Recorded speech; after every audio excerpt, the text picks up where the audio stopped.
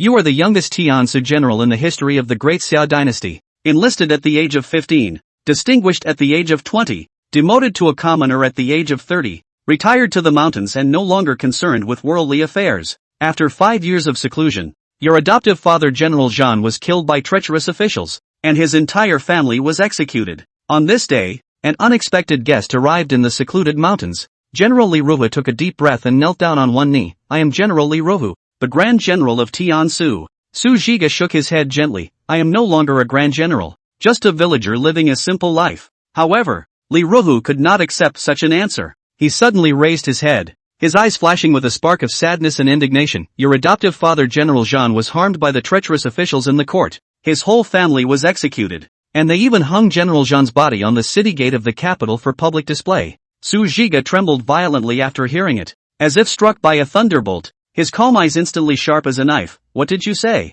Li Ruhu lowered his head, dare not look directly at Su Zhiga's eyes, and said in a low voice, I have seen it with my own eyes, and dare not speak half a word of falsehood. General, you must seek justice for General Zhan. Suddenly, Su Zhiga punched fiercely. A powerful force burst out from his fist. Blood Lu, you can taste fresh blood again. Su Zhiga's voice was low and firm, with an irresistible force. As his words fell, the bloodthirsty spear seemed to sense its master's call, trembling slightly and emitting a buzzing sound, as if responding to Su Zhiga's words. Su Zhiga smiled, with a hint of arrogance in his smile. The young killer was back. On that day, a strange scene appeared in the town. Look, what is that person carrying on his back? Why does it look like a coffin? It really is a coffin. In broad daylight, parading around with a coffin on his back. Is this person crazy? Su Zhiga carried a coffin, heading straight to the heartland of the Great Xia dynasty, the capital of Great Xia. Along the way, he attracted a lot of attention, including royal spies.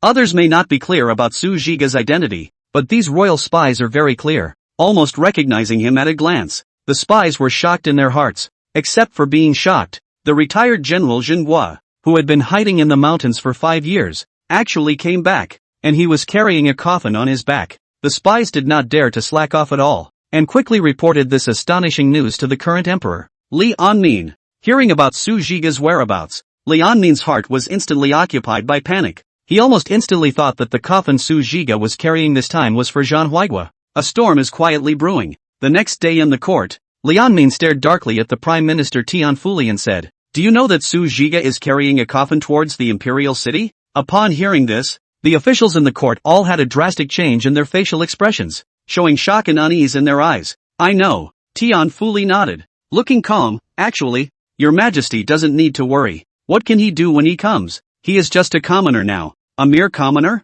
Li Anmin suddenly couldn't contain his anger, his finger almost poking Tian Fuli's face. That is Su Zhiga, who once single-handedly shook tens of thousands of troops. You actually told me not to worry. He must be here because of Zhan Huaigua's matter. I've told you before, do not touch Zhan Huaigua, but you wouldn't listen. Now, the killer god Su Zhiga is here. Tian Fuli smiled slightly and calmly said, Your Majesty, have you forgotten why Zhan Huaigua was executed with his entire family? He betrayed the country and committed treason, an unforgivable crime. If we don't kill him, how can we reassure the hearts of the people? If we don't kill him, how can we comfort the sincere hearts of us loyal ministers? At the words of Li Anmin, his gaze turned to Wu Kuei. Wu Kuei stepped forward, looking determined. Your Majesty, I am willing to take the command. I will gather the elite troops and set up a tight defense to ensure that Su Zhiga cannot step into the capital. Ong Li couldn't help but let out a long sigh, with a hint of complex emotions in his tone. It would be best if I could persuade Su Zhiga to retreat in a peaceful manner. In the dim yellow light, there is a lingering scent of aged tea in the attic. An old man with white hair was leisurely brewing tea, his voice deep and magnetic, echoing slowly in the empty space. Su Zhiga is truly an extraordinary figure. The opposite is another old man, with a cold and stern face, obviously not impressed by the praise of the former, that is just digging his own grave. Does he still think he is the powerful and majestic general who once held heavy troops? Now, he is alone. Enemies are everywhere. Afraid that before reaching the capital gate, he has already met his end in the underworld. The old man brewing tea raised a faint smile at the corner of his mouth, looked up at the other person, and asked softly, Oh Yang Yu, do you also plan to go kill him? Oh Yang Yu heard this. His expression changed slightly, and then he calmly admitted, That's right. Su Zhiga once led troops to besiege my Tiandao sect. This grudge must be avenged. Zhao Wuji, your Luyun mountain villa has also suffered from his oppression. Don't you have any thoughts of revenge in your heart? This is a good opportunity. I have always been cautious in my actions and do not engage in uncertain matters. Although it may seem like a great opportunity at the moment, do not forget, that is Su Jiga. Just by this name alone, it is enough to make the surrounding countries tremble and make all the sects and forces within the Taixia dynasty lose their courage at the sound of the wind. Ouyang suddenly stood up and sneered. Since you're not going, then just hide here and drink tea. I will soon come back with Su Jiga's head. In the depths of the border military camp, a secret meeting is taking place. Everyone, the general has returned, but he is currently in a difficult situation and urgently needs our help. How should we act? As soon as these words were spoken, a passionate response immediately rang out in the camp. We swear to follow the general to the death, without hesitation. Even if it means being enemies of the royal family, we will stand firmly by the general's side. Just as Zhongyan was ready to lead his elite troops to support Su Jiga, a sudden military order disrupted the original deployment. Urgent order, the southern border is in urgent need of reinforcements due to the withdrawal of troops to defend the capital. Now, the border is ordered to mobilize 100,000 troops to swiftly move south for support to fill the gap in the defense line. Zhang Yan gripped the military order tightly, his eyes burning with anger, and he squeezed out words of indignation between his teeth. Wu Kuei, you ungrateful man! While mobilizing troops in the south against the great general. While forcing me to draw troops from the border to support them. What a move to kill two birds with one stone. He clearly knows our intentions and deliberately set up this trap. Despite his anger, Zhang Yan was forced to follow the layout of the southern defense, which he knew like a mirror. Once the troops are empty, the enemy invaders will take advantage of the situation and the consequences are unimaginable. He had no choice but to make a choice. The matter of the south is related to the survival of Daxia, and support is imperative. Immediately deploy 100,000 troops to the south, while I myself will lead 100 elite men, traveling light and simple. Secretly to the great general. The rest of you, be sure to hold the frontier without fail. The generals under the tent were all filled with righteous indignation at these words. Wu Kuei, this ungrateful disciple, if not for the great general's promotion in the past, how can he virtue to today's position? The great general really misjudged the wrong person back then, so highly regarded, in return for a knife in the back. I've heard that Wu Kuei has joined forces with Chancellor Tian and is preparing to marry the Chancellor's daughter. Completely reduced to the minions of that traitorous minister, how sad and pathetic. It's an abomination. However, the military order is hard to disobey, and the matter in the south cannot be delayed. Wu Kuei's move. It's really disgraceful. Facing the indignation of the generals, Zhang Yan forced down his anger and ordered calmly that it is important to keep the big picture in mind without losing sight of the original intent. In this stormy time, he knows that every step needs to be taken carefully and cautiously. Otherwise, not only can't give Su Jigua help, but will even harm Su Jigua. When Zhong Yan rushed to Su Jigua's place with 100 elites, someone else came a step ahead of them. Su Jigua, carrying the coffin on his back, stood quietly in the street of a small town, and in front of him, a white-haired but powerful old man. This person was none other than Ouyang Yu. Only Ouyang Yu was seen holding a long, cold, glittering sword in his hand, his face twisted with murderous intent. Behind Ouyang Yu was a group of men, women, and children who were also armed with sharp blades. They come from different sects, but they're gathered together at this very moment. Revenge burned in everyone's eyes. Su Jigua's gaze was as calm as water, sweeping over the group of enemies poised in front of him. Faintly, he said, "Get out of the way."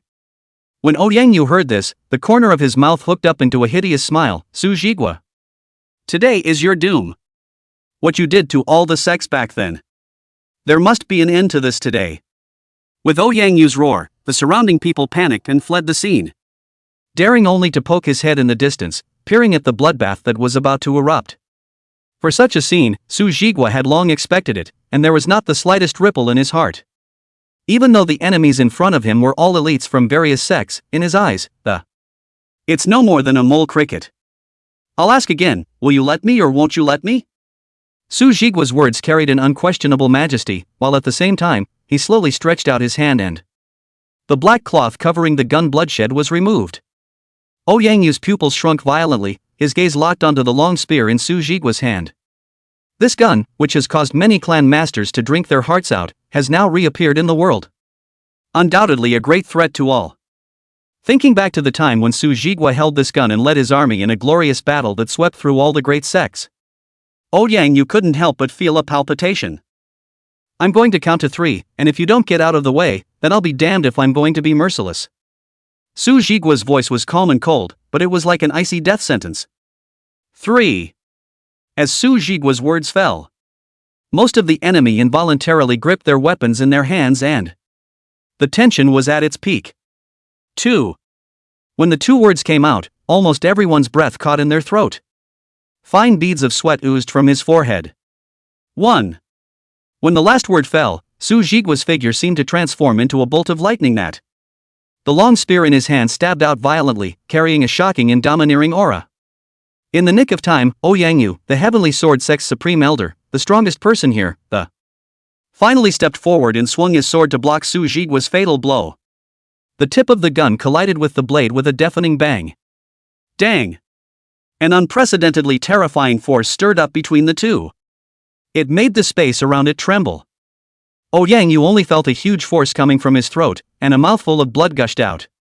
This scene caused the crowd behind them to turn white with fear. They never thought that Ouyangyu, the long-established powerhouse.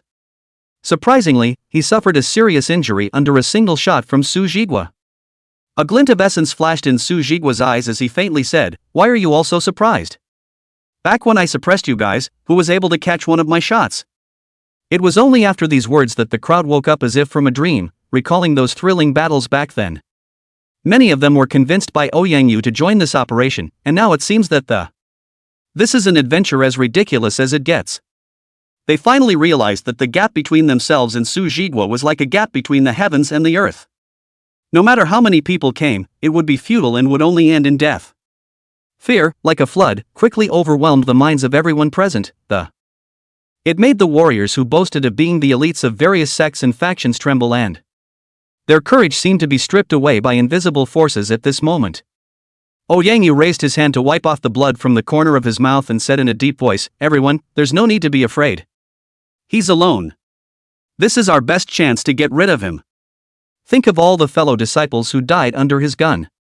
Don't you want revenge?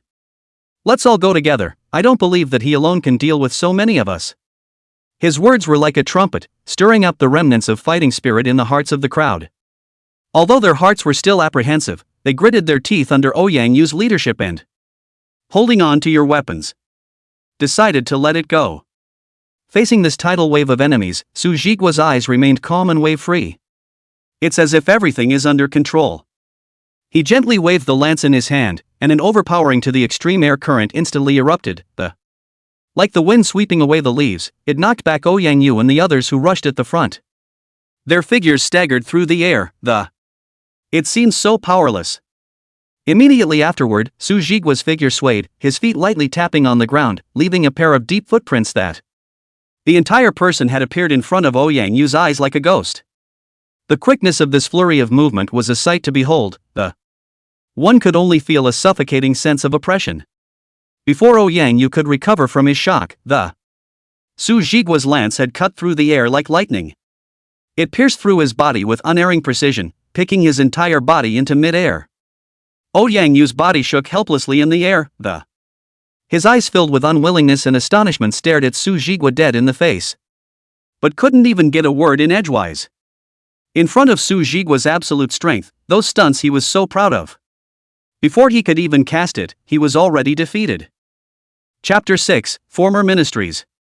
Su Jigua slowly tilted his head up, his gaze cold. It was locked onto Ouyangyu, who was staggering in mid-air.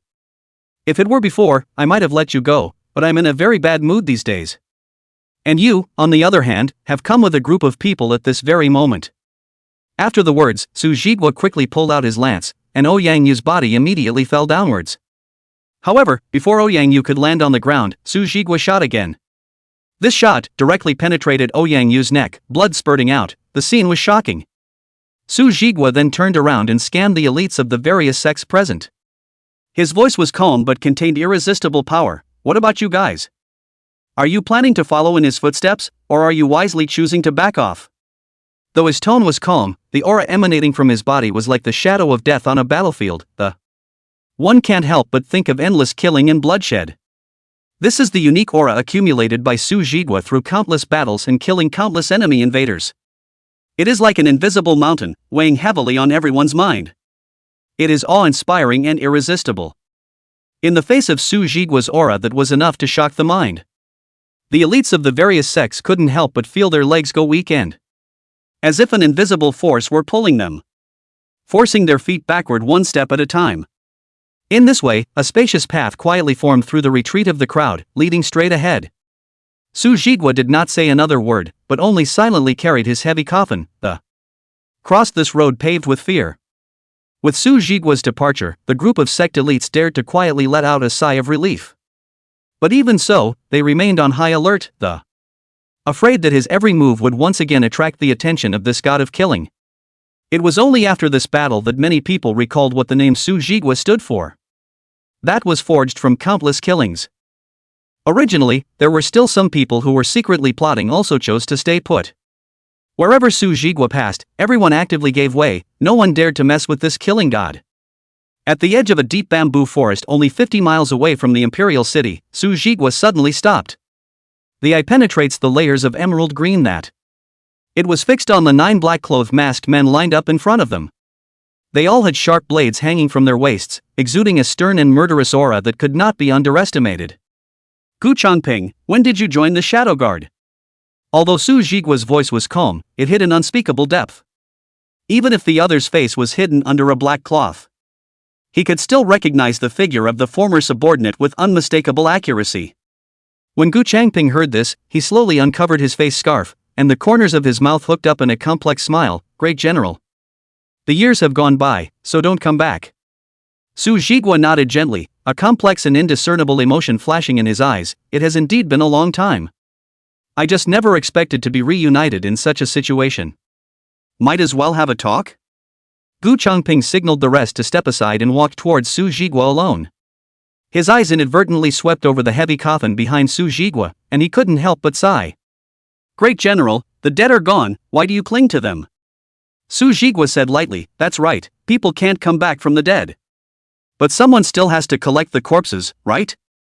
Since no one else dares to take on this responsibility, then I will do it myself. Have you come to persuade me to go back? Who sent you? As Su Jigua's words fell, a flash of sorrow flashed through Gu Changping's eyes. Softly, he said, it's Wu Kuei, Great General Wu. When Su Jigua heard this, the corners of his mouth actually surfaced with a gratifying smile. Oh? Wu Kuei has become a great general, not bad, not bad, I thought highly of him back then. This sudden smile filled Gu Changping with confusion as to its meaning. Why isn't he pissed off that a former subordinate is now trying to stop him? Why do you still have that smile? People have their own aspirations, and since he has chosen the side of imperial power, he should do what needs to be done. I don't really blame him, Su Jigua said softly, shaking his head. But I hope he doesn't blame me, either. Because we're already enemies, and I might kill him in the future. Gu Changping's face was cloudy, and he finally advised in a low voice, Great General, you'd better return. Even if you can break through my line of defense, there are still 100,000 strong troops waiting in front of you. You're a brave man. However, it was difficult to fight against 100,000 iron horsemen by oneself. What's more, after an army of 100,000. Within the imperial city there are still 100,000 forbidden troops waiting for your trip, which is tantamount to hitting a stone with an egg. The remains of old General Zhan, you can't bring back. How can we know if we don't try? Su Jigua had a subdued face and, revealing unquestionable firmness in his tone, he said indifferently to Gu Changping. There is no need for superfluous words. And you fulfill your duty. Gu Changping showed a hint of hesitation, then took a deep breath and, turning around, he walked slowly back between the 8 shadow guards. Looks like your persuasion didn't work. Then do it, kill him. With his return, the 8 shadow guards instantly tightened and each drew out the cold and shiny sharp blade on their waist. The atmosphere was momentarily tense. However, just in the nick of time, a change occurred. Swish! Swish! Gu Changping's hand rose and fell, and 2 cold ons flashed by. He actually killed the 2 shadow guards beside him in a flash of lightning. This sudden turn of events shocked everyone in the room. Even Su Jigua could not help but faintly stare, a flash of surprise in his gaze. Ha ha! People have their own aspirations, and the only person my heart goes out to is the Great General. Gu Changping laughed up to the sky, his voice shaking the bamboo forest, and then his body flashed and Entangled with the remaining shadow guard, swords were glittering and killing. Su Zhigua stood still, not uttering a word, not to mention a hand to help. He knew well what Gu Changping could do, and although these shadow guards were strong, but in front of Gu Changping it was nothing more than dirt and dogs, unbeatable. Sure enough, but in a matter of moments, Gu Changping's hand rose and fell with his sword. Like an autumn wind sweeping away the leaves, the remaining shadow guards were killed one by one. He's covered in blood, but he can't hide the determination and loyalty in his eyes. Taking large strides, he came to Su Zhigua, kneeling on one knee and the voice was resounding, "My lord Gu Changping, see the great general." Su Zhigua was slightly stunned, and then he laughed cheerfully, his voice like a bell. "Huh? Good. With General Gu with us, why worry about the difficult road ahead? Please join me, General Gu, in going to the Imperial City. Retrieve the remains of old General Zhan. I will lead the way." Gu Changping's voice was firm and powerful, as if it could penetrate through the clouds. In order to recapture old General Zhan's remains, I will go through fire and water. Chapter 7, in the Chancellor's house. In the dead of night, the Chancellor's residence was silent, except for one room where the lights were shining brightly. Outside it is heavily fortified and guarded. Chancellor Tian Fuli and Great General Wu Kuei were seated side by side on either side of an exquisite tea case. In the exquisite tea set, the rare tea leaves imported from foreign countries are slowly stretched in the hot water. With a light aroma, they quietly savored this homage from afar. Tian Fuli's eyes were half narrowed, and the corner of his mouth sketched out a deep smile. There was both confidence in the situation at hand in that smile. It also implies satisfaction with the union that is about to be made. Wu Kuei, the great general of the court who was to become his son-in-law. Undoubtedly his hand-picked allies.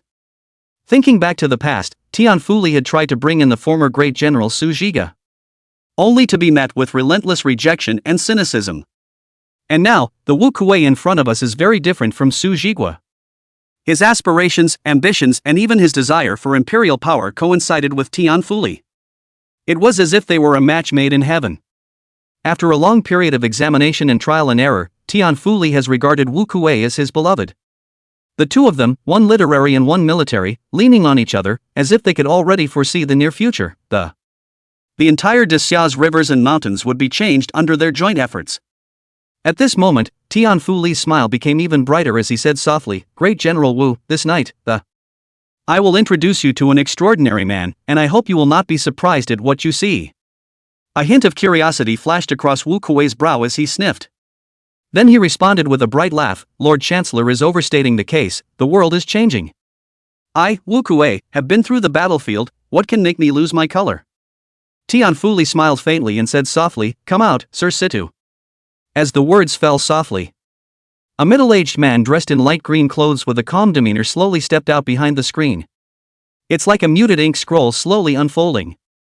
Wu Kuei's pupils instantly tightened, and his figure jolted as he rose up with a loud voice. Locked on to the man with a face full of wariness and hostility. There was a hint of an incredulous tremor in his tone. Sito Mu? The name was like a thunderbolt that exploded in his heart. This person. It was actually the head of the powerful ministers of the enemy dying dynasty, Chancellor Sito Mu. Ha! Tian Fuli, who was on the side, gently patted Wu Kuei's tense shoulder. The corners of his mouth hooked up into a playful smile, and his tone was a bit soothing. "Don't be nervous. His Excellency Sito and I are close friends." Wu Kuei's eyes narrowed slightly, his gaze traveling back and forth between the two. As if searching for some unknown secret, a few moments later the corner of his mouth hooked up a cold smile. So? Those secret letters of collaboration in old General Zhan's residence were not difficult to understand. With Chancellor Situ around. How many letters of proof do you want? It's still easy as pie? Ha ha. General Wu is really intelligent. Tian Fuli let out a loud laugh and, taking a few steps to Sito Mu's side, with a deep glint in his eyes, meaningfully, the next big show. We still need Your Excellency Situ's help to ensure that Su Zhigua will never be able to turn over a new leaf. This is natural. Sito Mu smiled faintly. The tone of his voice revealed a kind of chesty calmness. I have my own way of convincing Su Zhigua.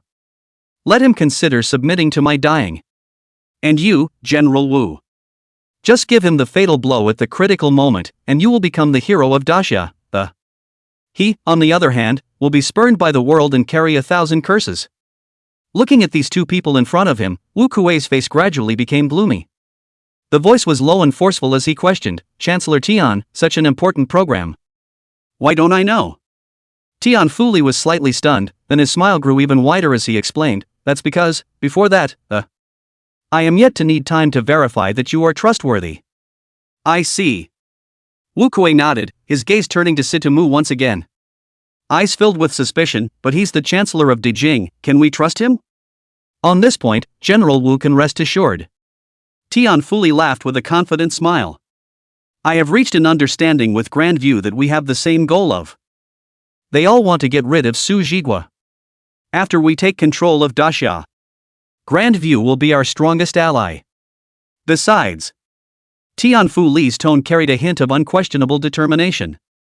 Su Jigua's hands are stained with the blood of the Grand View warriors, and up and down the Grand View dynasty, all of them want to get rid of him before they get rid of him.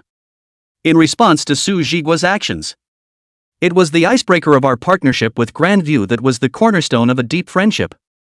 And in the future, our cooperation will be even closer and more seamless. Tian Fu Li's eyes glittered with a desire for power. We long for the pinnacle of imperial power. Dying, on the other hand, had long coveted the vast, sprawling frontier lands of Daxia. It's a win-win deal for everyone and everyone is happy. Before the words fell, Wu Kuei's brows had already locked into a river, and the expression on his face was complicated and hard to distinguish. He looked at Tian Fu Li incredulously, his heart surging with strong doubts and uneasiness. Tian Fu Li actually wanted to use the frontier lands of Daxia as a bargaining chip in exchange for Dijing's support. This is just short-sighted stupidity in the extreme. The borderlands, that is an important barrier for Daxia to defend itself against foreign enemies, is the gateway to the country. Once we lose this land, Daxia will be like a warrior who has lost his armor. At any moment, they could face the trampling of the iron hooves of the Grand View. At that time, if Great King wanted to conquer Great Xia, it would be as easy as a slap in the face. Wu Kuei's mind couldn't help but conjure up a tragic picture of the war. The mind is filled with worries about the future. It's obviously an elaborate setup. A plot big enough to plunge Daxia into an abyss of doom. Could Tian Fu Li, who was the prime minister of a country, not see what was at stake? Just as Wu Kuei's mind was so full of doubts that it was difficult for him to solve himself.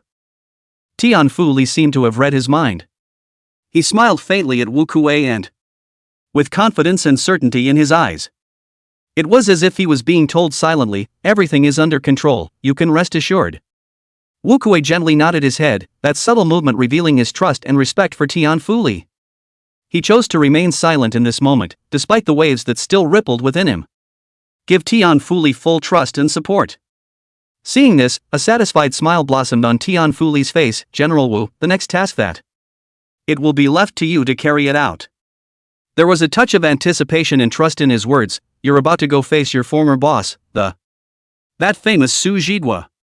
Your task is not complicated, Tian Fu Li continued. Just make him despair of Daxia. It made him feel that there was no longer room for him in Daxia. Once that flame of loyalty to Daxia is extinguished in his heart, I'll leave the rest to His Excellency Stuart. His Excellency Sito specializes in the art of attacking the heart. He had his own way of making Su Jigua willingly defect to Great King. Tian Fu Li's eyes glittered with cunning. At that time, Su Jigua will no longer be a hero of Daxia, but a traitor of Daxia. Even if we cut him into 5 pieces. And no one will ever dare to stand up and accuse us of being wrong. Chapter 8, Rumors Abound. Sitomu stood with his arms crossed, waiting quietly in front of the window, the bright moonlight sprinkled on his face, reflecting his focused silhouette as he gazed at the sky. Behind his upright back, there stood an old man with a head full of silver frost and pupils glowing pale white. This person was none other than Yang Yu, the blind sword saint who was famous and known as the first person in the world. Senior Yang, I'll be troubling you this time. Sitomu slowly turned around with a warm smile on his face. Hearing these words, Yang Yu skimmed his lips and, softly, he said, why do we need to make such a big deal to kill Su Jigua? Old man alone can cut him down by the sword. Sitomu gently shook his head, his smile carrying a bit of depth. Elder has misunderstood. I have no intention of taking Su Jigua's life, but rather I hope that he will return to the Great King.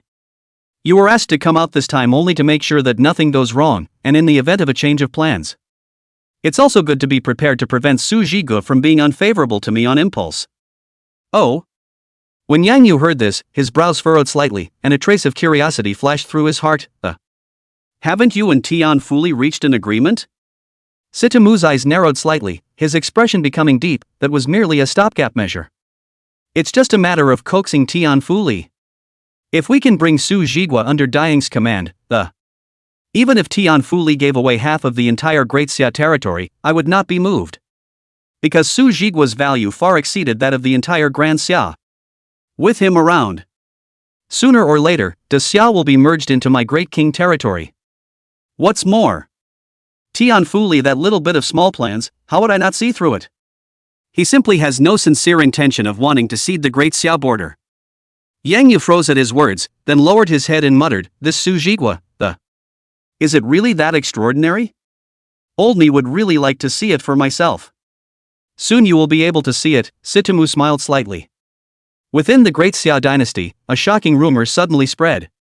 Old General Zhang Huigua was beheaded by his entire family for the crime of collaborating with the enemy and committing treason. This matter was known to the entire Daxia dynasty. Although there was no lack of civic skepticism and deep suspicion of the loyalty of the old general, but under the majesty of imperial power, all these voices were suppressed to silence. And today, an even more alarming rumor has silently wrapped itself around another legend, Su Jigu. This former great general of Daxia was inexplicably stripped of his military power 5 years ago. Now it is suddenly rumored that it is precisely due to secret collusion with foreign enemies. At that time, the emperor, mindful of his past achievements for the dynasty, was lenient. He was only made to disarm and return to the field. However, the world is unpredictable, and Su Jigua is back on the scene because of the Zhang Huigua case. His action not only touched a sensitive royal nerve, but in an almost provocative gesture, a blatant challenge to the supreme imperial power. In the face of Su Jigua's return, the emperor at first still harbored a compassionate heart. Attempts were made to persuade him in words to turn back to the serenity of the field. However, instead of complying, Suthagor killed a man during the conflict. Several loyal shadow guards had innocently fallen, and this scene had completely enraged Longyan.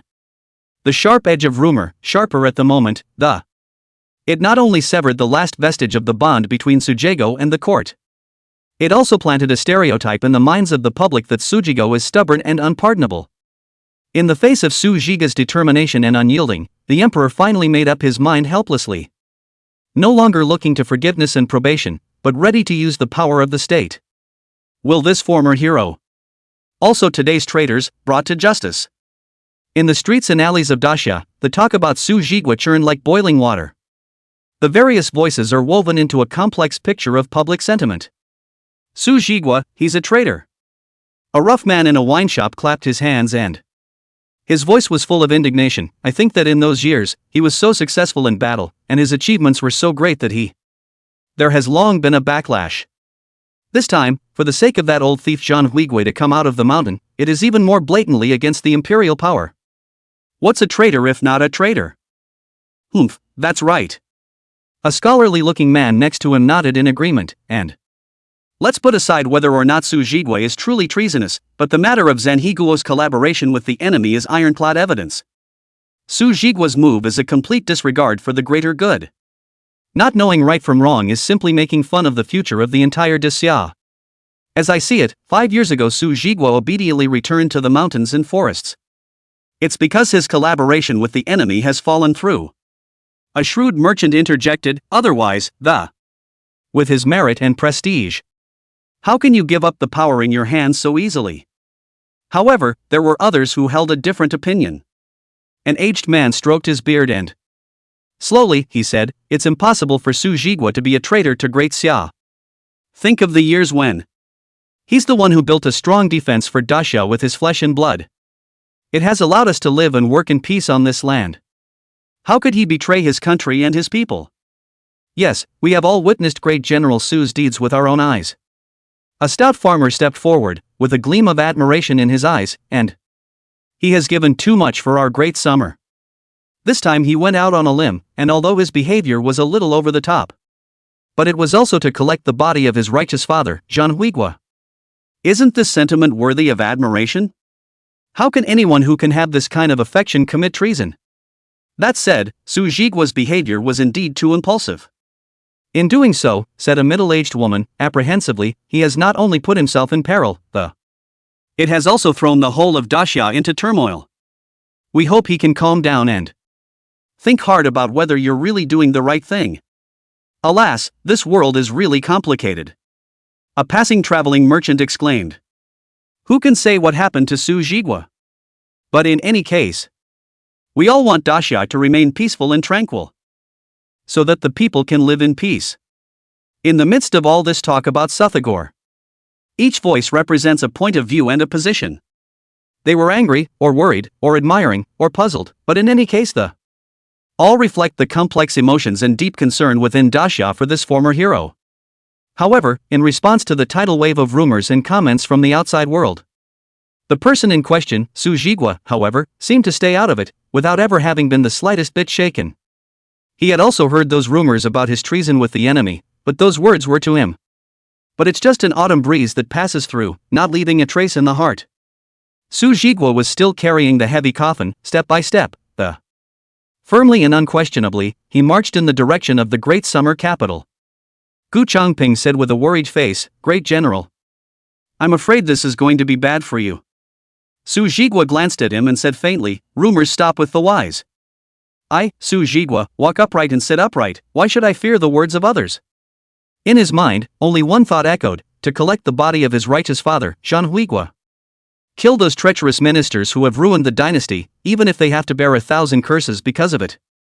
Even if the road ahead is full of thorns, he is not afraid to do so. Chapter 9, 100,000 men stopping the road. 10 miles away from the capital of Daxia, on the vast plains, 100,000 men stand in formation. The camp stretched for 10 miles, waiting for that legendary Su Jigua to set foot here.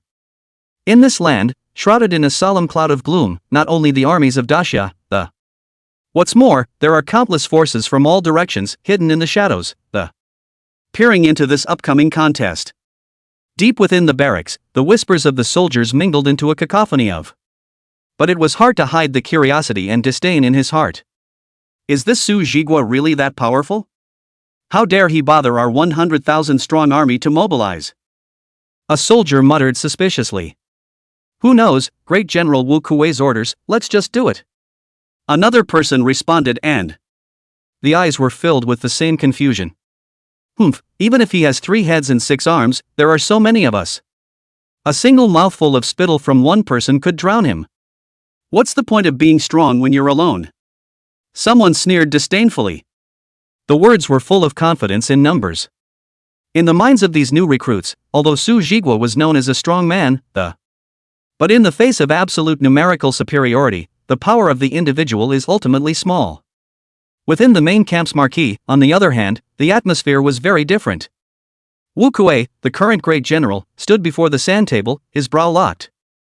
It was as if he was lost in far-reaching thoughts. All around, a group of generals stood like statues, waiting for the general's instructions. Finally, one of the generals could not hold back his doubts and asked in a low voice, Great General, is it not a bit too cautious to use 100,000 of us against one person, Su Jigua?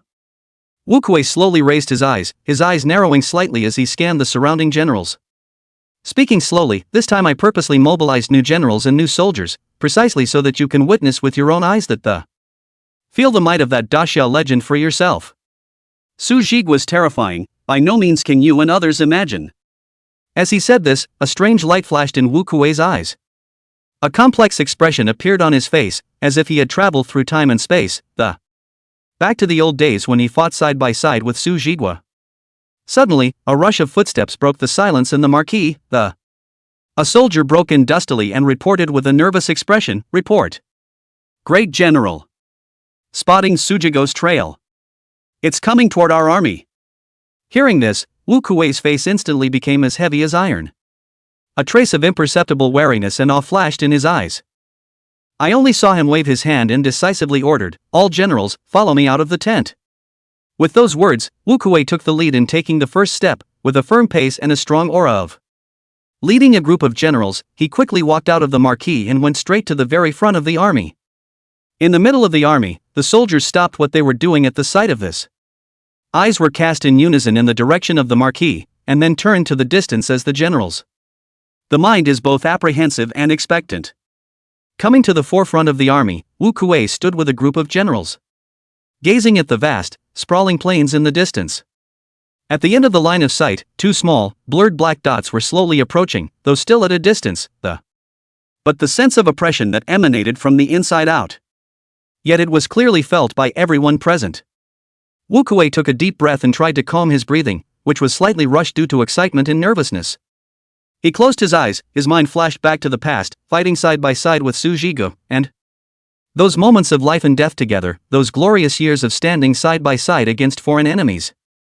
Like a vivid movie. Play it back one by one in your mind. Opening his eyes again, Wu Kuei's eyes had become unusually firm. It was as if he was having a silent conversation with the blurry figure in the distance. You, at last, have come. The forces hiding in the shadows. When their gazes touched the enemy-like, standby posture of the Daxia army, uncharacteristically, he held his breath. They were shocked at how much importance Daxia attached to Su Zhigu, the legendary figure of yesteryear. It was actually possible for Daxia to pour out so many troops to intercept it. You should know that an army of 100,000 is a force to be reckoned with, even if you look at the world. It was enough to sweep through most small countries, but now it was just to stop one person. This kind of skill, undoubtedly highlighting Su Zhigu's special status and influence in Daxia and even the entire world. At the same time, their hearts were filled with curiosity. Su Zhigu. The name has long been legendary, and this legendary hero of Daxia, is it really so powerful that it requires Daxia to send out an army of 100,000 to deal with it? Or is it? What are the more complex political and strategic considerations behind this? Some have ventured to speculate that this may be a political show for Daxia to demonstrate its military strength, while sending a signal to the outside world that any being who tries to challenge the authority of the Daxia, all will face an unbearable burden. However, no matter how much the outside world speculated, it could not change one fact: the arrival of Su Zhigu's. It had already caused the wind and clouds of the Great Xia dynasty to change once again. Every move he made, all of which could be triggers that set off a chain reaction, swept the forces into a storm like no other.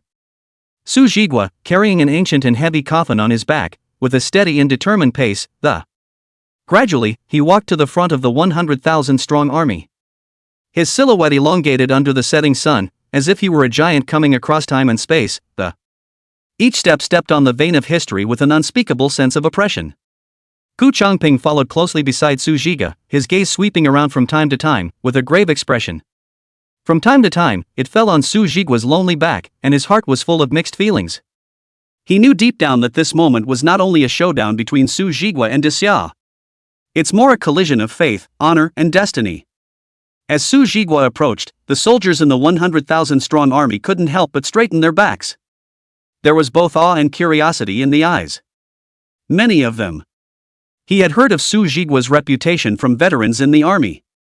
But at this moment, when they actually faced this god of war who carried a coffin on his back as if he had returned from hell, only then did I deeply realize the shock and oppression that came from the depths of my soul. The air seemed to freeze, and even the wind stopped breathing.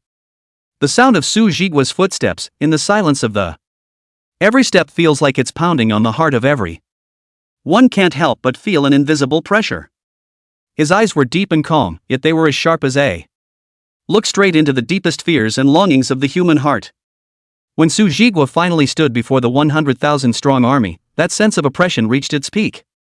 He didn't say a word, just stood there quietly but it plunged the entire battlefield into an unprecedented silence.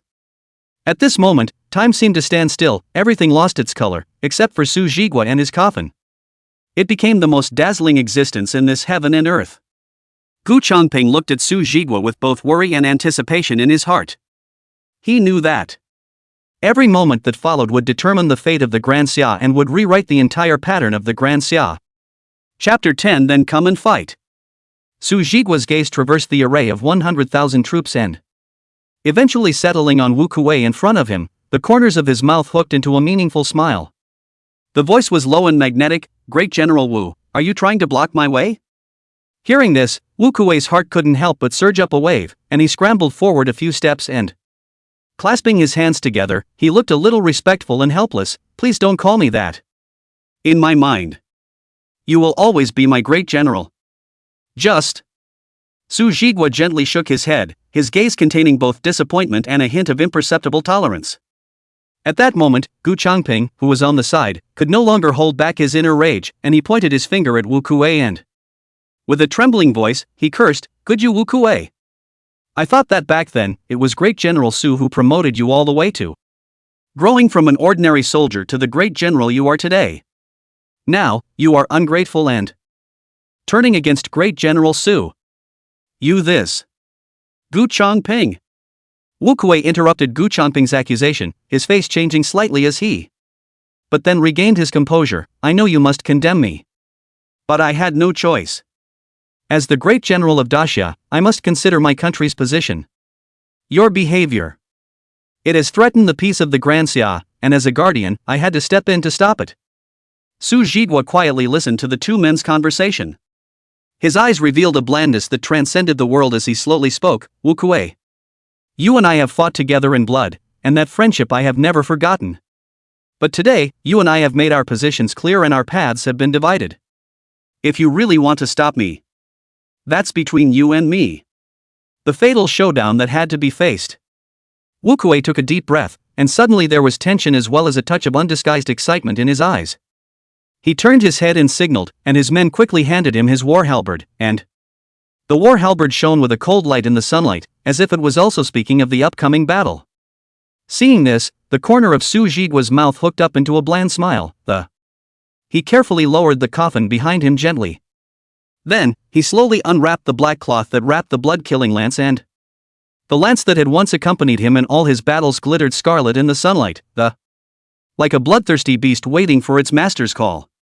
The two instantly formed a confrontation, and the atmosphere around them was tense to the point where the air seemed to freeze.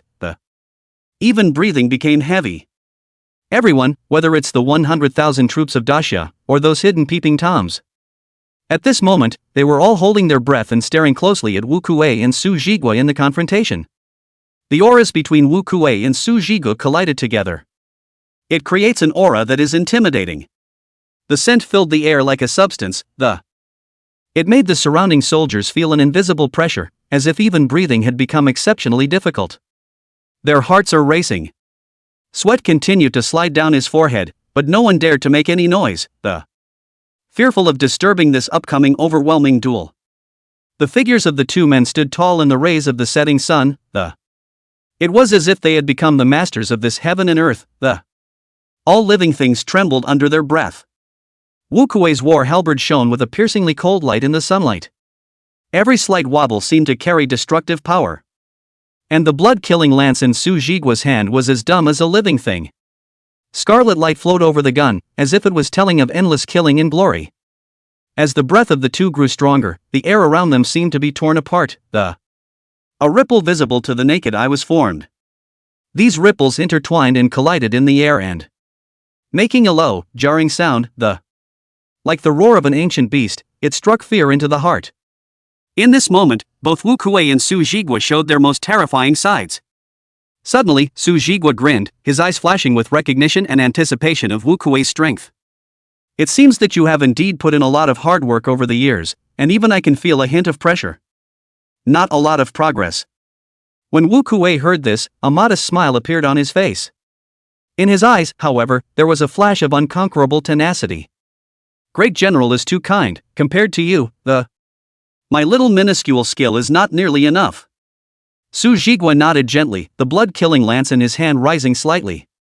The tip of the gun glinted demonically in the setting sun. "Well, let's see then, just what level of strength have you hammered out all these years?" "Great General, I'm offended." Wu Kuei's voice was low and firm as he took a deep breath and it was as if all the power was gathered in this moment. Immediately after that, his feet violently stomped on the ground, and his entire body, like an arrow off the string, was. With a mountainous and tsunami-like momentum, he violently rushed towards Su Jigua. The war halberd in his hand made a dazzling trajectory in the air, accompanied by a low and prolonged dragon roar, as if the power of a true dragon was contained within it. poised for action. In the face of this powerful strike from Wu Kuei, Su Jigua appeared calm and unruffled. A bland smile hung at the corner of his mouth, and the blood-killing lance in his hand gently swung. With a loud bang, the lance and the war halberd collided fiercely in the air, bursting out dazzling sparks. A powerful air current spread in all directions, centered on the two men. Even the ground was cracked open with a huge gash by the impact of this force, and dust flew up. Ha ha! Good! What a good Wu Kuei, he really didn't let me down. Su Jigua laughed out loud, his voice filled with eagerness and excitement for battle. In the next moment, Su Jigua pushed with force, and a majestic internal energy surged out like a tidal wave. It instantly shook Wu Kuei back a few steps. Wu Kuei staggered a few steps in the air before barely stabilizing himself, but his face did not show the slightest bit of dishevelment. Instead, he laughed out loud with excitement. As expected of a great general, your strength is still as awe-inspiring as ever. Wu Kuei's eyes glittered with excitement. The voice was filled with recognition of Su Jigua's strength and anticipation for the next battle. But I won't admit defeat easily either, you'll see. Chapter 11, The 3-Day Period. The fierce battle between Su Jigua and Wu Kuei was like a violent wind and rain. Its intensity far exceeded the limits of the imagination of the onlookers, and every time the spears and halberds intersected. All accompanied by a palpitating roar of air tearing. This is too strong. Among the crowd, the sound of marveling rose and fell. Everyone who witnessed this scene had waves of shock in their hearts. Such astounding power, even if it could not stand up to 100,000 men with a single. It's also enough for him to navigate any perilous situation and get out in one piece. As expected of a former great general of Xinhua, his elegance has not diminished. Returning to the capital this time. Undoubtedly an important pawn in stirring up the storm. Darkness. The scouts from the various forces whispered, their eyes flickering with complex expressions. In the midst of these many prying eyes, Situmu hid in an extremely hidden corner. Frowning tightly, he looked grave as he glared at the blind sword saint beside him, Elder Yang. With your training against Su Jigua, can you be sure of victory? His voice reveals a hint of imperceptible faltering. The previous confidence had quietly faded after witnessing Su Jigua's strength. The blind sword saint was silent for a moment and slowly opened his teeth, his voice firm and deep. If I give my all, winning. In spite of his blindness, his perception of what surrounds him is unusually acute. Even beyond the reach of the naked eye, he had already roughly surmised Su Jigua's strength. Hearing this grounded reply from the blind sword saint, Situmu secretly sighed in relief. If even the senior was unable to fight against Su Jigua, then he wouldn't dare to go and meet with Su Jigua. While the crowd was terrified, the battle suddenly took a new turn. On the dusty, smoke-filled battlefield, Wu Kuei was currently waving his war halberd in his hand. Each strike contained the power of opening mountains and cracking rocks, as if it was going to tear apart this heaven and earth. The war halberd made a brilliant trajectory in the air, bringing up gusts of wind, and wherever it passed, the sand and rocks splashed, and grass and trees were broken. Each of his roars was accompanied by the roar of his battle halberd. Tremors shook the hearts and minds of everyone who watched. However, in the face of such a ferocious attack from Wu Kuei, Su Jigua appeared to be breezy and lighthearted. It was calm and unhurried. He was holding a long spear, his body was as light as a swimming dragon playing in the water, and with every flick of the gun's tip, both deflected Wu Kuei's offense just right. The lance seemed to be alive in his hands, sometimes hovering and flying, sometimes stabbing straight to the vitals. Every move and every style revealed an ineffable elegance and calmness. As time passed, Wu Kuei gradually noticed that something was wrong. He was surprised to realize that, despite his own best efforts, Su Jigua seemed to have not yet exerted his full strength. With every attack he makes, all of which were easily defused by Su Jigua in an almost playful manner. It was as if he was just playing with a playmate, not an enemy in a life and death struggle.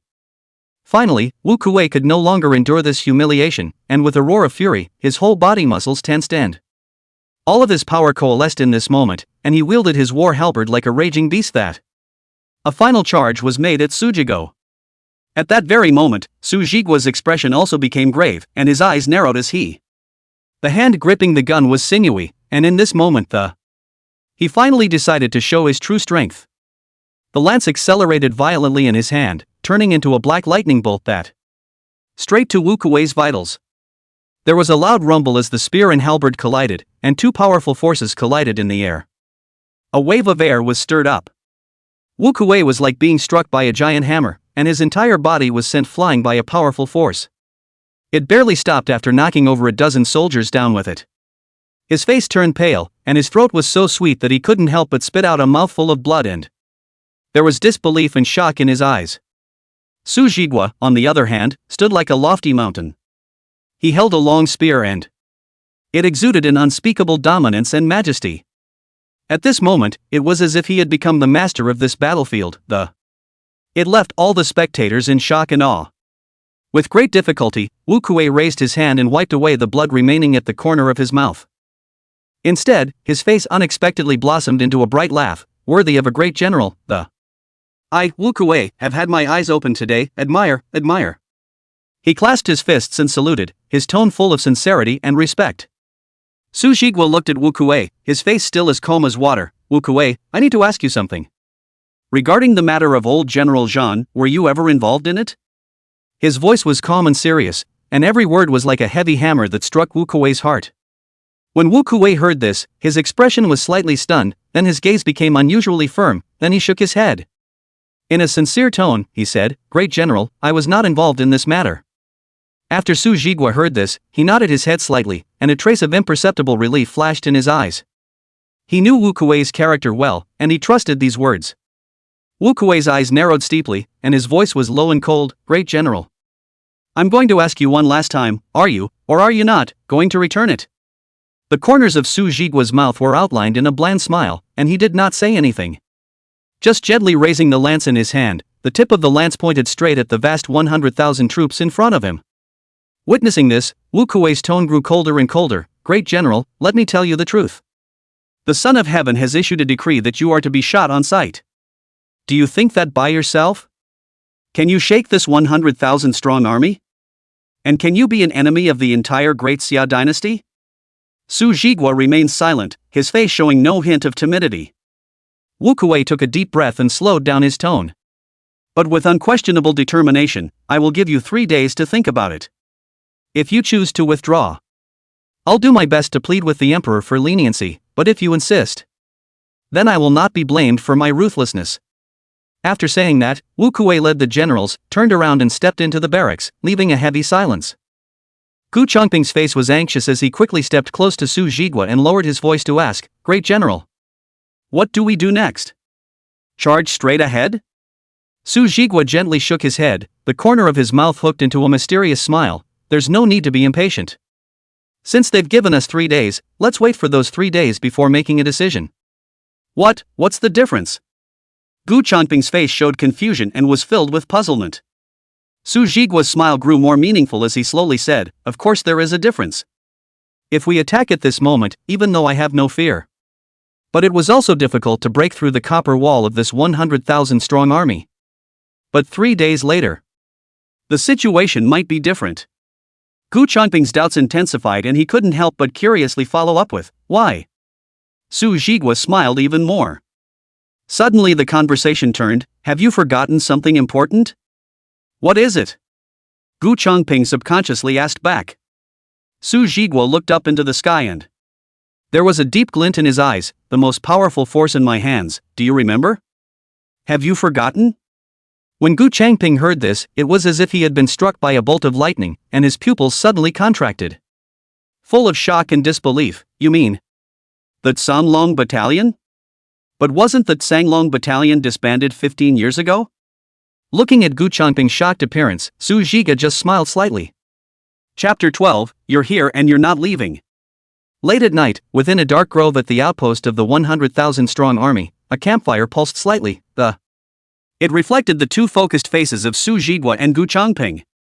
They were sitting around the fire and from time to time, his eyes skimmed over the roasted pheasant on the grill that was gradually emitting a tantalizing aroma. Gu Chongping was still shocked by the Sanlong Battalion to this day and kept asking Su Jigua about the situation. Su Jigua told him that in the past, the Sanlong Battalion had risen to fame as if it were a beautiful tree in the forest, drawing in countless gusts of wind and rain. In order to avoid premature death, he was forced to perform a trick to hide the fact that the Dragon Battalion had been disbanded on the surface. In fact, they secretly transferred their elite forces to a hidden place to continue sharpening their swords. Poised for action. The years go by like a shuttle, and in the twinkling of an eye, a dozen years, in this long period of time. Not only did the Tsanglong battalion not fade into obscurity, but instead, like a hibernating dragon, its power became more and more astonishing. Today's Tsanglong battalion is no longer comparable to those of the past, and its battle power is strong enough to shake the mountains and rivers. Sweeping thousands of horses no longer need to worry about wood in the forest, the wind will destroy destiny. When Gu Changping heard this, the shock in his heart could not be calmed for a long time. He knew the terror of the Tsanglong battalion in the old days, and with only 5,000 elite soldiers, When Gu Changping heard this, the shock in his heart could not be calmed for a long time. He knew the terror of the Tsanglong battalion in the old days, and although there were only 5,000 men, but it was able to crush the 100,000-strong army of the Grandview dynasty. And now, the Tsanglong battalion in Su Zhige's mouth has been taken to the next level, and its power is enormous. It's simply beyond belief and awe-inspiring.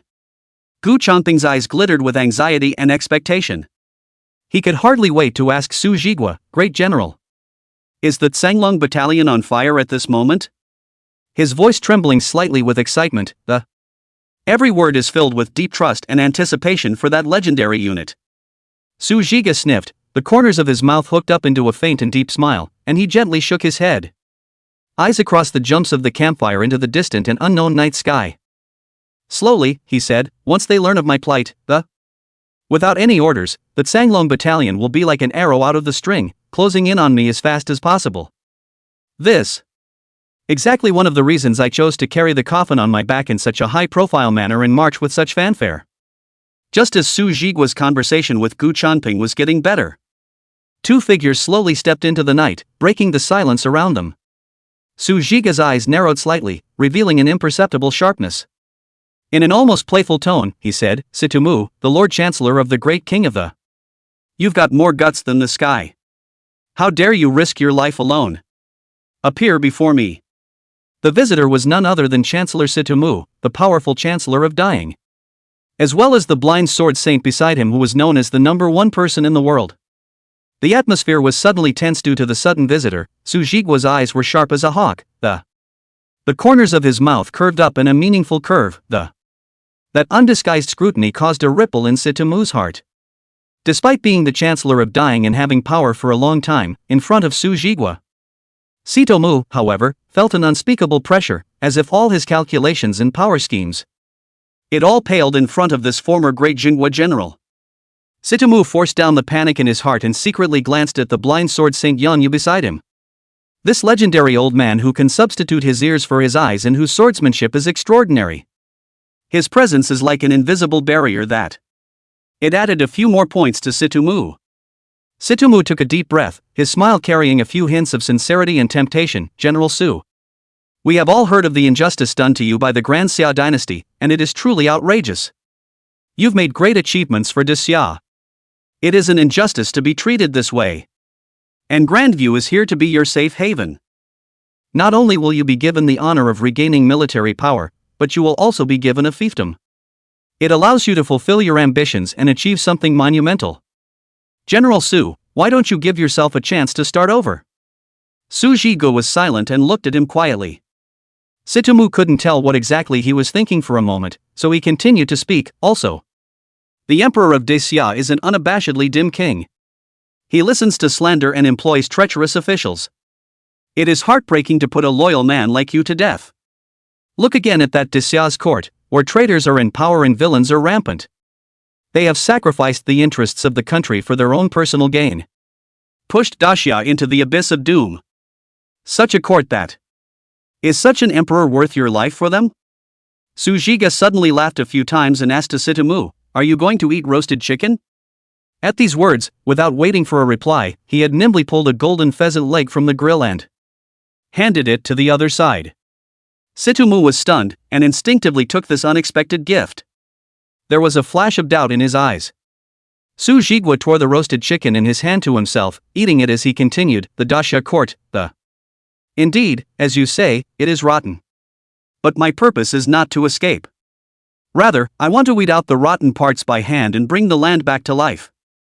When Sitomu heard this, his eyes sank slightly and he asked tentatively, in that case, General Su has no intention of submitting to the great king? Su Jigu did not answer directly, but only smiled gently. Seeing this, Sitomu already had a plan in mind and silently finished the chicken leg, then stood up and prepare to leave.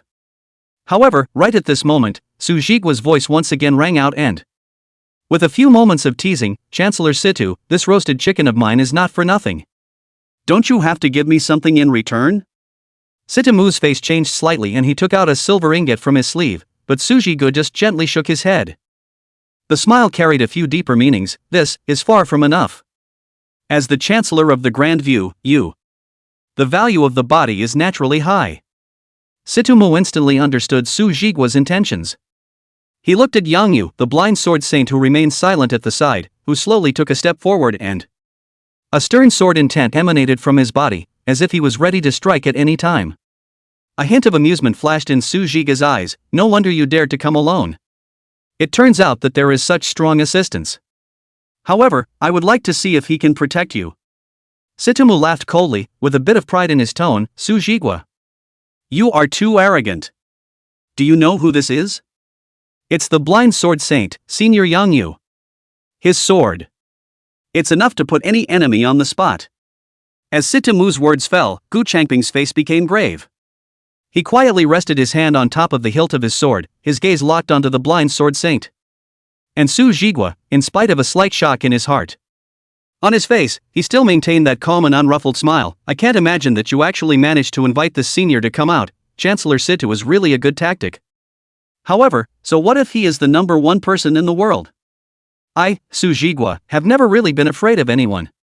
Chapter 13, I practice the art of killing. Hearing Su Jigua's words full of arrogance, Yang Yu's voice was as cold as frost. I know I am not as good as you are at leading an army into battle, but when it comes to personal martial arts, no one in this world is yet above me. When Su Jigua heard this, the corner of his mouth hooked into a wild smile as he gripped his blood-killing gun tightly. Battle intent erupted like a volcano around his body. That's because in the past years, you have not fought against me, Su Jigua. Today, to be able to fight against you, the so-called number one expert in the world, my blood is also boiling with anticipation. After the words fell, Su Jigua's battle intent became more and more surging and surging. Even Gu Changping, who was watching the battle from the side, couldn't help but retreat a few steps. Instead, there was a glint of excitement in his eyes, the former god of war, reappearing in splendor today. This scene, how familiar. It was as if it brought him back to that time when Su Jigua was invincible on the battlefield. In contrast, Sitomu, who was a civil official, faced the powerful aura emanating from Su Jigua. His face instantly turned pale, as if he had witnessed a battlefield with corpses strewn across the ground in rivers of blood. And Su Jigua was standing proudly on top of a mountain made of countless corpses. Yang Yu's complexion changed slightly, his right hand gently rested on top of the hilt of his sword, and he took a deep breath and slowly, he said, I admit that I did underestimate you earlier, but even so, you are also no match for the old man. Then let the facts prove it.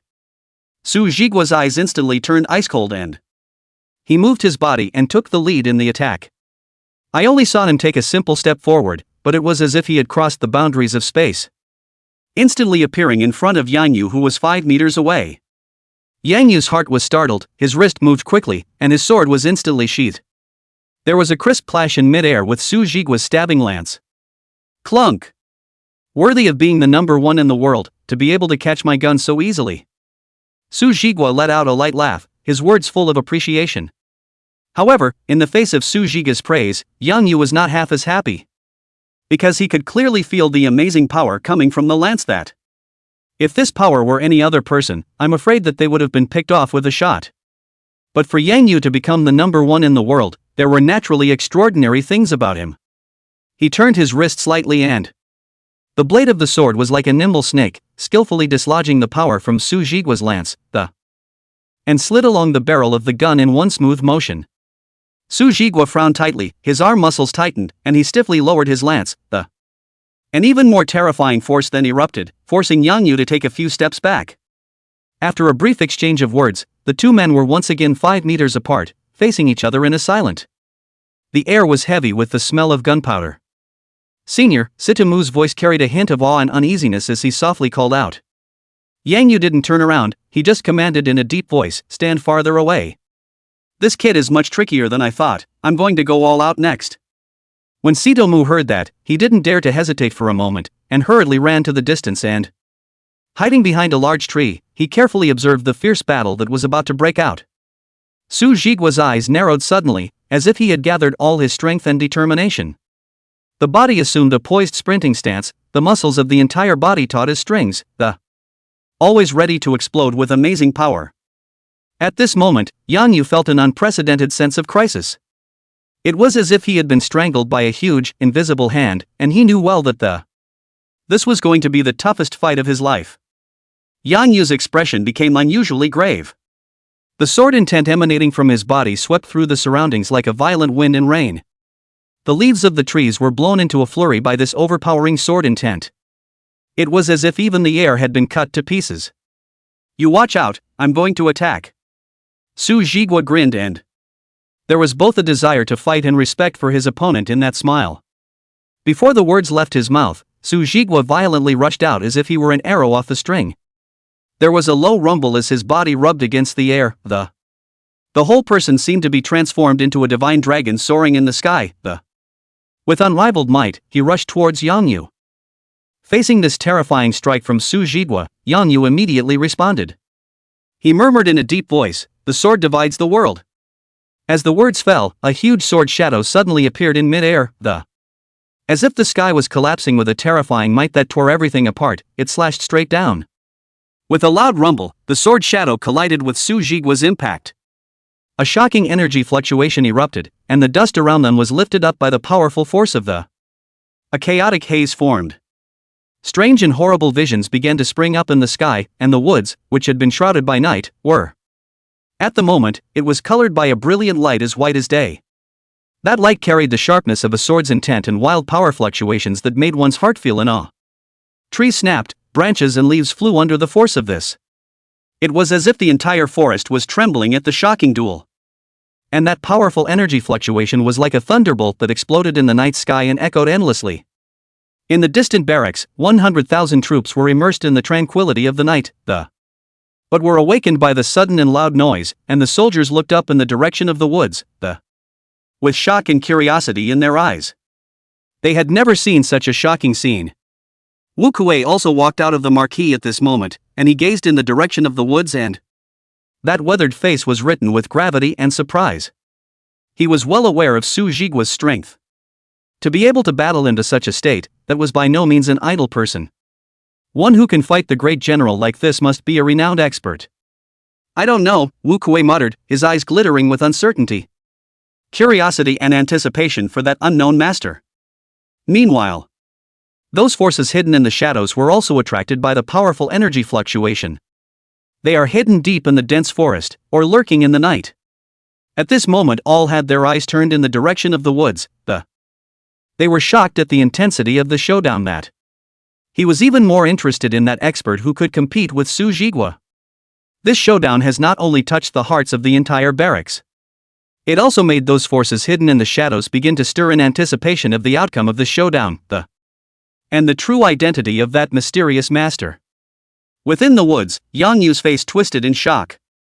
On his shoulder, Su Jigua's lance pierced through his body like the light of dawn, His sword, however, hovered just above Su Jigua's solid shoulder, It was as if they had encountered an insurmountable barrier. Su Jigua, that blood-stained hand, actually fearlessly gripped Yang Yu's sword blade. Though the palm had been cut, and the blood flowed like a fountain, this tenacity and strength, it was enough to shock Yang Yu.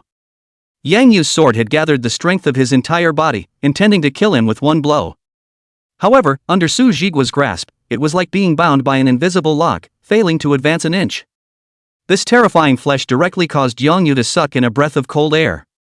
Yang Yu forced the pain on his shoulder and asked in a deep voice, "What kind of move are you doing?" The corner of Su Jigua's mouth hooked up into a cold smile, his voice low and full of power. "What I have practiced. It is the art of killing. It does not seek to be complicated and ornate, it has no moves and no formulas, but only the idea of killing the enemy. Seeking the most direct and deadly simplicity." Good. What a killing technique. Yang Yu couldn't help but blurt out, with both admiration in his tone, There is also the awe of this pure power. Chapter 14. See the Great General. Su Jigua and Yang Yu each retreated away, both of them kept bleeding, one shoulder bleeding and a bleeding palm. Sito Mu, who was hiding and watching from afar, had a huge wave rising within him. Eyes filled with unbelievable shock. He never expected that Su Jigua could be equal to Yang Yu, who was known as the best in the world. Even from the posture of the exchange, Su Jigua seemed to be slightly better. This accident not only shook Sito Mu's mind, but also stimulated the killing intent in his heart. Su Jigua, a man who is good at both commanding troops and wielding amazing martial arts skills, if he is not eliminated in the future, it will surely become a great danger to dying. Since he refused to submit to dying, let's just get rid of it. Just as Sito Mu was secretly planning how to put Su Jigua to death. Su Jiga's voice, however, penetrated the battlefield like a cold wind. To Gu Changping behind him, he gave the order, go quickly and capture Sito Mu. As soon as these words came out, Yang Yu instinctively wanted to turn around and protect Sito Mu's safety. But Su Jiga's figure had already transformed into a residual shadow, blocking his way with unerring precision. Like an insurmountable mountain. Sito Mu looked at Gu Changping, who was approaching step by step, and although there was unwillingness in his eyes, there was no color of fear. He knew well that, as the Chancellor of Dying, his own life was of great importance to Su Jigua, far more valuable than death.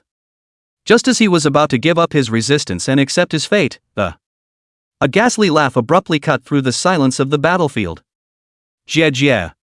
I already expected it to be you, Yang Yu. The one who can unleash such majestic sword intent. Under the heavens, you are the only blind sword saint. Accompanying this eerie laughter, it was an old man, clad in a black robe, with a pale face that, as silently as a ghost, he appeared beside Sito Mu's body. Adds a new variable to the battle. Shady old devil. Su Jiga and Yang Yu exclaimed in shock almost simultaneously, their tones full of incredulity and alertness. The face of the old demon of the shadowy soul twisted into a hideous picture in the dimness, and he slowly opened his lips and his voice was like ice piercing through the night. Yang Yu, there's no need to be nervous, I didn't come here to be an enemy. Rather, it's to help you. Let's join hands. Let's kill Su Jigua. Yang Yu's face kept changing, although his heart was shaken. But in the end, he shook his head firmly. Old man has lived a bright and honest life. How can I be in the company of a devil like you? After speaking, he gave a slight beat and opened his mouth to Su Jigua. Today's battle ends here. As long as you are willing to let Sito Mu leave, I will also no longer interfere in this matter. However, Su Jiga just hooked a cold smile at the corner of his mouth and his tone was as cold as frost. I'm sorry. I never had the thought of letting Sito Mu go. Ha ha. See, people don't give a damn about your offer. Old demonine soul sneered from the sidelines and tried to provoke. Yang Yu, why don't you join forces with me and end the life of this noble man?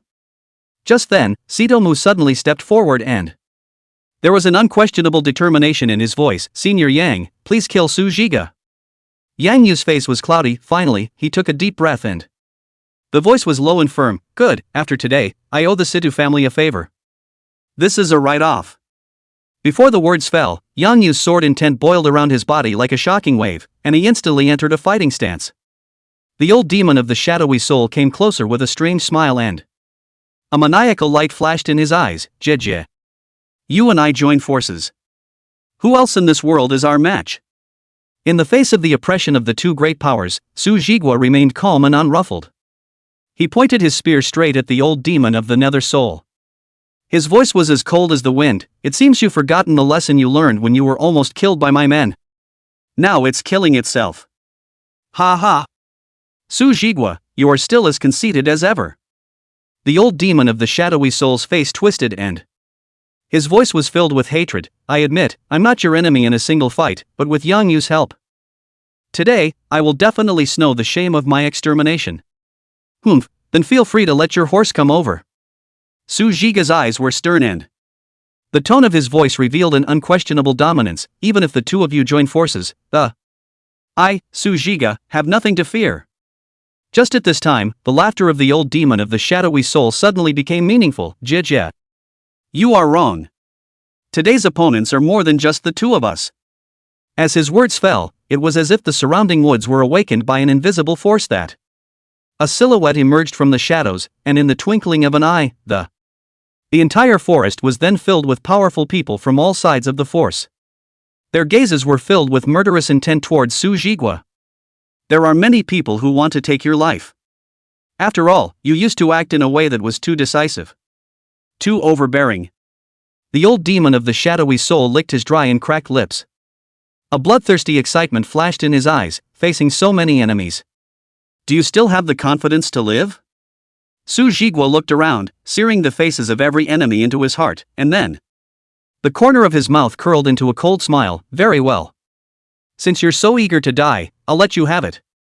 There is no need for your sect to exist. Arrogant to the core. The surrounding powerhouses shouted angrily, but no one dared to take the lead. After all, Su Jigua's strength, it has long been a lingering shadow in their minds. This time, they were only acting as aides, and for the real battle, they still needed to rely on Yang Yu and the Een Soul Old Devil. However, even Yang Yu and Een Soul Old Devil didn't dare to act rashly. Instead, they were cautiously alert, and no one grabbed the first shot. At this moment of saber rattling, a sudden roar came from far and near. It's like a thunderous shock. Only a group of 100 cavalrymen came rushing through the night, and the dust raised by the horses' hooves was as imposing as a tumbling dark cloud in the moonlight. At the head of the group was none other than Zhong Yan, clad in heavy armor and holding a long spear, his stance as upright as a pine. There was a determined gleam in his eyes. He shouted, "Great General, we are coming to assist you." The voice was thick and powerful, piercing through the night and reaching the sky. The cavalrymen behind them also spoke out, and the neatly harmonized cries converged into an unstoppable torrent. "Great General, let's help you." The sound was like the beating of war drums, stirring everyone's heart and making their blood boil. The sound of their horses' hooves, the clash of their armor, and the whistling of their weapons intertwined with a stirring ironic war song was formed. This cavalry swept in like a black storm in the night. It brings an endless sense of oppression and destructive power. Their forms loomed in the moonlight, as mysterious and unpredictable as ghosts. Yet it exuded a hauntingly murderous aura. Their eyes were steely and cold, as if they were ready to meet any challenge. Whether there is a mountain of swords or an abyss ahead. Zhong Yan was at the head of his horse, leading his 100-man cavalry, sprinting to Su Jigua like a raging wind and rain, in the midst of the dust and dirt. They tightened the reins neatly, and the steed's front hooves lifted in the air. It then landed firmly on the ground, demonstrating the cavalry's superb riding skills and strict discipline. Zhong Yan was the first to roll over and dismount, with a sharp and powerful movement, and after standing firmly on his feet, eyes gleaming at Su Jigua, that admiration was overflowing. He then took a deep breath and ordered in a loud voice, "All dismount and salute." The cavalrymen, at the word, moved to dismount quickly and neatly, without a moment's hesitation or procrastination. They were on one knee, with their right hand clenched in a fist, resting on their chest. It was their way of paying the highest respect. 100 men move as one, in unison, with a grandeur that it was as if the entire earth was trembling for this moment. "See you, great general." Zhong Yan's voice was like a loud bell, resonating through the clouds, and every word contains endless excitement and admiration. The cavalrymen behind him followed suit, shouting in unison, "See you, great general." The voices converged into an irresistible torrent, stirring the night sky. It demonstrates their infinite loyalty and admiration for Sujigo. Chapter 15 Crushing. That one is the Commander General of the Frontier, Zhong Yan. What's he doing here? Heavens, the Son of Heaven has already made it clear that he's going to deal with Su Jigua, and he has the audacity to lead his troops here. Could it be that you intend to conspire against us? It's hard to say for sure about the conspiracy, but it's definitely coming from a bad place. The surrounding powerhouses of the various factions all showed grave expressions. Although Zhong Yan only led 100 cavalrymen, the reputation of the frontier Iron Horsemen had already resounded in all directions. These 100 men are enough to lay down a chilling battle formation. With a look of excitement, Gu Changping sprinted forward and gave Zhong Yan a punch in the face. Laughing, "I was worried you wouldn't come." Zhong Yan laughed cheerfully and responded, "You brats have dared to rebel against the Shadow Guard. How could I not come? Don't question my loyalty to the great general." After speaking, Zhong Yan looked at Su Jigua, his eyes full of apologies. "My subordinate came late. Please, great general, bring down your sins." The corner of Su Jigua's mouth curled into a smile as he said gently, "Your arrival has doubly pleased me. Take the next big step with me." Pausing for a moment, Su Jigua's fingers slowly traced over those gawking enemies around him. You have come at the right time. These people. Let this be a litmus test of your growth over the years. Let me witness with my own eyes if your strength has gone to the next level. We will do our best to not let you, great general, be disappointed in the slightest." The 100 Iron Horsemen shouted in unison, their voices filled with fighting spirit and desire to. As if a pack of tigers ready to strike. Can't wait to show their sharpness and growth in front of Su Jigua. At Zhong Yan's command, the soldiers immediately mounted their horses and then quickly set up a battle formation. The drums of war roared in the ears, deafening as thunder, and the hoofbeats of horses. It was like a wild wind and rain sweeping in. They moved swiftly and in an orderly fashion. Every soldier seems to be a pawn on the battlefield, being placed in the given position with precision and accuracy. Once the battle formation was formed, in a flash, an aura of solemnity and murder filled the air. One could not help but feel a sense of trepidation. The soldiers' eyes were steely and cold. They held their weapons tightly in their hands, waiting for that final charge to sound. A dead silence fell around them, and only the occasional murmur of a warhorse and the soft clash of weapons came. Break the oppressive silence. The wind, too, seemed to have stopped in its tracks in front of this powerful aura. Even the sky seemed to be shaken by the aura of this battlefield, becoming gloomy and depressing. What a terrifying soldier! Yang Yu felt the cavalrymen that were lined up and waiting. The biting aura they exude is like a cold wind piercing the bones. It made him heartily exclaim, worthy of being an elite warrior of the frontier, this pressure that. It is truly extraordinary and awe-inspiring. They're nothing more than an empty rabble, and with these mortals alone, You also want to compete with the strongest of the great sects? It's simply a fool's errand. Though the old demon of the shadowy soul was also secretly surprised at the strictness and vigor of the cavalry. However, his mouth remained strong, unwilling to show a trace of cowardice. There was a shadowy gleam in his eyes, as if he was trying to hide the shock inside with words. Just as the words of the old demon of the netherworld echoed in the air, trying to weaken the opponent's morale. Suddenly, a clear and powerful horn cut through the sky and. That was the signal for Zhong Yan to give the order to attack. With this order, the entire cavalry array seemed to be activated.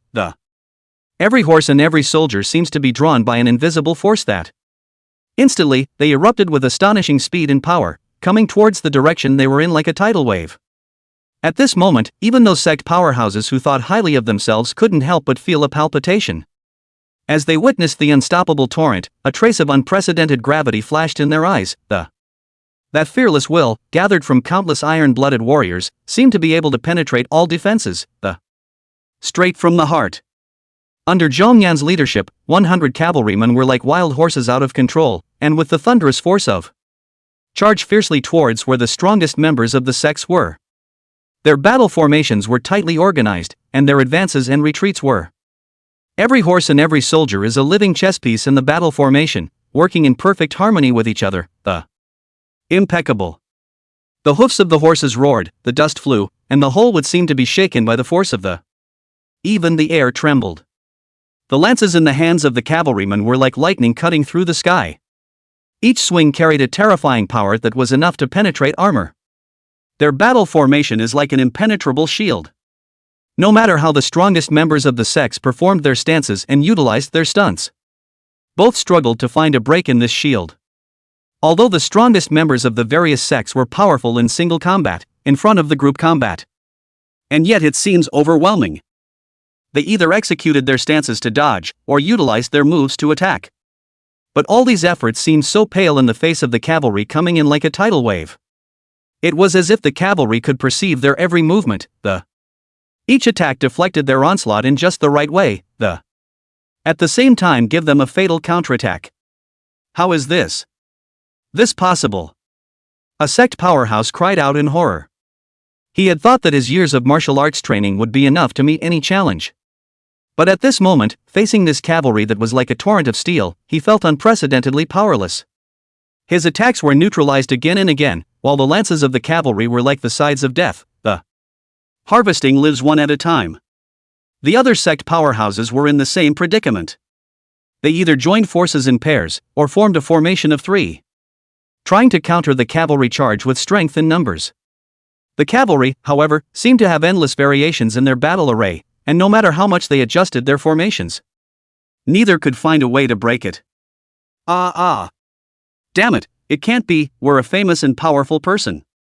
How could they be defeated by these cavalrymen? No, their battle formation is too terrifying to be touched.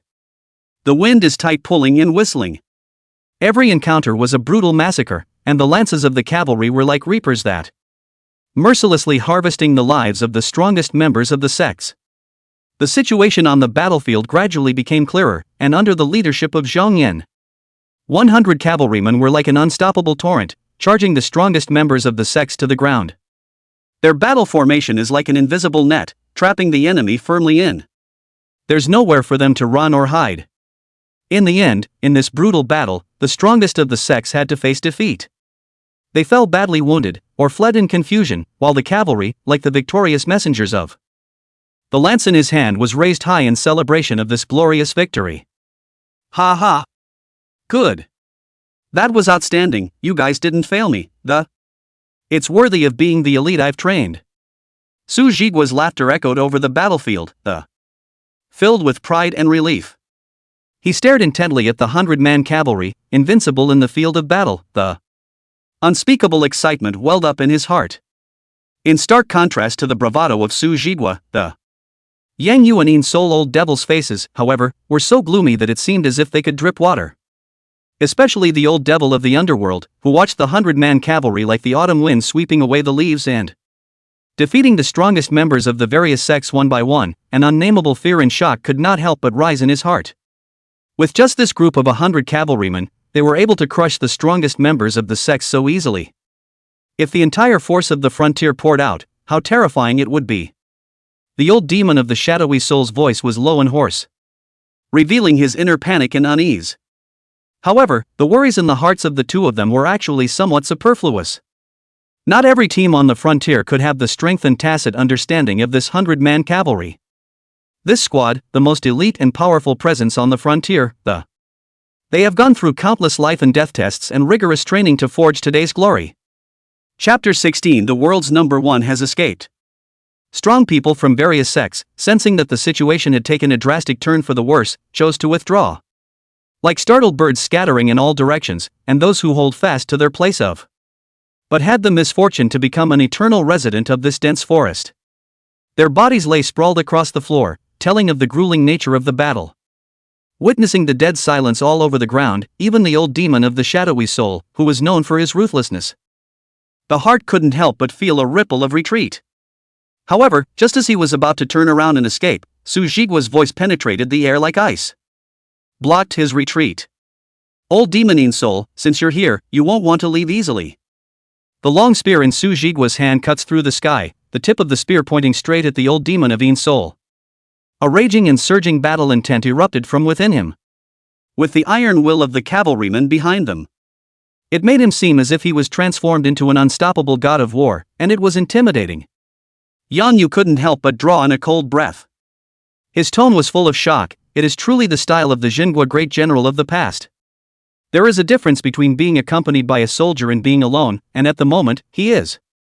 It's already invincible. Then let's cut off his wings first. A flash of viciousness flashed across the eyes of the old demon of the nether soul. The corners of his mouth hooked into a wry smile, and his body stormed up and it lunged straight at the cavalry group where Zhong Yan and the others were. This 100-man cavalry, although it is enough to deter ordinary clan experts. However, in front of a transcendent being such as the In Soul Old Devil, it was weak and fragile, like a candle in the wind. Would Su Jigua not sit idly by and watch the old demon of In Soul mutilate his own robes and swordsmen? Almost at the same time, his figure flickered like a ghost following the old demon of the shadowy soul. At the same time, Yang Yu's heart had already made up his mind. He flashed his body and quickly retreated. With one hand, he grabbed Sitomu and was about to escape. However, Gu Changping had somehow blocked his retreat. The great general has ordered to take down the great king's chancellor Sitomu, and to kill anyone who violates the order. Gu Changping's voice was forceful, his words like gold, his long sword clenched in his hand, his gaze like a torch, looking straight at Yang Yu. The eyes revealed an incomparable firmness and determination. Yang Yu's brows were locked and his face was as gloomy as water as he droned lowly, "If you don't let go, it's just asking for death." Gu Changping's face didn't change, the corner of his mouth hooked into a cold smile. "Humph. Even in death, I'll hold this road as well, and I'll never let you and the others leave." Before the words left his mouth, he swayed as if he were a tiger descending a mountain and, taking the lead, he launched a blistering attack on Yang Yu. Seeing this, the corner of Yang Yu's mouth hooked into a disdainful smile. "Mayfly of the district. How dare you try to shake the big tree? You're out of your depth." After the words, he lightly swung out a sword. The sword light was like a dragon, instantly cutting through the air. With a piercing whistling sound, it struck Gu Changping's chest heavily. Gu Changping only felt a sharp pain coming, and his whole body flew out backwards like a kite with broken strings. He fell heavily to the ground, spitting blood from his mouth, and his face instantly turned pale. "With this much skill, how dare you come to stop me?" Yang Yu sneered, as if talking about an unworthy ant. Just as Yang Yu was about to take advantage of the opportunity to take away Sitomu, a shocking scene occurred. Gu Changping surprisingly struggled to his feet, his body shaky and it was as if he would fall at any moment, but his eyes were unusually firm and the long knife in his hand remained tightly gripped. Trembling, he pointed at Yang Yu. "Don't even think about leaving." Gu Changping's voice was weak, but every word was full of power and it was as if it took all his strength. Yang Yu was slightly stunned. He didn't expect that the other party would still be so tenacious after being hit by his sword. He was silent for a moment, then he swung his sword out once more, his sword light like electricity. It went straight to Gu Changping's vitals. Gu Changping fought to resist, but there was no way he could help the disparity in strength, as well as his injuries. The movements had become sluggish and clumsy. Yang Yu's sword cut through like lightning. It instantly left another bone-deep sword wound on his upper body. Blood stained his shirt and dripped to the ground with a crisp sound. However, even so, Gu Changping still did not give up. He clenched his teeth and, gripping his long sword with both hands, he staggered to his feet once more. There was no blood left in his face, and only those eyes still shone with determination.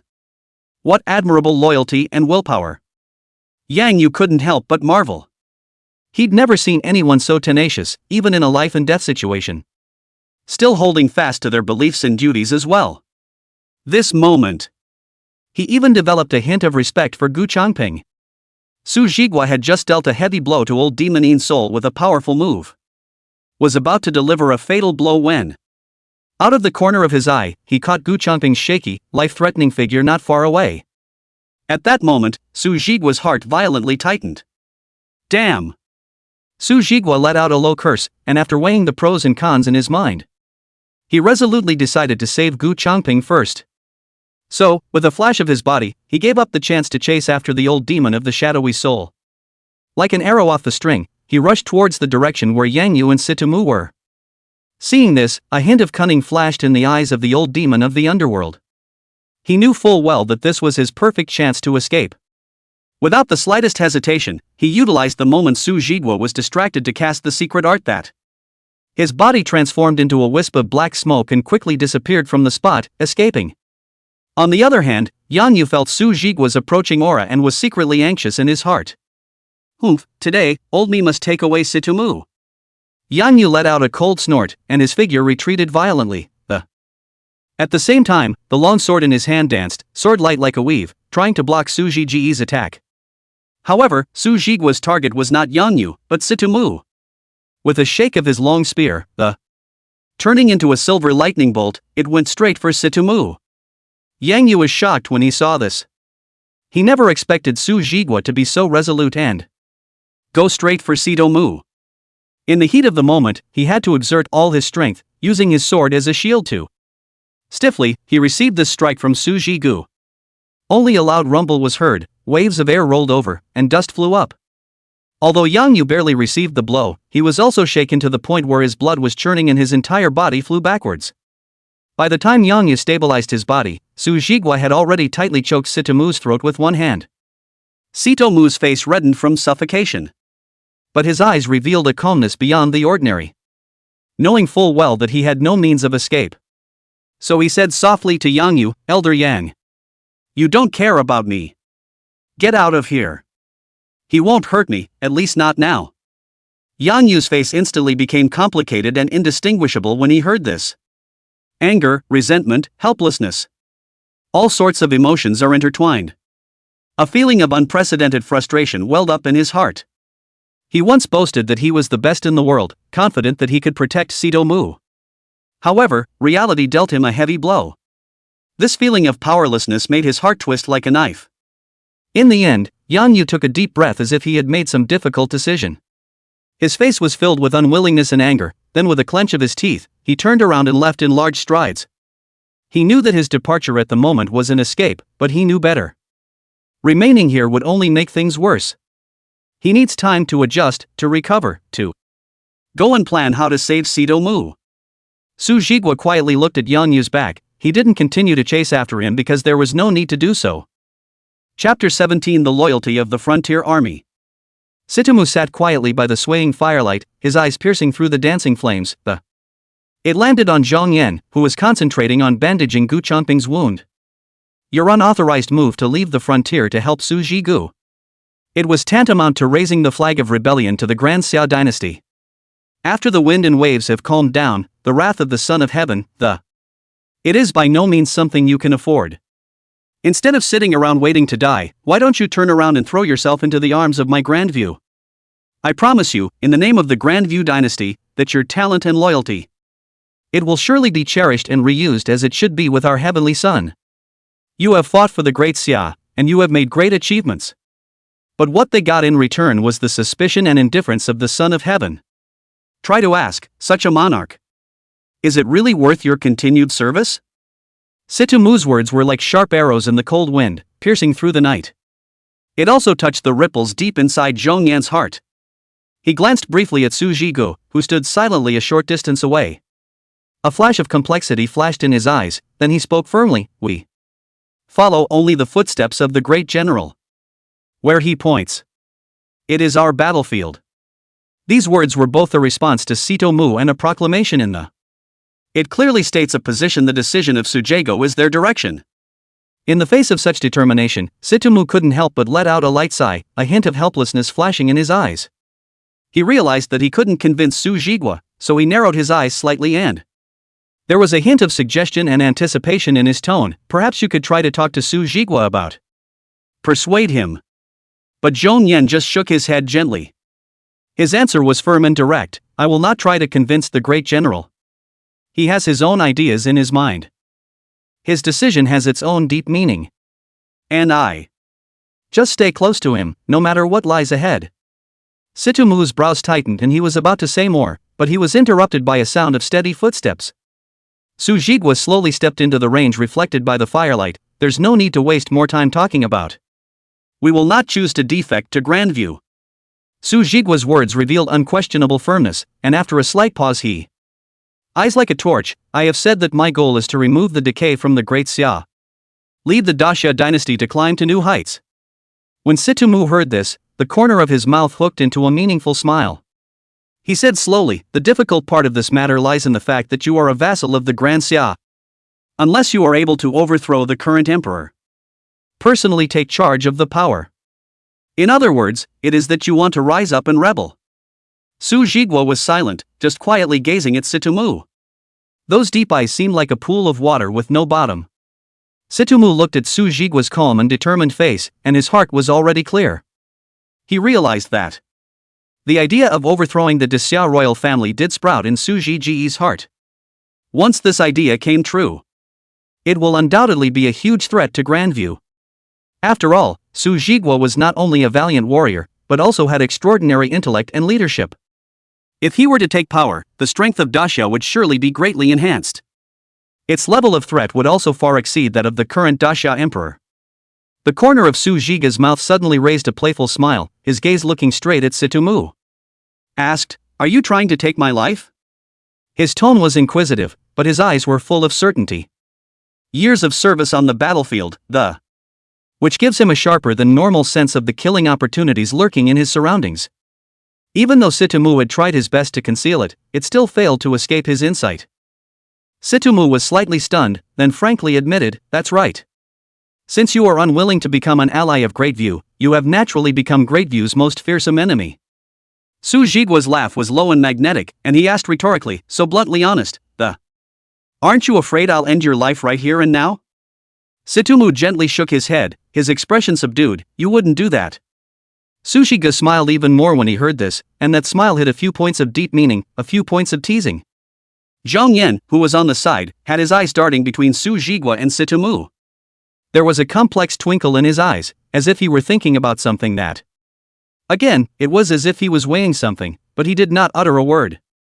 Early the next morning, Wu Kuei stepped before the 100,000-strong army. Gazing at Zhang Yan and the 100-man squad under his command with a grave expression, it was as if they were going to burn their figures into the bottom of their eyes. When did I ever give an order for you to evacuate the frontier? Wu Kuei's voice carried an unquestionable majesty, and every word was like a heavy hammer that. It struck at the heart of everyone present. Zhang Yan faced Wu Kuei's questioning, the corner of his mouth hooked up with an unruly smile. Easily replying, there is no need for your orders, we have come on this trip specifically to catch up with the great general. Wu Kuei's tone grew lower and stronger. You know very well that your actions have seriously violated military discipline and should be severely punished by military law. Zhang Yan's shoulders gently shrugged, his face full of concern. Whatever, military justice or not. Whatsoever, we don't care. Wu Kuei took a deep breath, as if trying to calm the waves within him, as he spoke once more, then. Are you done with your old friendships? Is it time to return to the frontier and do your duty? Zhang Yan's smile carried a few hints of provocation. When the dust settles on the great general's matter, we will return to the frontier without your words. Wu Kuei's eyes were instantly as cold as ice. In that case, then don't blame me, Wu Kuei, for not speaking of former love. When Zhang Yan heard this, the corner of his mouth hooked up into a cold smile, his tone filled with mockery. He. Speaking of love and justice? Coming from your Wu Kuei's mouth, it's quite unbelievable. With those words, Zhang Yan turned violently and faced the 100 loyal cavalrymen behind him. There was a determined gleam in his eyes. He shouted, tell him what true love is. As if driven by an invisible force, the cavalrymen spoke with one voice and. The voice shook the heavens. We will always follow the great general, whether on the mountain of swords or in the sea of fire. All to the death. A playful smile surfaced on Zhang Yan's face as he slowly turned to Wu Kuei. As if to say, this is our answer. Wu Kuei's eyes narrowed into a line, locking onto Zhang Yan tightly. Every word seemed to be squeezed out from between his teeth. I said I'd give the great general 3 days' time. In the meantime, I will not act rashly. But after 3 days, if I have not seen you return to the border, just don't blame me for being merciless. Zhang Yan let out a disdainful sneer. Then resolutely leading the cavalry under his command he turned and stepped into the woods. The back looked both determined and lonely. When they returned, Su Ji's face wore a gentle smile as he greeted them and. Softly, he asked, how was the trip? Did the conversation with Wu Kuei go well? Zhang Yan gently shook his head, his expression unable to hide his disappointment and anger. It didn't go well. The situation was even worse than expected. That boy Wu Kuei, now he's even become like this. Not only did he betray you, he has no regard for the friendship of the past. He doesn't even think about who promoted him. And I don't remember how many times I've been in a life and death situation. You were the one who saved him from danger. Su Jigua sniffed, just a light smile, tone reveals a transcendent open-mindedness, hee. Everything in the world has its own will, and so do the hearts of men, which are elusive. It's just a matter of time. Chapter 18, The Borderland Comes, The Emperor's Wrath. Just as Su Jigua was immersed in his feelings for Wu Kuei, a sharp, determined footstep broke the silence of the woods. A group of slightly tattered clothing that. But men with a steely gleam in their eyes suddenly poured out of the woodland paths. Their appearance was like an unstoppable torrent that instantly surrounded Su Jigua and the others. Great General Su! Great General Su! A burst of excited and loud cries erupted from the crowd. Every voice was filled with admiration and expectation, as if they were calling out to the heroes of their hearts. Su Jigua looked up in shock. The sight in front of him made him momentarily incredulous. These people. Some shouldered farming implements, others wielded rudimentary weapons, and their faces wore the fatigue of a long journey. But there was an undying light in the eyes that looked up at him, and that's trust and reliance on a hero. At last we meet you, we have come from the frontier to help you. You came from the frontier? Su Jigua's voice trembled slightly and an unspeakable emotion welled up in his heart. Yes, great general. A middle-aged man who seemed to be in the lead, his eyes reddened and voice choked, we learned of what happened to the great general and organized ourselves to from the frontier. We know that the great general has given too much for the tranquility of our borders. Now it's time for us to do something for you. Su Jigua's eyes couldn't help but moisten as well, and he looked around and finding that the crowd included not only young men, but also women, the elderly, and even children, they were in rags, though. But the firmness and determination in his eyes shone brighter than any magnificent armor. Behind, there are many more sons of the frontier coming, some of them on horseback, some on foot. I only hope that I can reach you as soon as possible. The middle-aged man continued, saying that there was a hint of pride in his voice. When Su Jigua heard this, his face full of shock gradually turned into deep relief and emotion. He guarded the frontier for 10 years. Never thought I had left such a deep mark on the land, much less that in his hour of greatest need, these people whom he had sworn to protect will stand up for themselves against all odds. Hold up the fort for him. He took a deep breath and said in a firm, warm voice, thank you for that. My brothers and sisters. With you all here, I, Su Jigua, have no fear. More and more of the people of the frontier flocked to that grove of trees remembered by history, and in just one day the number of people had exceeded 10,000. With their endless admiration and trust in Su Jigua, they converging into a force to be reckoned with. This force not only shook the earth, but also the capital city, the heart of the entire Daxia dynasty. The son of heaven, Liang, the emperor who sits on the dragon chair. Upon learning that the people of the frontier had made such a fuss over a former general, a flash of disbelief first flashed across his face, which was then replaced by anger. He slammed the imperial desk, shaking the ink, paper and inkstone on the desk, jumping up and it was as if even the air trembled for it. Tian Fuli. Liang shouted angrily, with an undeniable majesty in his voice, why didn't you take care of Su Jigua earlier? If you had done it earlier, why would we be in today's situation? Chancellor Tian Fuli hurriedly stepped into the imperial study, the already tightly locked brow is now wrinkled into a pimple.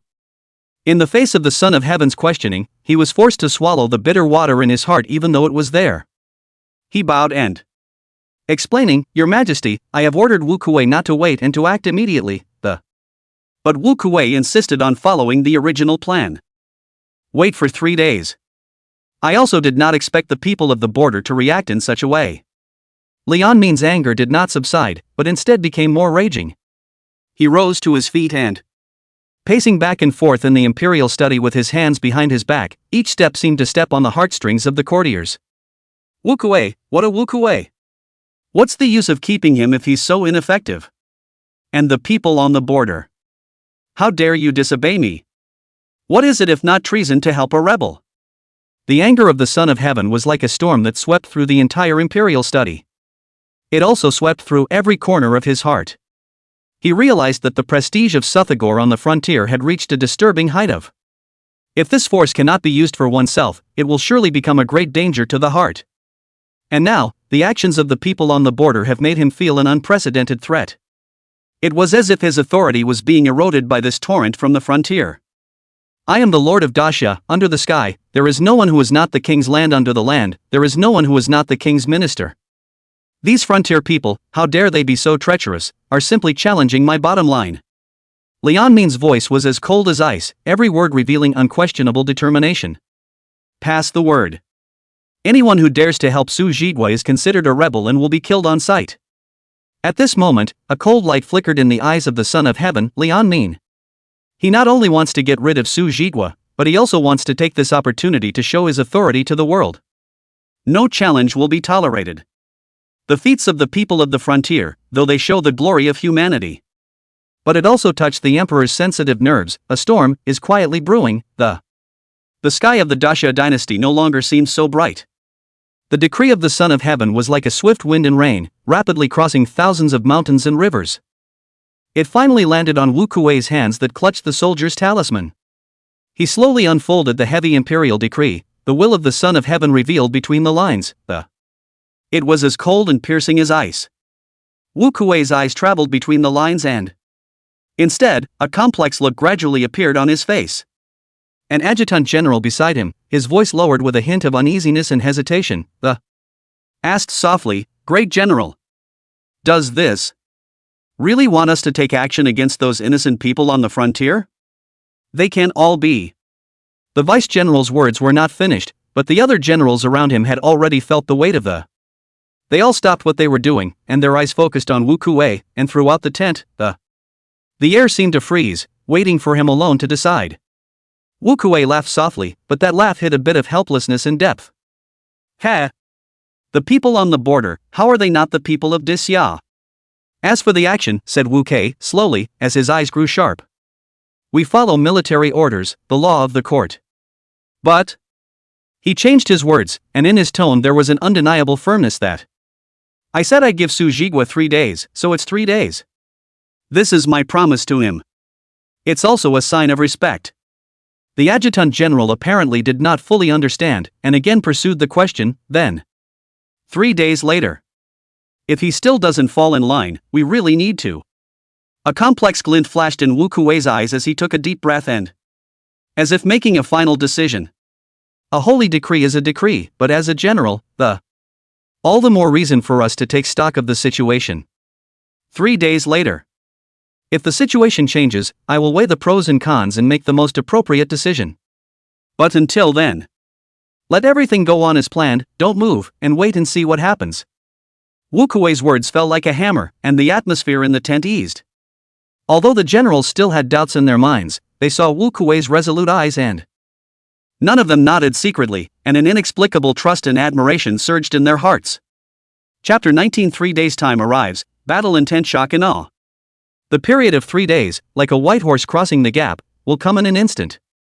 Wu Kuei rode his horse and stood before the 100,000-strong army, his armor gleaming in the sunlight, and his gaze was like a torch, gazing ahead at Su Jigua, who was tightly surrounded by tens of thousands of border people.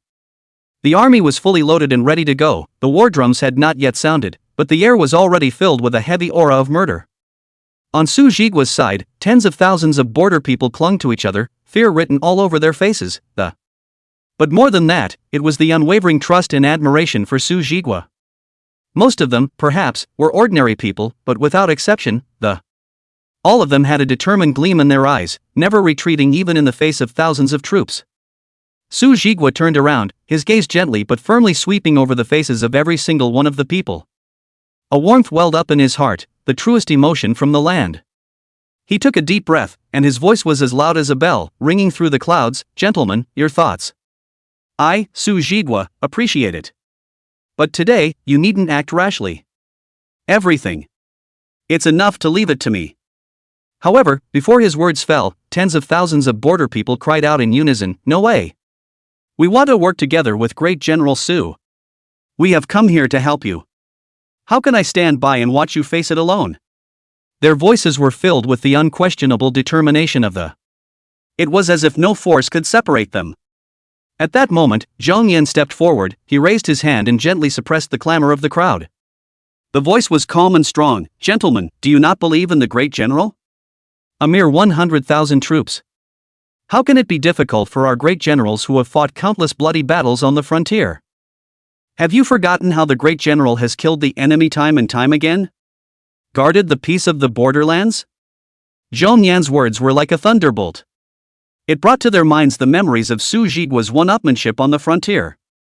Seeing this, the corner of Su Jigua's mouth hooked into a bland and confident smile as he raised the lance in his hand and the tip of the gun pointed straight up to the sky, and his voice was filled with dominance and confidence. "Today, I, Su Jigua, fight not only for your righteous father, Zhen Huaigua, but for the homes and loved ones of each and every one of you. 100,000 men. But in my Su Jige's eyes, it's just a bunch of rabble."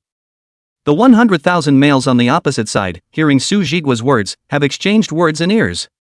With incredulity on their faces, some even snorted out a laugh, thinking that Su Jigua is too arrogant and cocky. How dare you challenge an army of 100,000 with the strength of one man? However, in the midst of all the jeering and questioning, there were quite a few people who secretly muttered in their hearts that recalling Su Jigua's past glorious battles, the fear and awe of the quietly spreading through the heart. Wu Kuei stood before the army, his gaze deep, the corner of his mouth hooked into a complex smile. He was Su Jigua's right-hand man, and together they experienced countless moments of life and death. He had the most intuitive and profound understanding of Su Jigua's strength. In the face of Su Jigua's grandiose words, Wu Kuei did not falter in the slightest. Instead, there was a flash of admiration and nostalgia in his eyes. Worthy of being you, still so domineering.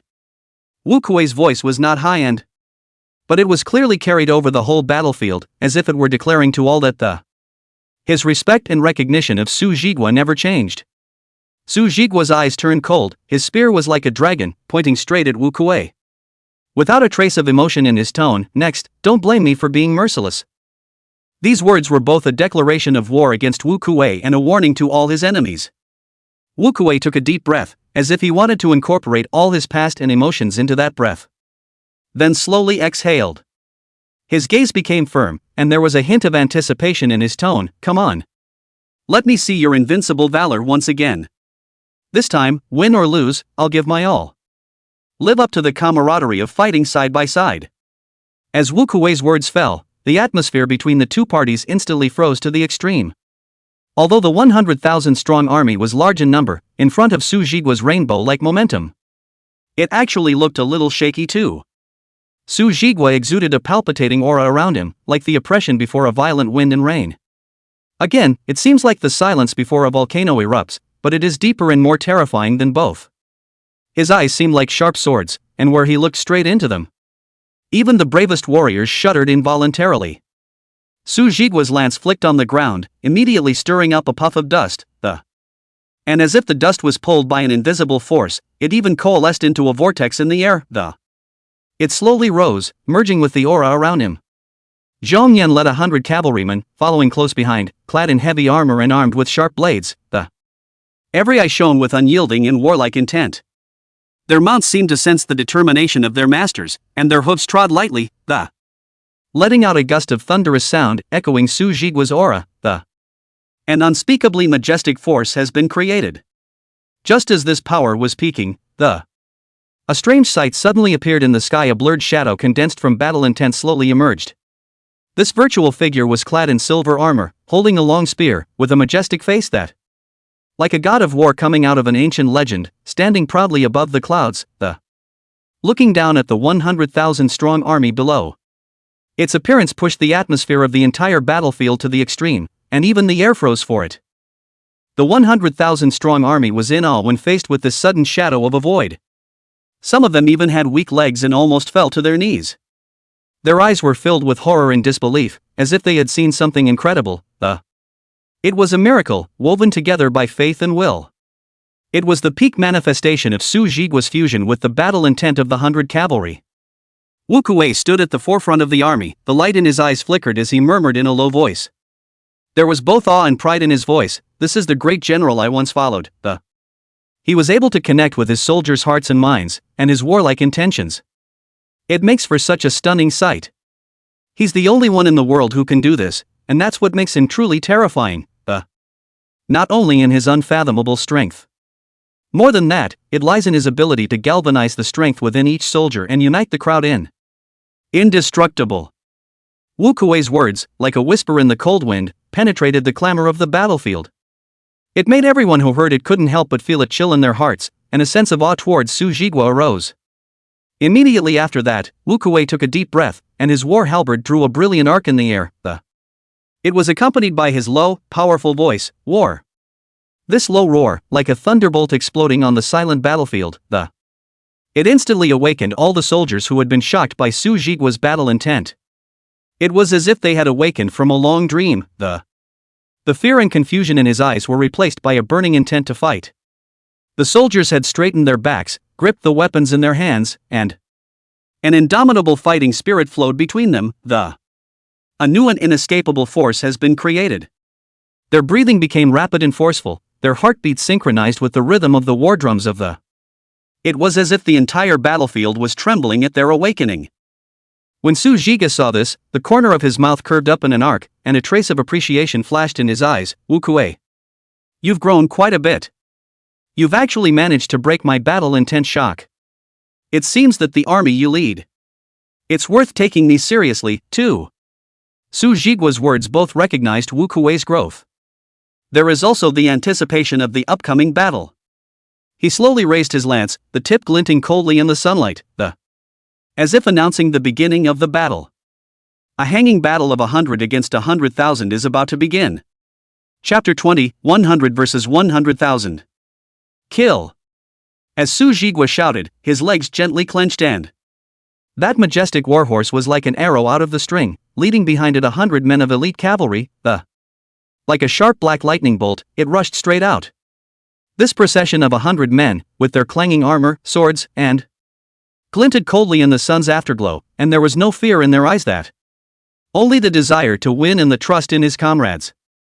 Even when faced with an enemy army of 100,000 that pressed in like a mountain, they did not flinch. In this instant, it seemed as if the only thing left in heaven and earth was the whistling of these 100 cavalrymen and the galloping of the warhorses, Their figures, small as they were, sketched a picture of valor and fearlessness on the vast field of battle, It was a stark and shocking contrast to the vast sea of densely packed enemy troops ahead. It was the ultimate display of strength and courage.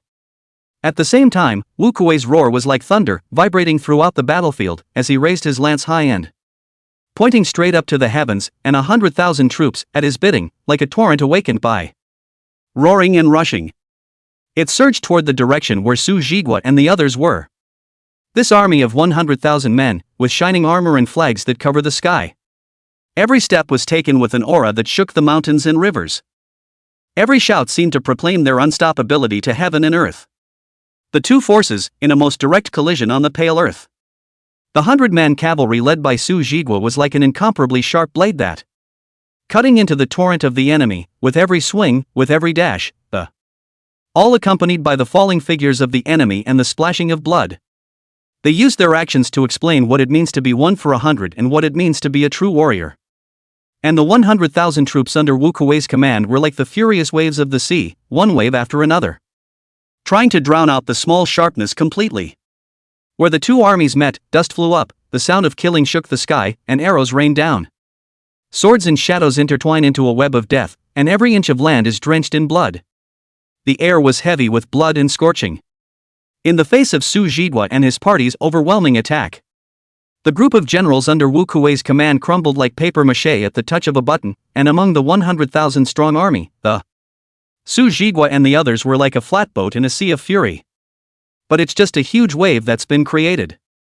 Hard and fast, he tore through the enemy line and opened a blood-colored passageway to victory. Ah! They're horrible. What the hell is going on here? Our soldiers are instantly killed as soon as they get close. They're like hedgehogs with thorns. Is this the frontier army? It's horrible. Retreat! Don't fight hard, quick, archers in formation. With Wu Kuei's sharp order, the surrounding soldiers quickly retreated like a tidal wave, and in the twinkling of an eye, thousands of archers were already in position, their bowstrings were taut, and the aura of 10,000 arrows firing at the same time was palpable. Whoosh arrows rained down, cutting through the sky and pointing straight in the direction of Su Jigua and the others. Su Jigua's eyes glazed over as he drank in a deep voice, formation, defense. With a roar, the cavalrymen moved swiftly, each removing from their horses what looked like ordinary shields, With a gentle press, the surface of the shield wonderfully expanded more than twice as much, like a giant shield standing, covering the entire group in a tightly knit manner. Clang! The dense arrows crashed on top of the huge shield like a raging storm. The sound of metal clashing was unceasing, and every sound shook the hearts of but failed to penetrate the impenetrable barrier. Against the huge shield that weighed as much as a mountain, Su Jigua and his party, although their pace was heavy, but the will to move forward is as hot and unstoppable as fire. With an unbelievable speed, in the intervals when the rain of arrows ceased, they rapidly approaching before the seemingly boundless 100,000-strong army. Seeing this, the archers immediately stopped firing their arrows to prevent accidentally injuring their own people. All eyes were focused on Su Jigua and the others. They're like the eye of the storm on the battlefield, and no matter how much turmoil surrounds them, neither could shake it in the slightest. Collect the shield. At Su Jigua's command, the cavalrymen moved in a neat and orderly fashion. The massive shield instantly folded back to its original size and was placed lightly on the side of the horse. At the same time, they quickly adjusted their formation. Once again a sharper offensive formation was formed, and like the sharp edge of a sword, the prepare for another insertion into the enemy line. Charge! Su Jigwa raised his lance high in his hand, like a flag waving in the wind, leading the warriors behind him, he charged towards the 100,000-strong army. Wu Kuei let out a low and powerful roar, like an ancient ferocious beast that. Without hesitation, he spurred his horse and galloped straight towards Su Jigwa. Ah, just in time. Su Jigwa smiled boldly, clamped his legs together, and rode his warhorse out of the dense formation, straight from Wu Kuei's charge. Boom! With a loud bang. The two weapons violently collided in the air. Su Jigwa's lance intertwined with Wu Kuei's halberd to create a bright spark, and the tremendous impact force generated by the intersection of the weapons raged like a storm, lifting the soldiers around them like autumn winds sweeping away leaves. There was a mess. Wu Kuei only felt a sharp pain in his tiger's mouth, as if he was going to be torn apart by this force. But he caught a glimpse of victory in an instant. He noticed that the warhorse ridden by Su Jigwa, although it was also considered to be of good quality, but compared to the specially bred, infinitely powerful warhorse at his own hip, obviously not in the same league. After this fierce exchange, Wu Kuei keenly caught the signs that Su Jigwa's warhorse was overwhelmed. That horse was at the end of its rope after taking the intense pounding. A hint of cunning flashed in Wu Kuei's eyes, and his war halberd slashed downward, carrying the momentum of a mountain and a sea, straight to Su Jigwa's vitals. Su Jigwa reacted quickly and swept his spear across the room, blocking the fatal blow by a hair's breadth. But the tremendous force backfired, and the warhorse under his crotch was finally overwhelmed, and his four legs went limp. It fell to the ground with a thud. Humph, Wu Kuei, you are still as cunning and deceitful as ever. Su Jigwa glanced at the already fallen warhorse beneath him, the corner of his mouth hooked up in a bitter smile. There was both helplessness and recognition of Wu Kuei's tactics in his tone. Wu Kuei sniffed, but a smug smile appeared on his face. That's all you taught me back in the day. Ha ha. Wu Kuei, could it be that you think that, having lost my warhorse, I am no match for you? Su Jigwa's laughter echoed across the battlefield, carrying a domineering aura of sightlessness. The corner of Wu Kuei's mouth hooked into a meaningful smile. Slowly, he said, I certainly don't think I'd be a match for you, but having lost my warhorse, it will be difficult for you to continue to lead Zhong Yan and the others into battle. And without you, the soul of the formation, the power of the battle formation will be greatly reduced. When these words came out, Su Jigwa's laughter stopped abruptly, his face slightly gloomy amidst the smoke of the battlefield. The other party was right, the reason why the battle formation was so powerful was all because of him. Chapter 21 Sanglong Battalion's shocking debut. Having lost his horse, Sojigo, though still valiant and fearless, leading the remaining cavalry in a charge, but the battle formation was really much less powerful. Without the speed and impact of a warhorse. It was as if they were eagles whose wings had been withdrawn from them, and it was difficult for them to soar freely among the enemy. The enemies came like a tidal wave, wave after wave, endless. Su Jigwa and the others were gradually overwhelmed by this massive force, and their formation began to become loose. What had been a tight fit became fragmented under the enemy's onslaught. The group, which was only 100 strong, quickly became heavily dead and wounded on this brutal battlefield. But there wasn't the slightest flinch in Su Jigwa's eyes. There was only a firmer intent to kill and a desire to win. He stared deathly at Wu Kuei, who was hiding in the rear, and his eyes seemed to be able to penetrate through the heavy smoke of the shoot straight to the heart of the other. But Sujigo had no time for anger, or for sorrow, for such was the way of war, and sacrifices were inevitable, and he had long been used to them. The fighters around us are fighting as hard as they can, too. Their every swing and shout revealed their trust and following of Su Jigwa. But even so, in the face of the enemy's tidal wave of attacks, their power still seems so small. As the battle heated up, the original group of 100 men rapidly dwindled under the relentless crushing of the enemy, now less than half of them. Blood has stained the land red. The air was heavy with grief and resignation. Zhong Yan's eyes were wide open at the moment, anger and determination intertwined on his face. He fought and swung his weapon in his hand, It was as if he wanted to pour out all his hatred on this boundless battlefield. Wu Kuei! You traitor, I'm going to catch you and kill you by 1,000 cuts. Zhong Yan's roar cut through the clamor of the battlefield, his voice carrying endless anger and vows. Seize the traitor and cut him by 1,000 cuts. The cry was like a spark that. It quickly ignited the anger in the hearts of the remaining cavalrymen. Despite the fact that they were all wounded and in rags, none of them showed the slightest bit of fear. Their shouts converged into an unstoppable force that, echoing in every corner of the battlefield, manifesting that even in a desperate situation, the tenacity and courage to never give up. In the face of this deafening cry, Wu Kuei's face did not show the slightest faltering. He stood back quietly, his eyes as calm as water. It was as if all this anger, sacrifice, and tragedy had nothing to do with him. The corners of his mouth even quirked up in an imperceptible smile that. It was a confidence that the situation was under control. Su Jigua turned around violently, his eyes locking onto Zhong Yan as he shouted, "Zhong Yan! You command them, I'll take care of Wu Kuei." With those words, he swung the lance in his hand violently, bringing up a harsh wind. Boom! The shadow of the gun was like a dragon, and wherever it passed, the enemies fell, as mercilessly as the autumn wind sweeping away the leaves. Su Jigua's figure then stormed up, like an arrow off the string. The land under his feet even trembled slightly under his violent stomp. Seeing this, Wu Kuei's eyes flickered slightly and he quickly adjusted his position and riding a warhorse nimbly through the battlefield. He knew Su Jigua's strength, and even more so, he understood that once he was approached by this former Jinghua great general, the consequences will be unimaginable. But is Su Jigua not an easy man? He's like an ancient beast. Ignoring the strife and danger around him, he simply broke into the enemy's lines, and wherever he went, the enemies were all scared and retreated.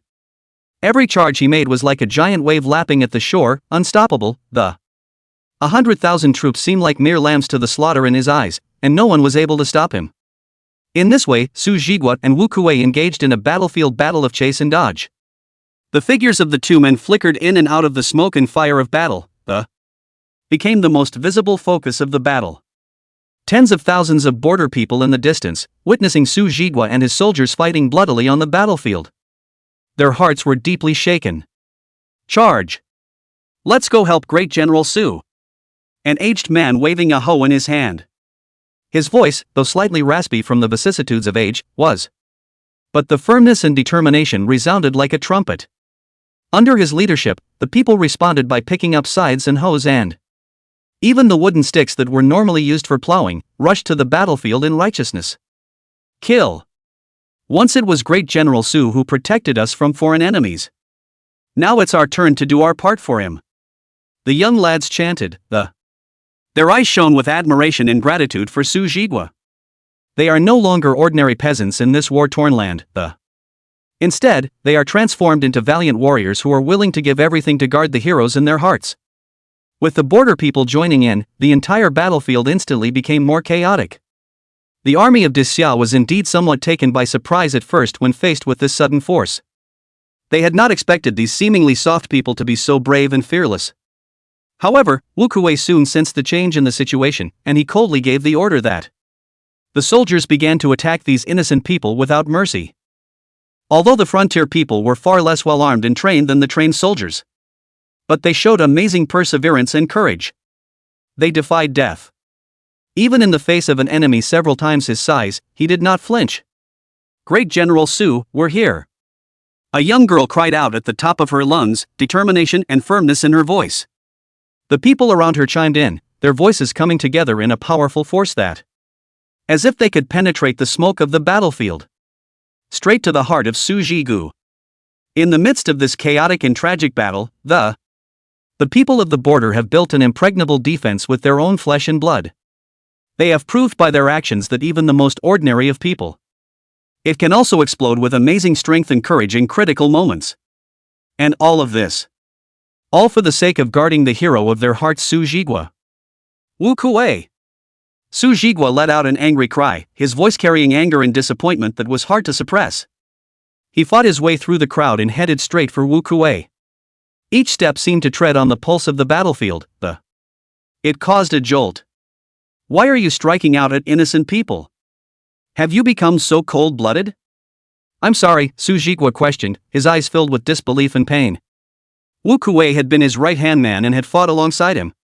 Together we guard this land. However, the Wu Kuei in front of me has become so strange.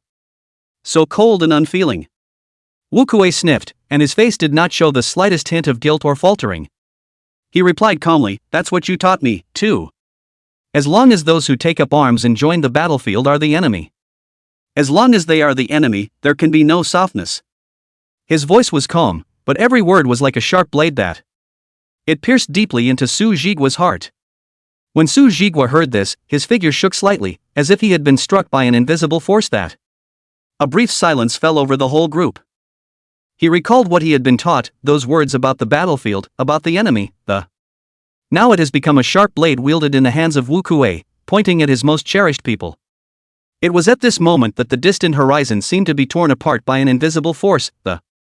The rumbling sound came from far and near, like the galloping of 10,000 horses, or a flash flood, the.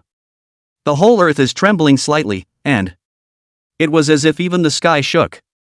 On the battlefield, both the soldiers of Daxia and the people of the frontier.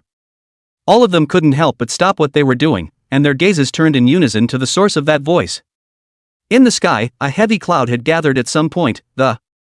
It moved toward this side of the battlefield at an incredible speed, blotting out the otherwise blazing sunlight of the.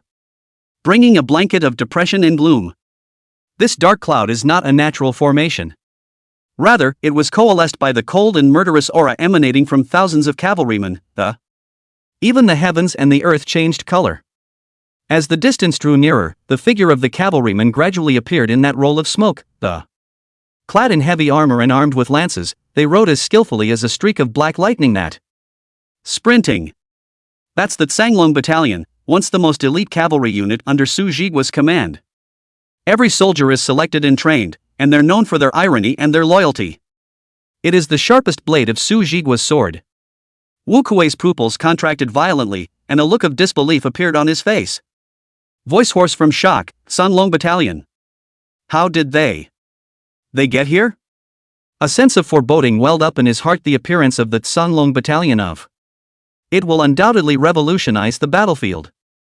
Su Jigua, on the other hand, was grinning, and there was both relief and anticipation in that smile.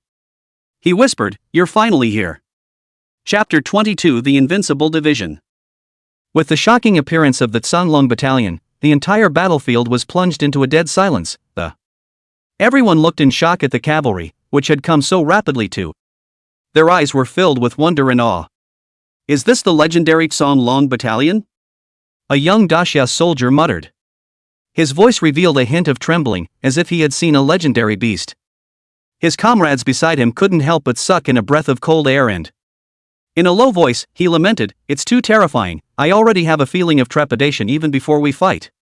Their aura. It can simply overwhelm everything." On the other side, an old man from the frontier looked at the Tsanglong Battalion, complex emotions flickering in his eyes. He muttered, "Wasn't this cavalry disbanded? How could it still appear? Could it be that heaven is trying to help great General Su?" His voice was soft, but filled with awe at the legend of the Cthulhu Battalion. On the battlefield, some of the Daxia's generals also began to talk to each other, and panic and dismay were written all over their faces. "Heavens, it's too terrifying, their appearance has changed even the heavens and earth." A general exclaimed in a low voice, his eyes locked on the Tsanglong Battalion. It was as if they were afraid to miss a single detail. The other frontier people, after witnessing the might of the Tsanglong Battalion, also began to whisper. They are said to be the most powerful force under the command of great General Su. Only 5,000 men, yet they were able to crush dozens of times the enemy. A young citizen said excitedly that. His eyes shone with admiration for Su Jigua and the Tsanglong Battalion. Some of Daxia's soldiers began to look fearful, and their hearts were filled with fear of the coming battle. "Are we going to engage these horrible guys?" a soldier asked, trembling. His voice was filled with despair and helplessness. The arrival of the Tsanglong Battalion undoubtedly brought unprecedented shock and fear to the battlefield. The 5,000 cavalrymen of the Tsanglong Battalion were as majestic as dragons. Their armor shone coldly in the sunlight, and every horse was well trained, and the muscles were tense and ready to explode with amazing power. Knight Wunyan rode on the lead warhorse, his eyes firm and sharp. It was as if he could see into every nuance of the battlefield. His voice, like thunder, resounded through the sky and interwoven with the united shouts of 5,000 horsemen. An unspeakable force of shock was created. "See you, great general." These 5 words are not only a sign of respect and loyalty to Su Jigwa. More so, it was the unwavering belief in the hearts of all the generals of the Tsunlong battalion. Their voices, like rolling torrents, washing away the dust of the battlefield. It shows their indestructible determination. Ha ha. Well well well. Su Jigwa's laughter was as warm and bold as the spring breeze. His eyes gleamed with pride as he looked at the ironclad division before him. His heart was filled with pride and relief. I only saw him waving his big hand, and that movement contained an endless amount of majesty and power. It was as if it could dominate the fate of the battlefield. People, back off quickly. Leave what happens next to the Tsunlong battalion. Su Jigwa's voice, like heavenly music. It filled the hearts of the people on the frontier with a sense of security and hope. They have stepped back and there was both awe of the Tsunlong battalion in his eyes. There was also trust and gratitude for Su Jigwa. The generals of the Tsunlong battalion, like sheathed swords, waited for Su Jigwa's order. Their eyes burned with the fire of battle. It was as if their bodies could be transformed into an endless fighting force at any time. Under the leadership of Su Jigwa, they will be the brightest stars on the battlefield, and with their loyalty and blood. Once again, a glorious chapter belonging to the Cthulhu battalion is being written. The people of the frontier retreated quickly under Su Jigwa's instructions, while the soldiers of Xia, who did not pursue they all stared intently at the 5,000 wolf-like cavalry of the Tsunlong battalion. Seeing this, the corners of Su Jigwa's mouth hooked up into a confident smile as he violently swung the lance in his hand. Leading the remaining frontier cavalry, he killed his way out of the siege and joined up with the 5,000 iron cavalry of the Tsunlong battalion. When Su Jigwa's figure appeared in front of the Tsunlong battalion's formation, as if they had seen their long-lost relatives, the 5,000 warriors were trembling with excitement and tears glistened in his eyes. As the leader, Knight Wunyan, it was even more difficult to suppress his inner excitement. He took a deep breath and, in a slightly choked voice, he said, "Finally, I can once again fight with you, great general, in the battlefield. I thought there's no chance of fighting side by side again yet." Su Jigwa sniffed and grinned, a grin that contained both nostalgia for past battles and there is also the anticipation of the journey ahead. "Opportunities abound," he said grandly, "and there are many hard battles to be fought next. We, the Tsunlong battalion, never shy away from a challenge." At these words, the eyes of the warriors of the Tsunlong battalion lit up. It was as if they were infused with infinite power. They chanted in unison, "Swear to follow the great general to the death." The sound, like a mountainous roar, shook everyone's mind. Suddenly, Knight Wunyan gently put a slender finger into his mouth, followed by He blew hard, and a series of crisp, long whistles cut through the clamor of the battlefield. With the sound of the whistle, some sleeping beast seemed to be awakened in the distance. There came a cry, at once majestic and mysterious, that sounded like a dragon's roar rather than a dragon's. With an ancient and primal power it gave everyone present an inexplicable shock. Su Jigwa's body shook violently, and his face revealed an uncontrollable excitement and joy. The sound of laughter echoed across the battlefield as he shouted, "My dragon horse, it's here too." As his words fell, a divine and incomparable black horse galloped as if from the sky. It was so fast that it was almost impossible for the human eye to catch it. The horse was much taller than an ordinary warhorse, covered in lustrous, glossy black fur. The muscle lines are smooth and full of strength, like a dragon descendant leaping out of an ancient legend. Most strikingly, it has 2 long, thin dragon whiskers growing on either side of its forehead, swaying gently with the wind, and those eyes, deep and full of untamed dominance, as if he could see into the world. Again, it seems to disdain all rules. However, when this dragon horse came to Su Jigwa, it displayed a very different kind of gentleness. It gently rubbed against Su Jigwa's body, lightly sniffing its master's scent with its nose. The gesture was like that of a child reunited after a long absence, full of dependence and joy. Su Jigwa gently stroked the dragon horse's head, his eyes full of favor and appreciation. Then with a show of his figure, as light as a swallow in the mud, he rolled over onto his horse and sitting firmly on the back of the dragon horse. With his spear in hand, Su Jigwa pointed straight at the sky, his voice thick and powerful, resounding through the sky, "Tsunlong battalion, prepare." With Su Jigwa's order, the 5,000 cavalrymen of the Tsunlong battalion instantly entered into battle. They adjusted their formation neatly, and the sounds of horses' hooves and clashing weapons intertwined. A rousing battle cry was formed. The opposite party, Wu Kuei, suddenly revealed a smile of unknown significance. Murmuring in a low voice, he said, "The invincible division has reappeared, and the world is in turmoil again." Chapter 23. Wu Kuei gazed deeply at Su Jigua, and an unknown light flickered in those eyes. He knew very well that, despite the 100,000-strong army, facing those 5,000 Sanglong Battalion cavalrymen under Su Jigua's command, there is no chance of winning either. After a moment of silence, Wu Kuei finally spoke, his voice echoing across the battlefield, "Soldiers, charge!" With Wu Kuei's order, 100,000 troops surged onto the battlefield like a torrent. Shouts and clashes of weapons instantly resounded through the sky. However, Wu Kuei did not join the fight, but turned away. Su Jigua grinned while giving the order, "Kill." As the words fell, the Sanglong Battalion's 5,000 cavalrymen were as unstoppable as a fierce tiger descending a mountain. Seeing this, the archers in the 100,000-strong army hastily adjusted their breathing and, aiming at the charging black torrent, 1,000,000 arrows. The sky was instantly covered with densely packed feathered arrows that, like a dark cloud of death, it attempted to engulf the cavalry of the Sanglong Battalion under an endless rain of arrows. However, the cavalrymen of the Sanglong Battalion showed exceptional bravery and well-trained battle skills. Instead of retreating in the slightest, they pushed forward even more swiftly.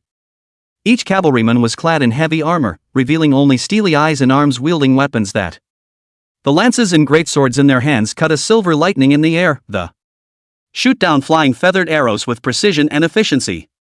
Those arrows that failed to be shot down directly, when they touched the thick armor with which the warhorse was clad, they also bounced off feebly, failing to cause the slightest damage. The warhorses seemed to sense their master's determination, and they hissed and stepped with a firm, undaunted, even in the midst of a shower of arrows. It was as if no attack could stop them from advancing. On the battlefield, this lopsided defense contrasted with the offensive.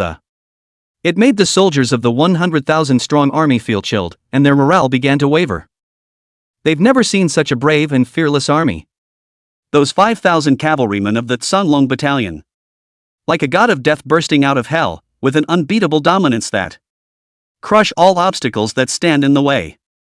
When the cavalry of the Sanglong Battalion broke through the heavy obstacles in an incredible way, when displaying amazing fighting prowess and fearlessness, the frontier people watching the battle from afar were deeply shocked. Is this the Sanglong Battalion? It's horrible. In all my years of living, I've never seen such a valiant army. This Sanglong Battalion. What a man of iron and blood. The Sanglong Battalion, it's really something. 5,000 men against an army of 100,000. It's amazing how invincible it is. I'm going to join the Sanglong Battalion in the future. Become a hero like them. The comments of these frontier people all revealed a deep admiration and shock for the Sanglong Battalion. Soon, Su Jigua led the Sanglong Battalion to kill into the 100,000-strong army. Formation. As Su Jigua shouted, the battle intent of him and the 5,000 cavalrymen of the Sanglong Battalion converged into its Sanglong shadow in the sky. Immediately after that, as if driven by an invisible force, the 5,000 elite horsemen of the Sanglong Battalion, they quickly adjusted their formation too. It transformed into a pale dragon that snaked around the battlefield. This was the Sanglong Battalion's unique Sanglong formation. This formation is both offensive and defensive, with a powerful attack like a dragon emerging from the sea, with impenetrable defense and flexibility. Make it difficult for the enemy to detect their movements. Where the dragon's head goes, it is indestructible.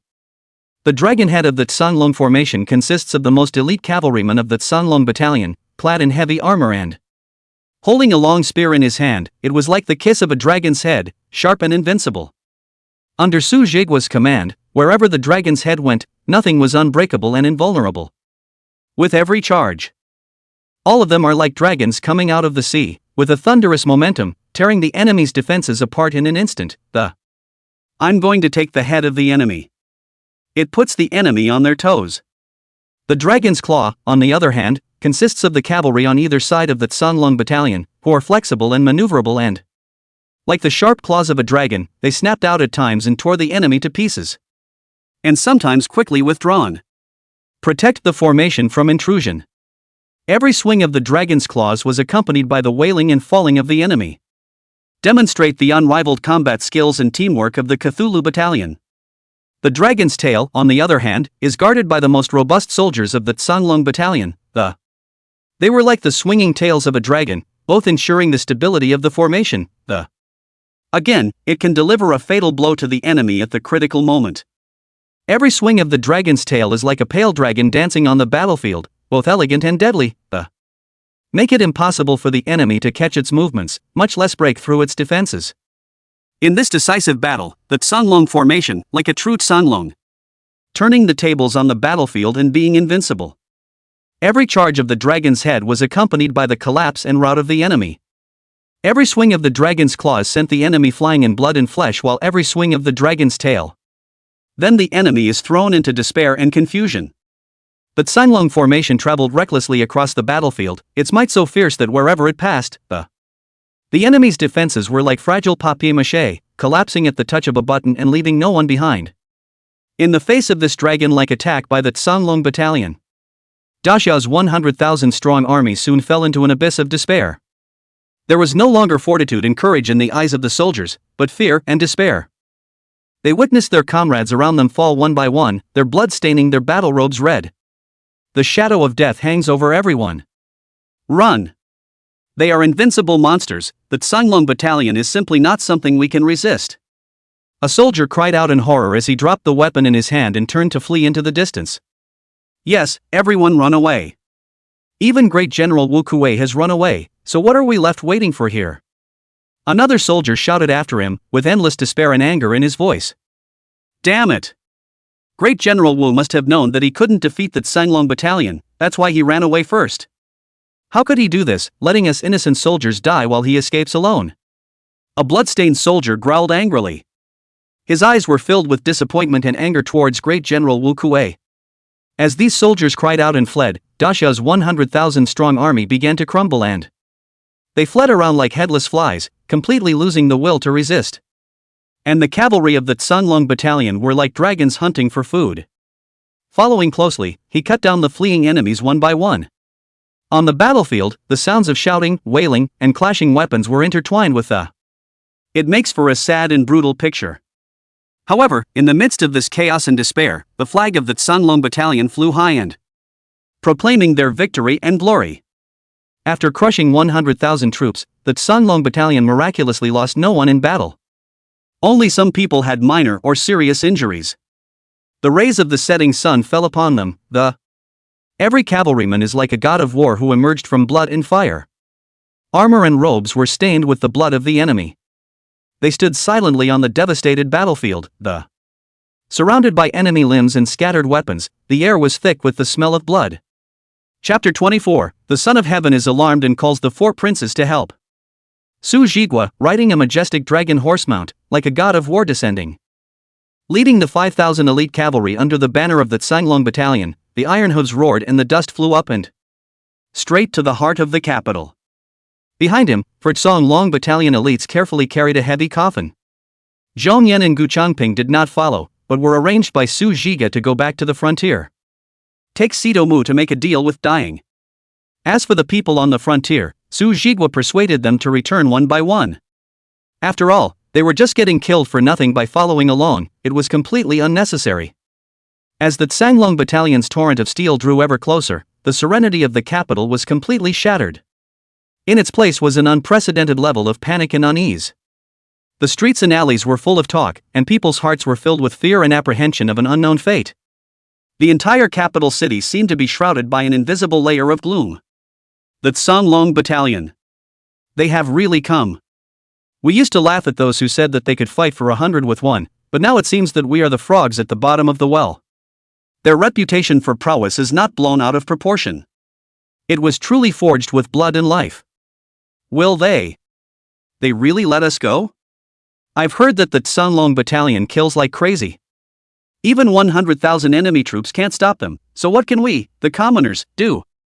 Don't forget, Su Zhigua was once the great king's great general of Xinhua. He has guarded this land for many years and has made a name for himself. What kind of man he was? We all know it in our hearts. He would never lay hands on innocent people, much less kill them indiscriminately. An aged man, standing in the middle of a crowd. His voice was weak, but firm and strong, and It was as if he was defending the honor and justice of Su Ji-gu. There were others who secretly blamed themselves in their hearts, and their eyes were cast from time to time in the direction of the palace, as if searching for the source of this disaster. If it were not for the lethargy of the present Son of Heaven, hang the body of old General Jean Huigua on the city wall for public display. And how did you attract Su Jigua, the god of murder? All of this was caused by the Son of Heaven. These words, as if touching the heartstrings of all present, it made people's eyes go in the direction of the palace. There, with its gilded palaces and towering walls, all seemed to speak of the majesty and power of the Son of Heaven. However, behind this majesty and power lies endless darkness and corruption. Let the people of this land suffer. Deep within the palace, an air of oppression and unease permeated the imperial study. Lian Min, the Son of Heaven, looked pale, his eyes filled with panic, as if the end had come. The circumference was shrouded in shadows. Below, Chancellor Tian Fuli and General Wu Kuei were as silent as a pine, each calculating in their own minds. But no one was the first to break the heavy silence. Pop! With a loud bang, the Son of Heaven was enraged, and his palm slammed heavily on top of the bookcase. Shocked by the ink and brush scattered in all directions, he angrily shouted, "Su Jigua, you traitor, how dare you openly rebel? Slaughtering our loyal and brave soldiers of Dixia. Such behavior is inexcusable." In his anger, the words of the Son of Heaven were not without a few moments of fear mixed in. His voice trembled. He must have had a plan long ago, that the Tsanglong Battalion, which has long been disbanded for many years. How can it be resurrected? All of this. It's just a blindfold for him to use the matter of Jean Huigua as a bait for his misdeeds. At this point, the Son of Heaven turned to Tian Fuli, his eyes full of eagerness and expectation. "Chancellor, now that the situation is critical, do you have a good plan to retreat from the enemy?" Tian Fuli's eyes were deep, and he slowly opened his mouth, his voice steady. "Your Majesty, do not worry. Our dynasty still has 100,000 forbidden troops, and the capital is a dangerous place, easy to defend and difficult to attack. The Tsanglong Battalion will be hard to break through for a while." After hearing this, Lian Min's expression eased a little, then he shook his head again, his worries hard to hide. "Even so, how much longer can it be delayed? The gates of the city will eventually be broken down." The corner of Tian Fuli's mouth hooked into a cold smile, confident. "Your Majesty, as long as we can delay it for a while, we can mobilize the 4 directions to fight against the Tsanglong Battalion." Great General Wu Kuei sniffed and frowned, questioning. "The border needs to be protected against the great scenery. The southern border needs to be on guard against the barbarians again, so where are the extra troops?" Tian Fuli smiled faintly. An unfathomable meaning was revealed in his eyes. General Wu was unaware that within my Daxia territory, there are still many princes with heavy armies who may be our helpers. At these words, a stunned look appeared on Lian Min's face. Obviously this proposal was not expected. The Chancellor's intention is to ask these princes to send troops to help? I'm afraid this plan is not a good one. Each of these guys has a different agenda, and it's easy to invite the gods, but hard to send them away, once they've led the wolves into the house. The consequences are unimaginable. Lian Min's words revealed a deep insight and concern about the situation. Tian Fuli, however, shook his head firmly, a determined light flashing in his eyes. It is considered the only way out and the wisest choice at the moment. He suddenly asked, "Your Majesty, you are more afraid of Su Jigua's iron cavalry pushing straight into the capital? Or are you more afraid of those scattered princes with bad intentions?" The Son of Heaven, Lian Min, snapped, as if struck by the question, and after a moment's silence, he said slowly, "Su Jigua is much more frightening than those princes." Tian Fuli smiled faintly at his words, as if everything was under control. "Isn't that right? Moreover, your Majesty does not have to worry too much at all about the possible backlash of these princes afterwards. In this hard battle with Su Jigua, no matter if they won or lost, their army would suffer a heavy blow. At that time, all we have to do is sit back and watch the tigers fight. Wouldn't it be nice to clean up the mess when both sides are greatly reduced in strength?" Lian Min's eyes gradually brightened, as if he had seen a ray of hope. But then another key question was raised with a furrowed brow. Will they want to come and help? These princes are all shrewd. Would they easily wade into this mess? Tian Fuli confidently patted the fan in his hand and said with confidence, "It will. Your Majesty. As long as we come up with enough to make their hearts flutter, they will naturally rush to us. For example, fiefdom expansion, knighthood promotion, and even exclusive access to certain privileges and resources. These are temptations they cannot resist. At this critical moment, they know better than we do that the only way to unite, to be able to defend yourself against Tsujigo, protect their respective interests from being violated. Wu Kuei took a deep look at Tian Fuli, and that look was filled with scrutiny. He then spoke stoically. The last general also feels that the Chancellor's plan is feasible, although the risks go hand in hand. But if we can use this opportunity to weaken the forces and stabilize the dynasty. A wonderful idea indeed. After hearing this, Lian Min's eyes darted back and forth between Tian Fuli and Wu Kuei, weighing the pros and cons in his mind. The hall fell into silence for a moment, with only the occasional sound of the wind coming from the window. Finally, Lian Min clenched his teeth fiercely, as if he had made some sort of determination to. The voice was firm and strong. Good, let's act according to Chancellor Tian's plan. I'll leave this matter to you, Chancellor Tian. We must make sure that nothing goes wrong. General Wu, you must cooperate with Chancellor Tian and mobilize all available troops, just in case. When Tian Fuli heard this, the corner of his mouth hooked up with an imperceptible smile. I will obey the decree. I will do my best to live up to your Majesty's high expectations. Wu Kuei also bowed solemnly, his voice resounding. I will take orders and vow to work with the Chancellor. Do your best for the tranquility of Daxia. Chapter 25, Li Ruhu visits the Chancellor's mansion at night. After receiving the seemingly majestic but secretly seductive imperial decree of the Son of Heaven, the feudal kings from all over the Daxia dynasty did, at first, only report a contemptuous smile. It was thought to be nothing more than a ploy by the Son of Heaven to attempt to use them to quell civil unrest. In their luxurious royal residences, under the dim lights, the various princes, leaning on soft couches or stood at the window with a few playful snickers at the decree at the corners of his mouth. However, when the night is late and the wine has passed, those princes, however, quietly developed a few delicate calculations in their hearts. They recalled the years of old, the man named Su Jigu. Like an insurmountable mountain, it stood between them and the imperial power of the great Xia. His domineering irony, and that chilling military prowess, How many fiefdom lords have been kept awake at night, fearing that one day the blade of this god of war would be pointed at his own territory? Su Jigua, if it wasn't for him back then, how would my fiefdom have shrunk? A king whispered to himself in his study, his fingers lightly tapping the map on his case. There was a complicated glint in his eyes. He began to realize that if he could take this opportunity to remove Su Jigua, not only would he be able to solve the big problem in his heart, he could also use the name of the diligent king to ask for more fiefdoms from the Son of Heaven and expand his sphere of influence. Once this thought took root, it spread quickly like a weed.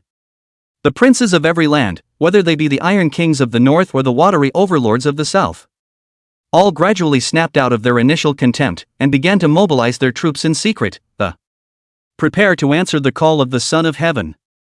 They each had their own calculations in mind, some thinking of how to preserve their strength on the battlefield, to strike again when Su Jigua was weak. Some plotted to ally themselves with other feudal lords and attempted to share the world after the war and weaken the authority of the Son of Heaven. Although Su Jigua is strong and that Sanglong battalion is terrifying, it's hard to beat four hands with two fists. A wily king spoke to his inner circle, a flash of cunning in his eyes, and all we need to do is join forces to get rid of the problem as well as to benefit from it. Why not? So, a secret letter quietly traveled between the royal houses of the soldiers and horses from all directions gathered in great numbers. Meanwhile, deep within the bustling and stately capital of Daxia, after Li Ruhu learned that the Son of Heaven was going to gather all the princes to crusade against Su Jigua, a fire of anxiety flared up in his heart. It must be that cunning man Tian Fuli who is maneuvering behind the scenes. Time is running out. I must gather conclusive evidence as soon as possible. Li Ruhu's eyes flashed, revealing unquestionable determination. It seems that one can only take the risk of exploring the Chancellor's mansion at night. After saying that, he looked up at the bright moon in the night sky and quickly changed into his tight night clothes. Like a ghost in the night, he stalked silently towards the Chancellor's residence. At this moment in the Chancellor's residence, the exterior seems calm and unruffled. Most of the people inside the residence have already sunk into sleep. But the guards were still thick, and the footsteps of the patrols echoed in the still night. Particularly striking was a brilliantly lighted room, surrounded by vigilant guards. The atmosphere was unusually tense. Li Ruohu frowned tightly, aiming straight at the brightly lit place. He lightly climbed onto the roof and, holding his breath, he unexpectedly caught the low voice of Wu Kuei, coming faintly from within the room. Chancellor Tian, why are you suddenly proposing to summon the feudal kings from all over the world to the capital? Wu Kuei's voice was laced with disbelief and skepticism. The corner of Tian Fu Li's mouth hooked up in a wry smile. Isn't this the best option for the current situation? Wu Kuei shook his head, obviously not satisfied with this simple answer. I know deep down that you must have a deeper layout behind you. Tian Fu Li let out a loud laugh, not hiding his ambition. You're right, actually, the Iron Cavalry King and I have long had a secret alliance. He will take this opportunity to swing into the capital and remove the emperor. And I'm taking advantage of this. A move to seize power in the dynasty. The King of the Iron Riders has been a rebel for a long time, and he doesn't mind bearing the infamy of regicide. Only wish to share the world of the Great Xiao with me. Wu Kuei's eyes narrowed slightly as he pursued, are you really willing to share the Daxia kingdom with him equally? And the Grand View side, what should we do about it? Tian Fu Li's smile carried a bit of contempt. Dying has always been a thorn in the side of my Daxia. This time, he had joined forces with them, but only to remove Su Jigua, a great danger to his heart. However, dying Chancellor Sitamu was clearly not up to the task and was slow to see results. Therefore, I chose the King of the Iron Horsemen. By the time this limbless fellow has finished his regicide and I've got my hands full of power. That's the day he dies. Tian Fu Li's words fell like a boulder thrown into a lake, stirring up layers of waves. In Wu Kuei's eyes, the flickered with a complex and indistinguishable light, as if weighing something that. Again, he seemed to be thinking about the next move in the game. Ha! Wu Kuei's mouth hooked up in a meaningful arc. There was a bit of playfulness and testing in his laughter. Lord Chancellor, sometime in the future, will you also take me, an ally who has fought side by side? What about a quiet erasure? Tian Fu Li's eyes narrowed slightly, and an imperceptible glint flashed across the bottom of his eyes. He then laughed in an almost fatherly tone. Great General Wu is overstating his case. You are my son-in-law, and moreover a partner in the same boat. How could I cut off my own arm? Wu Kuei nodded gently, but did not say anything more, and the room fell into a subtle silence. Just then, Wu Kuei's gaze suddenly pierced through the air and fixed on the roof above the. The tone was bland but with unquestionable power. Your Excellency, since you have been listening for so long, why don't you show yourself? Tian Fu Li's face instantly solidified, his pupils suddenly shrinking. Almost instinctively, he bellowed, who's on the roof? This drink, like a thunderbolt, instantly triggered the tension outside, and the guards were like enemies. The eyes shot up to the roof in unison, and the atmosphere was tight as hell. Just then, above the roof, Li Ruohu took a deep breath and, as if he was building up the strength of his entire body, he then spread his body like a tiger descending a mountain and, breaking through the tiles, he blasted into the chamber. Oh? So it's General Li, what a rare guest. Wu Kuei's mouth hooked up in a cold smile. Complex emotions flashed in his eyes. Li Ruohu, on the other hand, was furious and his face was blue, and with a single word. It was as if every word was squeezed out from between his teeth. Wu Kuei, you have such a wolfish ambition. It's so toothsome. I will expose your plots, one by one, before the emperor. Ha! Wu Kuei's laughter sounded again, interrupting Li Ruohu's indignation. There was an undeniable confidence in his tone. General Li, you think that will you walk out of here alive? Before the words fell, Li Ruohu had already flashed his body and ran wildly toward the door, attempting to escape this place of crisis. Tian Fu Li was about to order the guards to pursue, but he was stopped by Wu Kuei with a look that said, in this matter, leave it to me. After saying that, Wu Kuei's figure was like electricity, instantly catching up with Li Ruohu. Chapter 26, The Abnormal Wu Kuei. Under the darkness of the moon and the wind, the streets of the capital looked especially dark and deep. The sparse lanterns on both sides swayed with a dim light, stretching the two figures long and, at times intersecting, at times separating. Wu Kuei's laughter echoed in the empty streets, with a bit of playfulness and indolence. His words were like sharp razor blades that, each sentence cut into Li Ruohu's taut nerves with precision. General Li, you're not fast enough. Did you have too much dinner? Are your legs not good anymore? Wu Kuei laughed as he said, deliberately slowing down his pace and, as if enjoying this game of cat and mouse. Each provocation was just the right amount to make Li Ruhu furious, but there was nothing he could do about it. Li Ruhu's face turned blue as sweat slid down his cheeks. He knew that he was far inferior to Wu Kuei, and he absolutely could not stop. Wu Kuei, you traitor! Don't get cocky too soon when I meet the Son of Heaven. I'm going to expose what you've done one by one and let you die without a burial place. Li Ruhu clenched his teeth and each word seemed to be squeezed through his teeth with unquestionable determination. When Wu Kuei heard this, the corner of his mouth hooked up into a cold smile, and a hint of disdain flashed in his eyes. Oh? To meet the Emperor? Do you think you still have that chance? Inside and outside the capital. Long since covered with my people. You think you can escape me? Before the words left his mouth, Wu Kuei suddenly accelerated like a ghost and instantly closing the distance to Li Ruhu, and then moving away in a flash, leaving behind a trail of heart-pounding laughter that it stung in the silence of the night. Li Ruhu's heart was in awe as a flash of despair and unwillingness flashed through his eyes. The night grew thicker, the chase between the two grew more intense, the tension seemed to freeze the air, even the occasional sound of a night watchman beating the night watch from the street corner seemed extra heavy. Wu Kuei always appears at the critical moment when Li Ruhu was bound to be. Every block was just right, neither letting Li Ruhu completely despair that. Again, he couldn't get away from this endless chase. Li Ruhu, why be so stubborn? Why don't you work together with me for a great cause and share the glory and wealth? Wu Kuei's voice echoed in the night sky with a hint of seduction and harboring a few threats. But Li Ruhu just glared at him fiercely without faltering in the slightest. Finally, with another block from Wu Kuei, Li Ruhu was forced to retreat to nowhere. One could only run wildly in the direction of the outside of the city. There was only one thought in his mind, to escape the capital. The tall city wall looked majestic and solemn in the night. Li Ruhu easily leaped onto the wall. The movements are agile and decisive. The soldiers on the ramparts were startled by the sudden figure of the. When they saw that it was Li Ruhu, they cried out in surprise, "General Li? What are you?"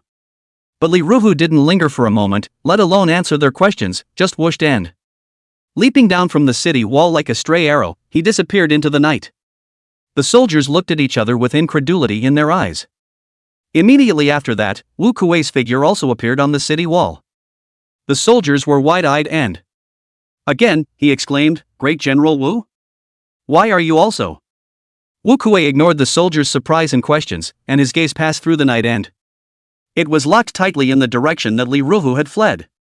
The soldiers froze in place for a moment as they watched the two generals flash by one after the other, completely confused as to what the hell is going on here.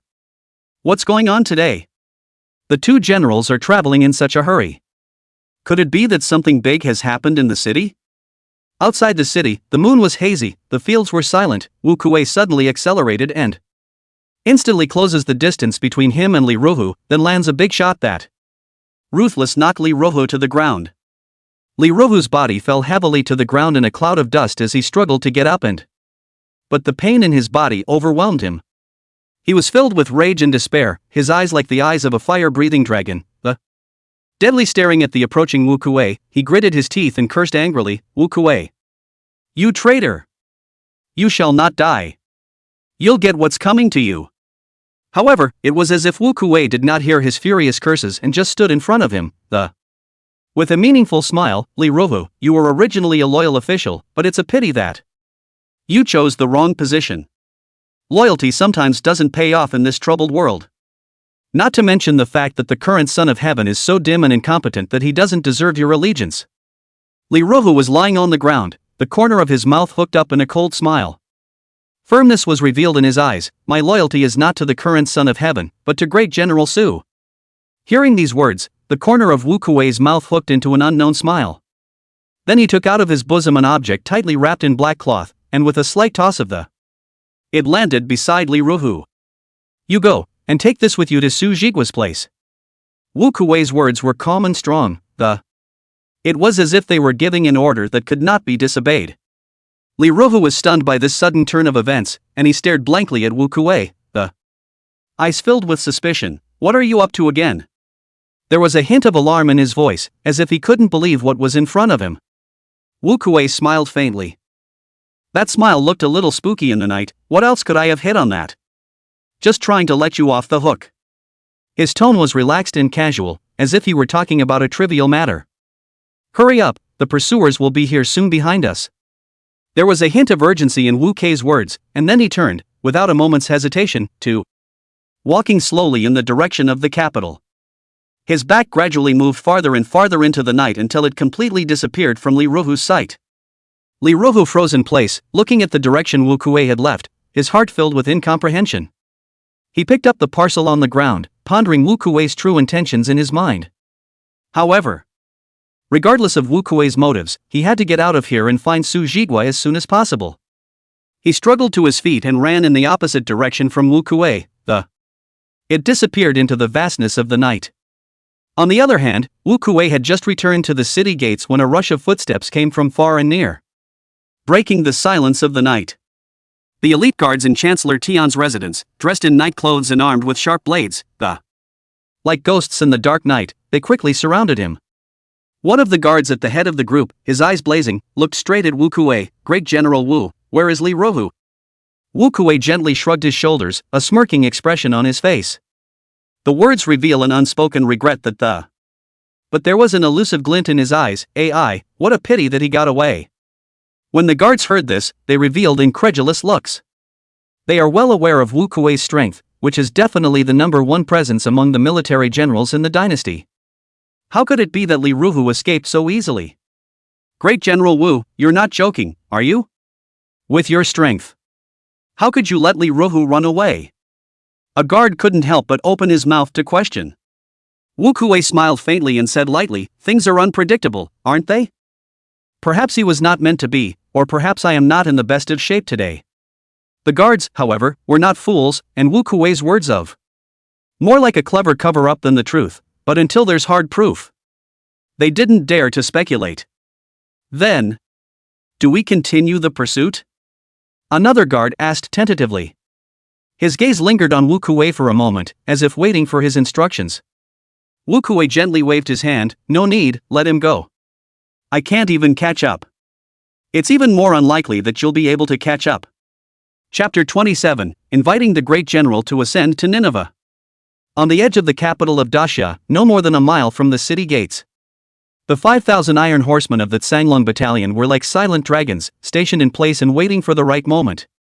Suddenly, a rush of familiar voices broke the silence. Great General, I have something urgent to report." Su Jigua, his brows slightly knitted, a trace of doubt flashed in his heart. "That is Li Ruhu's voice?" With that, he moved his body and rushed towards the source of the sound with large strides. I only saw that Li Ruhu was currently being stopped outside the camp by several Tsanglong battalion's knights, looking anxious.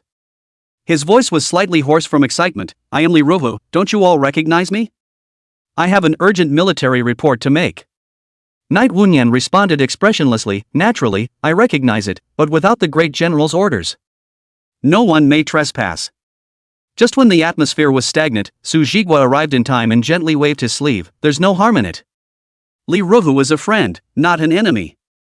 "See you, great general." Li Ruhu sniffed and immediately fell to his knees and eyes flickered with a mixture of eagerness and fear. "Great general, it's not good. The Son of Heaven wants to gather the strength of the feudal lords from all over the country to fight against the great general. What's more, Chancellor Tian has secretly colluded with the Iron Cavalry King, intending to take this opportunity to usurp the throne. Divide Daxia." When Su Jigua heard this, his gaze flickered slightly, and the corner of his mouth hooked up into a bland smile. "There's no need to panic. Everything is under control." Li Ruhu looked at Su Jigua's confident appearance, although there are thousands of doubts in his heart. But he didn't dare to ask more questions.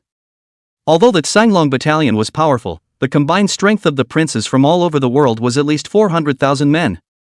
And there are 100,000 forbidden troops in the capital, even if the Tsanglong battalion is strong. There's no way you can beat an army of 500,000 either. However, Su Jigua seemed to have read his mind and the corner of his mouth hooked into a deeper smile. "When the time is right, you will understand. By the way, any key evidence collected?" Li Ruhu sniffed and hurriedly pulled out a heavy black package from within his lapel. Presenting it with trembling hands, "This is hard evidence of Chancellor Tian's collaboration with the enemy. Not only does it contain the letters in which he conspired with the dying dynasty to frame General Zhang Lao, There's even a series of conspiracy plans they have against the great general. Su Zhiga took the package, a hint of surprise flashed in his eyes. You actually managed to obtain these? Li Ruhu smiled bitterly and shook his head. There is a hint of complexity in his tone, actually. These evidences were given to me by Wu Kuei. And I was able to escape from the capital with the help of Wu Kuei. Wu Kuei? When Su Zhiga and Knight Wunyan heard this, they both looked shocked and stunned. Facing the two's incredulous gazes, Li Ruhu couldn't help but smile bitterly. Tone with a touch of helplessness and confusion, I am equally shocked that the... However, the facts are in front of us, and I don't know why he acted in such a way. Perhaps he still has loyalty in his heart to you, the great general, and has not truly betrayed. When he said this, Su Zhigua's eyes slowly narrowed. As if enveloped in a deep layer of thought, he fell into a long contemplation. Thinking back on all the previous things, Wu Kuei's behavior did seem a bit fishy. Before, he could have immediately mobilized an army of 100,000 men to besiege the... Instead, a 3-day grace period was granted in favor of a 3-day grace period. And then, as soon as the reinforcements from the Tsanglong battalion arrived, Wu Kuei actually turned around and left without hesitation. This move was very different from his usual style of behavior. Su Zhigua knew his character well. He was by no means the type of general who would leave the generals under his command in the lurch. At this moment, a thought crossed Su Zhigua's mind like lightning. The 100,000 troops used to deal with him this time were all new recruits, and without exception, all of them were fresh faces who had never fought with him in the battlefield. At that moment, a flash of clarity flashed in Li Ruhu's eyes, and he suddenly shouted, "That's right. Great General, I remember when you left your armor and went into hiding." Wu Kuei had some meaningful words. He said, in his words, "Daxia cannot live without a great general for a day. I vow to return him to the court, and to keep him from being bound by anything ever again." At these words, Su Zhigua's eyes suddenly condensed. A startling conjecture quietly took shape in his mind. No longer in any bondage? These few simple words were like sharp blades cutting through past memories. Back then, he was innocently relegated to civilian status due to the suspicion and suppression of the Son of Heaven. Under the exhortation of his righteous father, Zhan Huigua, he chose to hold back and retreat, and did not engage in a hard fight with the Son of Heaven. Instead, he eclipsed the mountains. And now that Zhan Huagui is dead, and Su Zhigua has broken with the Son of Heaven because of Zhan Huagui's affairs, the end result is either his death or the death of the Son of Heaven, and there is no room for maneuver. Once Su Zhigua wins, he will be completely free of all his shackles and restraints. No longer having to be at the mercy of others, but being able, of their own free will, exercise your ambitions as you wish. Thinking of this, Su Zhigua couldn't help but suck in a breath of cold air. The voice was low and grave. Does Wu Kuei he want me to become the monarch of Daxia? When Knight Wunyan and Li Ruhu heard this, a flash of shock flashed across their faces. Then their eyes met in the air, as if they could read each other's minds without words. Almost at the same time their knees buckled and they fell to the ground. The voice was firm and impassioned as it exclaimed, "The present Son of Heaven is a fugitive and as a result, the people of Daxia have suffered a great deal.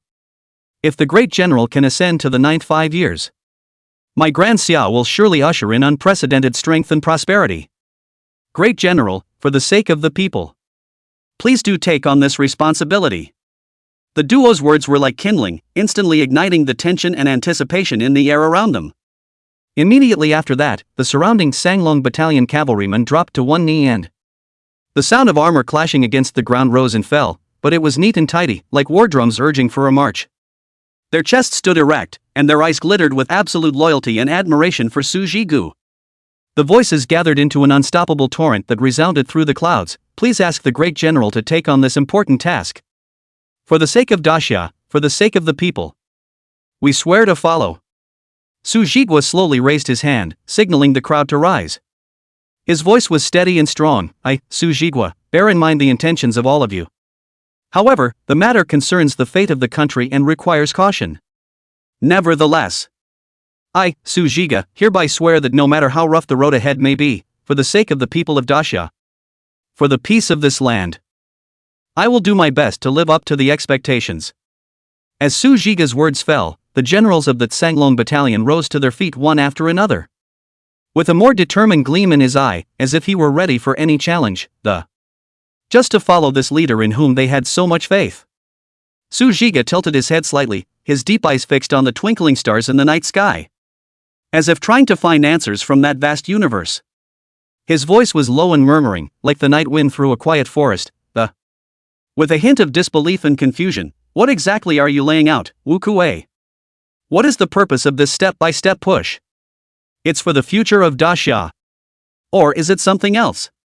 Chapter 28, Collecting the Body. The first rays of sunlight pierced through the mist the following morning, and it shone above the ancient and solemn capital city of Daxia. Su Zhigua, dressed in silver battle armor, valiantly leading the 5,000 iron horsemen of the Songlong battalion under his command. Like a dragon poised to strike, it slowly approached the gates of the capital. Within the capital, the forbidden guards have long been in formation, their armor shining coldly in the sunlight. The archers were armed with longbows, their arrows glinting with a deadly cold light in the sunlight. The stone-throwing car and other large-scale combat tools have also been debugged, just waiting for an order. Then the destructive power can be poured out. The entire capital was gripped by an oppressive and tense atmosphere. On the city wall, the son of heaven, Lianmin, stood at the highest point, dressed in his dragon robe, with a grave face, and his gaze was like a sharp blade, staring deathly at Su Zhigua, who was slowly approaching in the distance. Beside him, a group of important court officials looked different, some of them with worried faces. Some are secretly calculating, but none are feeling the immense pressure of this confrontation. Chancellor Tianfu Li's eyes narrowed into a line. Turning to Wu Kuei beside him, he asked in a low voice, "You let Li Rohu go, didn't you?" When Wu Kuei heard this, a trace of consternation flashed across his face, and then the corner of his mouth hooked into a playful smile. Rhetorically, he asked, "Lord Chancellor, why do you say that? What reason do I have to spare Li Rohu?" I also don't know why you did this. Tianfu Li smiled coldly and, gritting his teeth, he said, "Also, those letters of mine are missing, and it's your doing, isn't it?" He was asking, but his tone was full of certainty. Wu Kuei gently shrugged his shoulders, the smile on his face grew brighter and brighter. As if everything was under control. Yes or no, does it matter? Don't you already have the answer in your mind? You think I can't do anything to you, don't you? Tianfu Li's face was instantly as gloomy as water, and a flash of viciousness flashed in his eyes. Don't forget, the Iron Cavalry King's army is already on its way to Su Zhigua, and the Son of Heaven are both in danger. Those letters don't matter anymore. Sooner or later, the kingdom of Daxia will fall into my hands. By then, if I want you to be born, you will be born. If you want to die, you have to die. In the face of Tianfu Li's threat, but Wu Kuei only slowly shook his head. Seemed to mock the other's short-sightedness. Your confidence, Lord Chancellor. It is not too blind. This game of chess is far from the end. Just as the undercurrents between Tianfu Li and Wu Kuei. The Son of Heaven, Lianmin, pointed straight at Su Zhigua in the distance and angrily shouted, "Su Zhigua!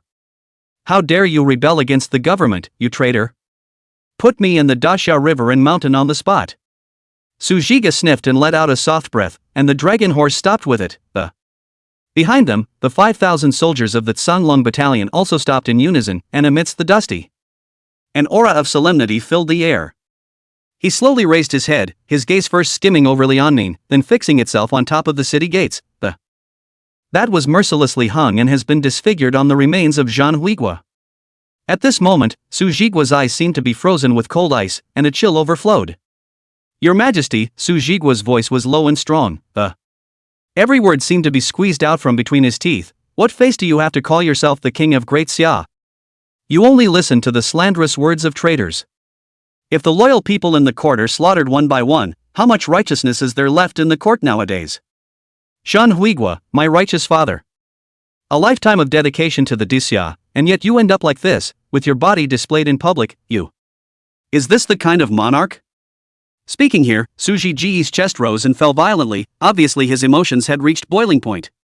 He took a deep breath, as if endeavoring to calm the agitation within him, and then, with an almost determined gesture, he looked straight at Lianmin. Word for word, today, I, Su Zhigua, officially declare war on this rotten dynasty. I will overthrow your corrupt rule, getting Daxia back on track, to allow true heroes and heroines to fulfill their ambitions, instead of being buried under the machinations of your dim-witted ruler and treacherous ministers. After saying that, Su Jigwa violently raised his blood-killing lance, pointing it straight to the sky, and when the 5,000 Sanglong battalion warriors saw this, it was also chanted in unison, and the morale was like a rainbow. The aura of the Sanglong battalion was like a mountainous roar, accompanied by their impassioned war cries of. The sky seemed to be shaken by this power, as dark clouds rolled in, lightning flashed and thunder roared, and a pale dragon's shadow loomed in the dark clouds. The sound of the dragon's roar was deafening, causing the wind and clouds to change color. When the son of heaven, Lianmin, saw this, his face instantly turned white, and his legs trembled uncontrollably. Taking several steps back in a row, he almost fell to the ground. His eyes were filled with terror as he lost his voice and shouted, "Kill him for me! Kill him! Hurry!" There was a hint of trembling in his voice, and he completely lost his former majesty. As his words fell, the surrounding Praetorian guards, though well trained, however, under this unprecedented sense of oppression, one couldn't help but show a nervous expression. They have gripped their weapons and are ready to fire. But no one dares to take that step so easily. However, the son of heaven, Lianmin, was no longer interested in watching the battle, knowing full well that before the power of I'm afraid my own Praetorian guard will have trouble resisting. So he fled the city walls in a panic with a group of ministers and returned to the palace in a hurry, attempting to seek refuge in the safety of the palace. When Su Jigwa saw this, the corner of his mouth hooked into a disdainful smile. Instead of ordering the Sanglong battalion to attack immediately, he told the army to stay put, keeping that intimidating enough to shock people. Then, alone, he straddled the dragon horse and, like a black lightning bolt, headed straight for the city gates. There was only one thought in his mind: to collect the body of his righteous father, Zhang Huigua. Let this hero who dedicated his life to Daxia rest in peace. Wu Kuei stood on the city wall, his eyes locked onto Su Jigwa's every move. Then with a wave of his big hand, he ordered in a deep voice to all the forbidden guards, "No attacking. First, let Su Jigwa collect the remains of old General Zhang." The forbidden guards froze at the words, doubt and hesitation flickering in their eyes. Many of them were once generals under Zhang Huigua's command. The admiration for the old general was overwhelming. But at this moment, as guardians of the Son of Heaven, they are faced with unprecedented choices. Seeing this, Wu Kuei opened his mouth again, his voice carrying an unquestionable firmness: "No matter what. Elder General Zhang has also done countless feats for Daxia. Each and every one of us remembers it in our hearts. Today, let Su stopgap. Help him collect his body." Coming under the city gate, Su Jigwa leaped down from his dragon horse and took out the bow and arrows he carried with him. Aiming at the rope dangling Zhang Huigua's body, he shot an arrow and the rope snapped with a sound. Zhang Huigua's remains slowly fell, and Su Jigwa caught them, despite the fact that the body had already decomposed. It emitted an unpleasant stench, but he was oblivious to it and had only deep sorrow. Su Jigwa looked down at the already faceless Zhang Huigua, and his eyes unconsciously moistened. Wu Kuei was on the city wall, silently watching this scene with mixed feelings in his heart.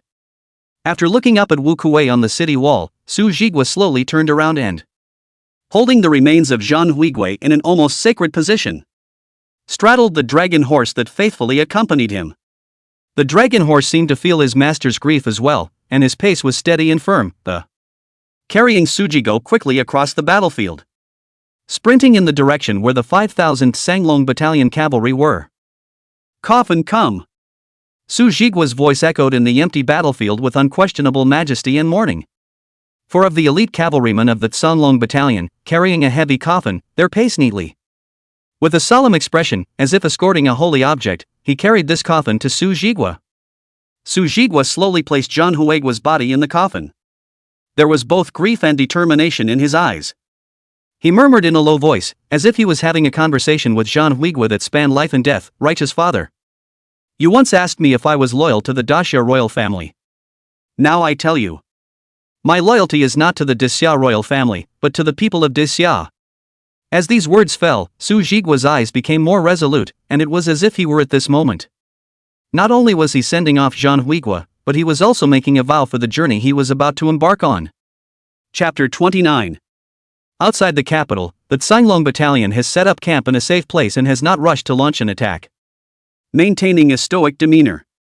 Inside the city, the Praetorian guards are on high alert every moment, as if they're on the verge of an attack. Don't dare to be the slightest bit slow. Deep within the courtroom, the gaze of the son of heaven, Lianmin, stabbed at Wu Kuei like an ice blade. With a cold voice, he questioned, "Why did you allow Su Jigua to take away Zhan Huigua's remains?" Wu Kuei responded calmly, "Your Majesty, even if the micromanager makes a move, it was also difficult to stop Su Jigua's actions. Instead of working in vain, we should wait for the arrival of reinforcements from all directions, and then respond together. But Zhan Huigua's remains were taken away by Su Jigua. Where is my face?" Lianmin's voice was filled with anger and resignation. "If it really can't be stopped, why don't you destroy the remains?" At these words, Wu Kuei's brows couldn't help but wrinkle slightly. Then he slowly said, "Your Majesty, Zhan Huigua had made great achievements for the Great Xia dynasty. I'm afraid this is not a good move." "What's wrong with it?" Tian Fuli suddenly interjected, his tone filled with mockery. His remains have been hung over the city walls to be exposed to the sun, so what harm can there be in destroying his remains again?" Lianmin sniffed and nodded in agreement. "That's right, there's no way back now. What's the point of caring about those false names? Wu Kuei, you have disappointed me too much."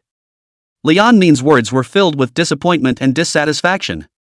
At this time, Tian Fuli took the opportunity to speak up. "Your Majesty, I believe that it is not appropriate for Great General Wu to command the Praetorian Guard at this moment, and I suggest that General Liao take his place for the time being." Lianmin thought for a moment and then nodded his head in agreement. "Good, then General Wu should recuperate at home first." Wu Kuei nodded bashfully and responded, "I will obey the decree." Tian Fuli looked at Wu Kuei with a smile on his face, as if saying again, "This is the consequence of going against me." Suddenly, a forbidden guard hurriedly stepped into the courtroom and there was a touch of urgency and exhilaration in his voice. "Report. The 30,000 troops under King Jing'an and the 40,000 troops under King Nanyu have arrived 10 miles outside the city." This news was like a spring breeze brushing across a parched field, instantly stirring up a ripple within the courtroom. When the son of heaven, Lianmin, heard these words, a trace of undisguised excitement flashed in his eyes, and he rose violently to his feet and hands clenched into fists, as if they had seen the light of victory. The ministers in the courtroom also showed joyful faces, exchanged words, and discussed a lot. There was a long-lost sense of hope and exhilaration in the air. Not waiting for the crowd to calm down, another Praetorian guard hurried in and his voice was even more urgent. "Your Majesty, there are several more feudal lords whose armies are coming at a rapid pace, expected to arrive shortly." This series of good news made the bottom of Lianmin's heart more and more abundant, and he laughed out loud and that laugh was bright and full of strength, as if it was going to sweep away the gloom of the past few days. "Good. Very well. When all the reinforcements are gathered, that will be the end of Su Jigua, my kingdom of Xia. He will not be allowed to be trampled upon by such a disorganized and traitorous man as him." As Lianmin's words fell, the ministers in the courtroom concurred. Waves of sound. However, at this time when the son of heaven and his ministers were full of excitement, plotting against Su Jigua, the people of the Daxia dynasty, however, were in an unprecedented panic. With the arrival of an army, the dust flew up, and the sound of horses' hoofs mingled with the trumpets of the breaking the silence of the past. Hundreds of people have closed their doors and shut their homes, and through the cracks in the windows looking on in horror as the heavily armed soldiers passed by, their eyes were filled with the unknown and fear. In the streets and alleys, the old and the weak gathered together, whispering about the sudden change. The children snuggled close to their parents with an uneasy gleam in their eyes, while the adults tried to soothe the fears within with words of comfort, but the words can't hide their concern for the future. In the market, vendors closed their stalls early, fearing to get involved in this unknown strife. The once bustling streets are now cold and empty. The dead silence was broken only by the occasional sound of hoofbeats and the whispering of soldiers. As night fell and families lit their oil lamps, the faint glow wavering in the darkness, they sat in a circle, silently praying that the storm would soon die down, bring peace back into their lives. At such a time, the people of the Daxia dynasty, whether they are in the bustling capital of still remote villages, are feeling the pressure and uneasiness like never before. These armies, what are they really for? I've heard that it's the once Xinghua general Su Jigua who's ridden in rebellion. Now that there are so many armies assembled, I'm afraid there's going to be another big mess. A woman answered with apprehension. She held an amulet tightly in her hand, as if it would give her an ounce of security. Old General Zhan Huigua, who has made great achievements for the Daxia dynasty in his life, has ended up with his whole family killed. The bodies are still exposed on the walls, which is simply unconscionable. It's no wonder General Su rose up in rebellion. An old man slapped the table angrily, his voice trembling with excitement, and there was a glint of grief in his eyes. Yes, how can His Majesty treat a meritorious official in such a way that doesn't send chills down one's spine? Another young man chimed in, worry and confusion about the future written all over his face. In the streets and alleys, the people are talking about the atrocities committed by the present Son of Heaven. And those officials who are corrupt. They speak of their sufferings and injustices. The voice was filled with helplessness and anger. His Majesty is dim-witted and has never really cared about the people's lives. Those officials are even more unscrupulous, oppressing the people and enriching themselves. Someone said sadly, with tears glistening in his eyes, as if to pour out the pain and dissatisfaction in his heart. Against this backdrop, many of the people began to pin their hopes on Su Jigua. They've heard that Su Jigua has gone so far as to make himself an enemy of the imperial court in order to seek justice for old General Jean Huigua. A wave of admiration and anticipation couldn't help but well up in his heart. Su Jigua, he is the real hero. For the sake of justice, he dared to fight against tyranny. If he could replace the current Son of Heaven, perhaps the great Xia dynasty could still be saved. A young man said with great anticipation. His eyes glittered with vision and hope for the future. In this wave of discontent and anticipation, some people began to fondly recall the brilliant feats of Su Jigua, the once great general of Xinhua. Do you remember when the great king invaded and the frontier was in a state of emergency? It was General Su Jigua who stepped forward, leading only tens of thousands of iron horsemen, stiffening the enemy back 1,000 miles. Defended the peace of my great Xia's borders. A farmer's voice trembled and there was a gleam of admiration in his eyes. Yes. In that battle, great General Su Jigua was like a god descending from the heavens. His battle flag fluttered on the battlefield, the enemy was terrified, and no one dared to contend with him. Another youth added.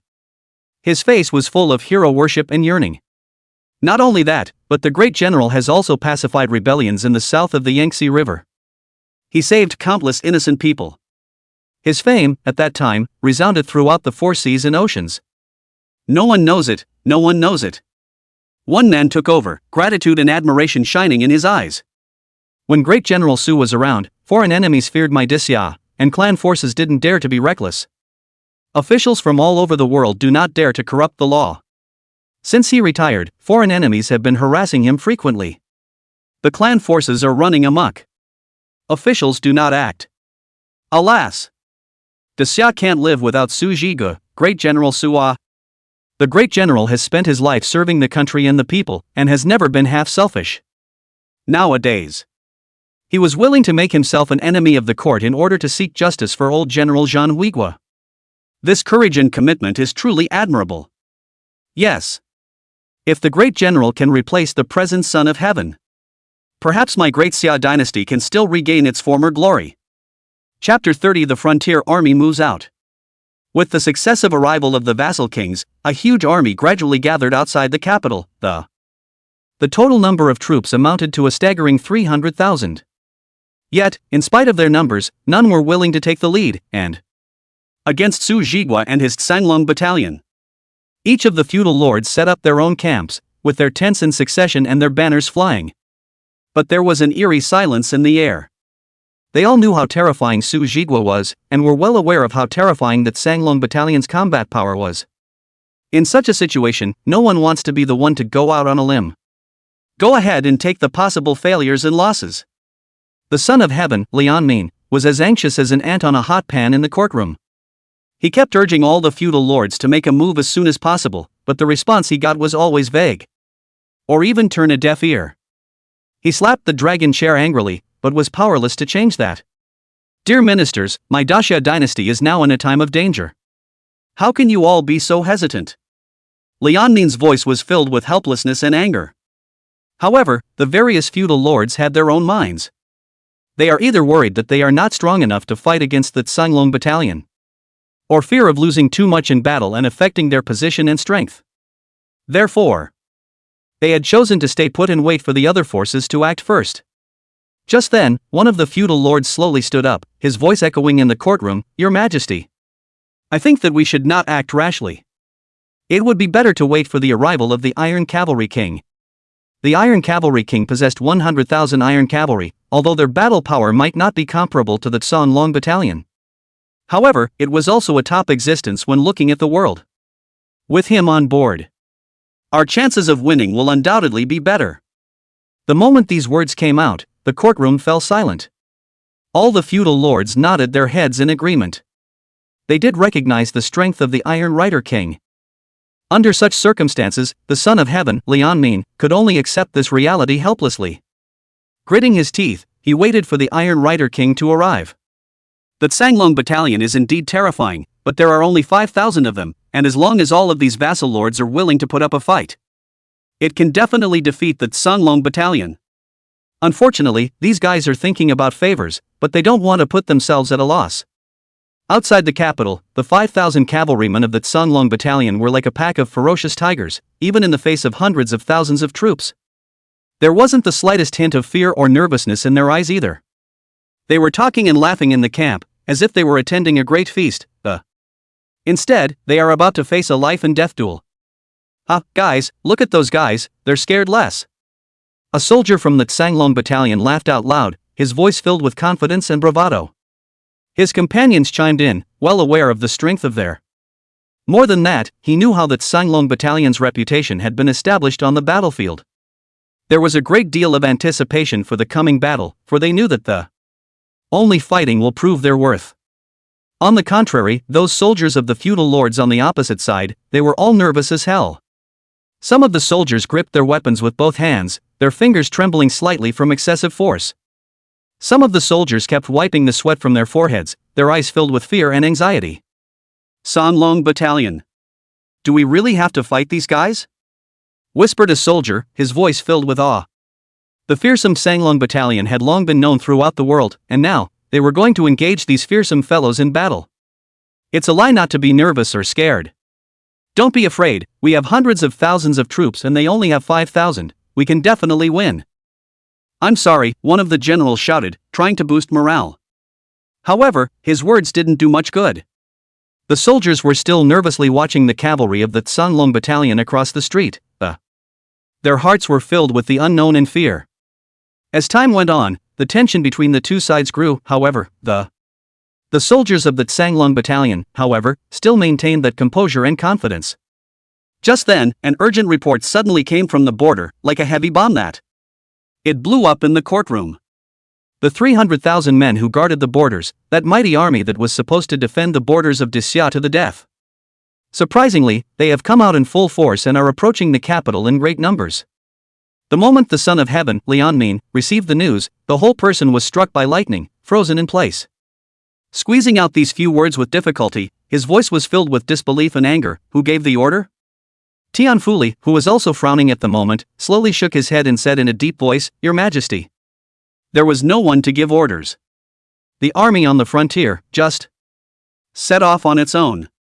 The Son of Heaven's eyes widened and his voice trembled. Then why did they leave the border in a hurry? In case the Grandview dynasty takes advantage of the opportunity to attack, what will happen to my Disya? Wu Kuei's eyes became unusually complicated at this moment, as he slowly narrowed his eyes. It was as if he was recalling and judging. The leader is Zhong Yin. That general who had already come to support Su Jigua earlier. Nowadays, he came with another 300,000 troops. Speaking here, Wu Kuei purposely paused for a moment, his gaze locked onto the face of the Son of Heaven, as if to read his mind. Your Majesty. You should be able to guess what the reason is. There was a hint of imperceptible mockery in Wu Kuei's words.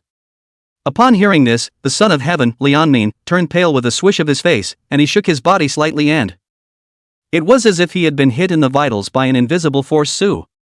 Are they going to follow Stopper to rebel? The words came out of his mouth so feebly, so desperately. With these words, the entire courtroom fell into a dead silence, and the air seemed to freeze. Everyone had a look of horror beyond measure. The ministers looked at each other, some alarmed, some secretly calculating, and, what is more, already thinking about his retreat. If the frontier army is really determined to follow Su Jigua on the road to rebellion, then the scales of the Dasha dynasty will undoubtedly be radically tilted. The the change of ownership of the dynasty seems to be a foregone conclusion. The fighting strength of the frontier army. It's been honed by countless battles and bloody battles with foreign enemies. They are not only brave and fearless, but also have steel-like discipline and unbreakable will. In contrast, the soldiers under the various feudal lords, though numerous, were. However, the combat effectiveness is uneven, and it is even more difficult to form a synergy because of the fragmentation and the preoccupation. When the news of the impending rebellion of the frontier army spread quickly like wildfire among the vassal kings, it's amazing how consistent their reactions were: panic and retreat. The feudal lords who originally had misgivings and harboring ulterior motives are now like birds of a feather. Fear of becoming a frontier army target. As a result, before the frontier army actually reached the capital, many of the feudal lords had already begun to retreat. The fear of a head-on clash with the frontier army. For a while, the originally united allied forces of the feudal lords instantly fell apart. It's become a loose end. Lian Min, however, was at this moment roaring like a trapped beast within the gilded palace, his eyes red and the face was twisted, as if he wanted to pour out all the anger and unwillingness in his heart. "Ah! Su Zhigu, why?" he hissed. The voice echoed in the empty palace, and his hands clenched into fists, pounding heavily on the armrests of the dragon chair. It was as if he wanted to smash the throne, which symbolized supreme power, to smithereens. Why is it that the frontier army is still so loyal to you when you've obviously been retired for several years? His tone was full of disbelief and indignation, as if unable to understand why a man who has moved away from the centers of power, and still have such a strong influence. Damn. He kept repeating those two words over and over again. Every word seemed to be squeezed out from between his teeth with endless resentment and unwillingness. Chapter 31, The barbarians withdraw their troops, and the Southland army makes a move. In the midst of the majestic halls of the Grand View Palace, Chancellor Sitomu was in a humble posture. Quietly standing under the imperial seat of the monarch Lu Su, his expression was full of self-reproach and guilt. Sitomu sighed lightly and spoke in a low voice, his voice carrying a remorse that was hard to hide. "Your Majesty, I implore you to forgive me for this action, which is a dereliction of duty on the part of the humble servant." Unexpectedly, that Su Zhigua actually has such a shocking strength. Even Elder Yang Yu is no match for him. "Your Majesty, for the sake of my minister's safety, I'm afraid to promise that the great king's troops and horses will not be allowed to enter the great summer's territory within a month. Conscious of being ashamed of the great view, I am indeed a sinner of the country." Lu Su gently raised his hand, interrupting Sitomu's words of self-condemnation. His gaze was deep and calm. "Lord Chancellor, do not blame yourself so much. You have done your best for the grand view. I can't help you if you're dead. Besides, this deal with Su Zhigua is not a substantial loss to me, dying. It's just a matter of holding off on military action against Daxia for January." Sitomu wanted to speak, but in the end it only turned into a heavy sigh. It is difficult to quell the worries of the mind. Just then, Lu Su's eyes suddenly narrowed slightly. There was a hint of inexplicability in his tone. "In fact, recently the barbarian king has sent an envoy to meet me in secret." When these words came out, Sitomu froze, his gaze filled with shock and disbelief. Staring intently at Lu Su, he waited for the following. Lu Su slowly spoke out, "The barbarian king's intention is to withdraw the troops stationed in the southern border of Daxia." What? Sitomu's pupils shrunk as he heard the words, his shock overflowing. What the hell is this about? Lu Su gently shook his head, the corner of his mouth hooked up with a meaningful smile. "I guess the reason for this matter. It's all because of the barbarian Princess Ullander." The stunned look on Sitomu's face increased, almost spilling out. Could it be that? Then the rumors about the relationship between the barbarian princess and Su Zhigua are actually true? Lu Su's eyes flickered as he slowly said, "How the truth is, I also do not know. But I am certain that this barbarian princess is in love with Su Zhigua. It's not trivial. Barbarian king, this move, ostensibly to communicate the intention of retreating, but in fact as a subtle warning to me. Remind me not to act rashly. Because the barbarian army is quietly moving towards the border of our great king." These words were like thunder exploding in Sitomu's heart, which gave him a deeper understanding of the current situation, and also of the entanglement between that barbarian princess and Su Zhigua. And the complexity of the situation hidden behind it is filled with more than a little curiosity and apprehension. Sitomu's eyes became complex and subtle in an instant. He was well aware of Lu Su's longing for an alliance with the barbarians, and that marriage proposal Lu Su had made to the barbarian king to take the barbarian princess Ulandor as his wife, with the promise of making her the empress of Dying once it was accomplished, as the cornerstone of peaceful coexistence between the two communities. However, that barbarian princess, who was known as the female god of war, simply refused. Now, however, the situation was dramatically reversed. The barbarians, a neighbor that the Grand View had feared for so long, in fact, for the sake of Su Jigua, he resolutely decided to withdraw his troops from the southern border of Dixia. What's even more shocking is that the barbarian king has also sent a messenger to Lu Su with a clear warning that signaled Dying not to act rashly, as the barbarian army was quietly gathering towards Dying's border. This is undoubtedly a great irony and slap in the face. Meanwhile, in the hall where Lianmin, the son of heaven of Dasha, was urgently discussing with all the feudal lords ways to deal with Su Jigua, suddenly, a rush of footsteps broke the heavy atmosphere. A guard hurriedly broke in and reported with a tense expression, "Your Majesty, an urgent report has come from the southern border." The barbarian army had quietly retreated, and the 300,000 men who had been stationed in the southern border of it's heading north at full speed, aiming straight for the capital. This statement was like a thunderbolt from a clear sky. Lianmin and a group of feudal lords were all stunned. Then they looked at each other with disbelief and horror in their eyes. Chancellor Tianfu Li's face was instantly as gloomy as water. He frowned tightly and, whispering to himself, "These barbarians, what the hell are they doing what? And is the Southland army here to help Su Jigua again?" When he finished speaking, his sharp gaze turned to Wu Kuei, the former commander of the Southern Realm Army, who was present at the. In his tone, he questioned, "General Wu, what is going on here? Isn't the Southland Army your ministry? Why this sudden change of heart?" Wu Kuei gently shrugged his shoulders, his expression bland, as if he had expected all this. "Not bad. It is true that the Southland Army is under my command. But let's not forget that many of them that he was once Su Jigua's old subordinate and was loyal to him. Just in case. I've even mobilized new recruits to intercept Su Jigua's 100,000-strong army before. It's just that I'm afraid the veterans will be reluctant to take a shot at Su Jigua." Speaking of this, the corner of Wu Kuei's mouth inadvertently evoked a subtle smile. There seemed to be some kind of deep meaning hidden in that smile.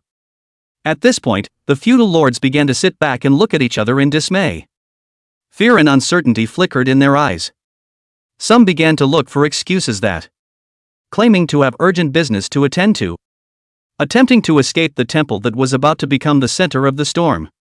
Seeing this, Tianfu Li hurriedly raised his voice and shouted, "Princes, please listen to me." His voice echoed in the hall, temporarily suppressing the panic of the feudal lords. Tianfu Li then continued with a grave expression, "You have been on Su Ji's list. Fleeing at this moment is like stealing a bell. Afterwards, he will surely settle the score with you one by one. The only way out.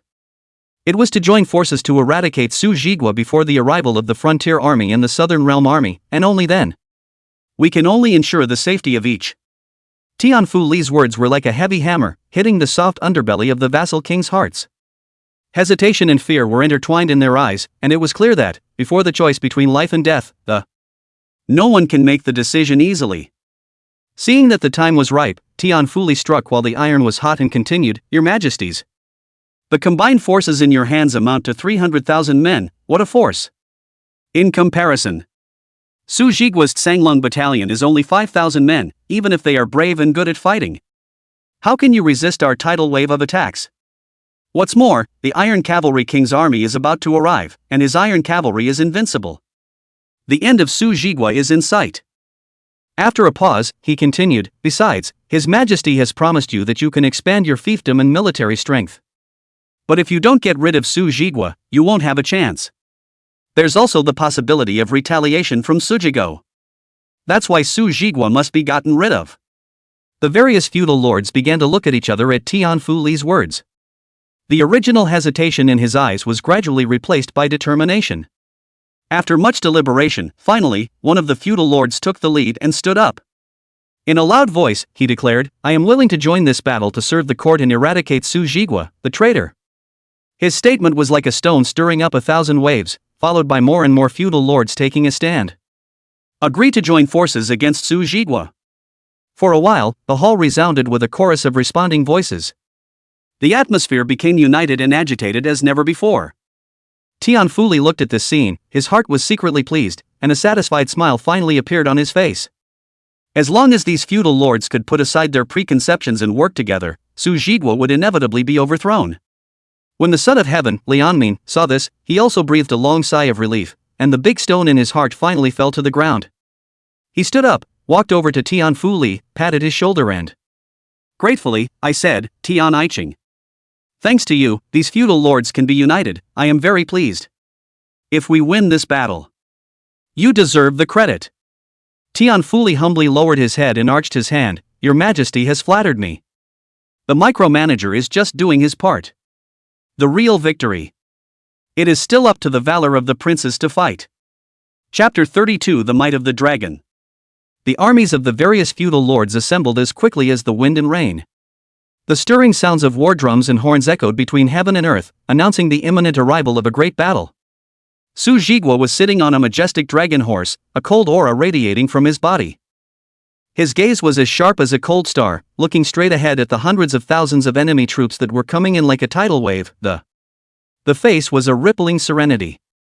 Behind him, 5,000 warriors of the Tsanglong battalion stood at attention, their warhorses pacing restlessly. Each pounding of hooves seemed to speak of a desire to fight.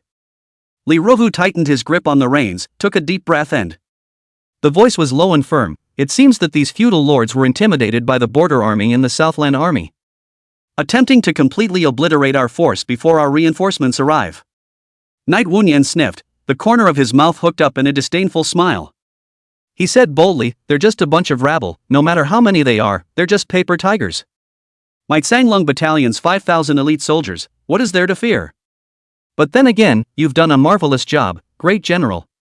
It's amazing that the Grand View and the barbarians were able to withdraw their troops at the same time. It allowed the large armies on the border and in the south to pull back and come to support them. Li Roho looked at Su Jigwa in admiration, his eyes filled with admiration.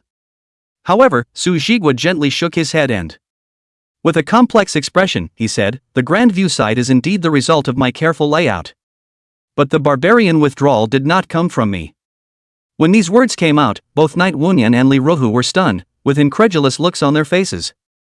Su Jigwa's eyes narrowed slightly, as if he was thinking about something, and said slowly, I guess that this should be Wu Kuei's masterpiece. Li Rohu and Knight Wunyan were once again shocked, their hearts filled with doubts and speculations. Su Jigwa continued, The southern realm originally had 300,000 resident troops and 200,000 veterans. 100,000 recruits. Wu Kuei has drawn 100,000 recruits from the southern border. Another 100,000 troops were mobilized from the border over to the southern border. Nowadays, the Southland army is full of warriors who fought alongside me in the past, and their loyalty. I am naturally convinced. Li Rohu and Knight Wunyan exchanged a knowing look, as if their hearts were in the same place. Almost simultaneously, he spoke, Wu Kuei remains loyal to the great general. Su Jigwa sniffed, the corners of his mouth hooked up in a bland smile. His eyes, however, did not leave the dark enemy camp in front of him, and his voice was calm and deep, With unquestionable majesty, these are just my speculations, what is the truth of There is still time to verify. But at the moment, the matter of Wu Kuei was put aside for the time being. The first priority is how to deal with the hundreds of thousands of enemy troops that are raging in front of us. As his words fell, an invisible pressure seemed to emanate from Su Jigwa's body. A surging battle spirit emerged, causing the morale of the entire Tsanglong battalion to rise even higher. Even the restless warhorses seemed to sense the commander-in-chief's determination and gradually quieted down, just waiting for an order, they will rush to the enemy line like a stringed arrow. As the battle intent of the Tsanglong battalion's generals surged and surged, the sky violently cracked open with a fissure that a majestic pale dragon silhouette once again took to the air. It hovered high above the sky and the deafening roar of the dragon echoed through every inch of space, in an unrivaled manner. Proudly looking down at the huge army below that had been cobbled together by the various feudal lords. The terrifying pressure emanating from that pale dragon silhouette was as heavy as a mountain. It made the soldiers in the enemy camp's faces change abruptly, and the color of fear spread on their faces. The warhorse was trembling in fear by the aura of the Tsanglong void and had become completely useless. The soldiers looked up, their gazes filled with awe and horror. Looking at the celestial pale dragon that seemed to be able to devour everything, an unspeakable fear rose in his heart. Is this the might of the Sanlong battalion? Before we even engage in a fight, my heart is already trembling and trying to escape from this battlefield. A soldier's voice trembled, revealing the fear within. The Sanlong battalion, true to its name, this aura is simply desperate. I'm sorry, the other muttered, both awe and fear of the unknown in his eyes. However, in this atmosphere of despair and fear, there were also reluctant voices ringing out, "Don't be afraid, people, we're outnumbered. Many times as many as they are. If we stick together, surely we can defeat these Sanlong battalions. That's right, as long as we can survive this fight. What awaits us will be endless glory and great rewards." A general shouted, a morale booster, trying to dispel the fear in the hearts of the soldiers that let them regain their will to fight. When the enemy army was about to arrive, Su Jigua's lance was violently raised high and like a flag guiding the way, accompanied by a strong kill. The order to charge the Cthulhu battalion was officially given. Su Jigua led the way, his silhouette looming on his warhorse, like a god of war descending, leading those 5,000 warriors of the Sanlong battalion behind him, like a real Sanlong mat. Swooping down from the clouds, it was unstoppable. Kill! The sky-shattering shouts accompanied the charge of the Sanlong battalion, as if it was going to tear the sky apart. Release the arrows! Faced with a tidal wave of feathered arrows, the warriors of the Sanlong battalion have shown amazing fighting skills. With a precision that almost defied common sense, they used the light weapons between their fingers to knocking down every flying feathered arrow one by one. The Sanlong battalion quickly rushed into the enemy army, their weapons gleaming coldly in the sunlight.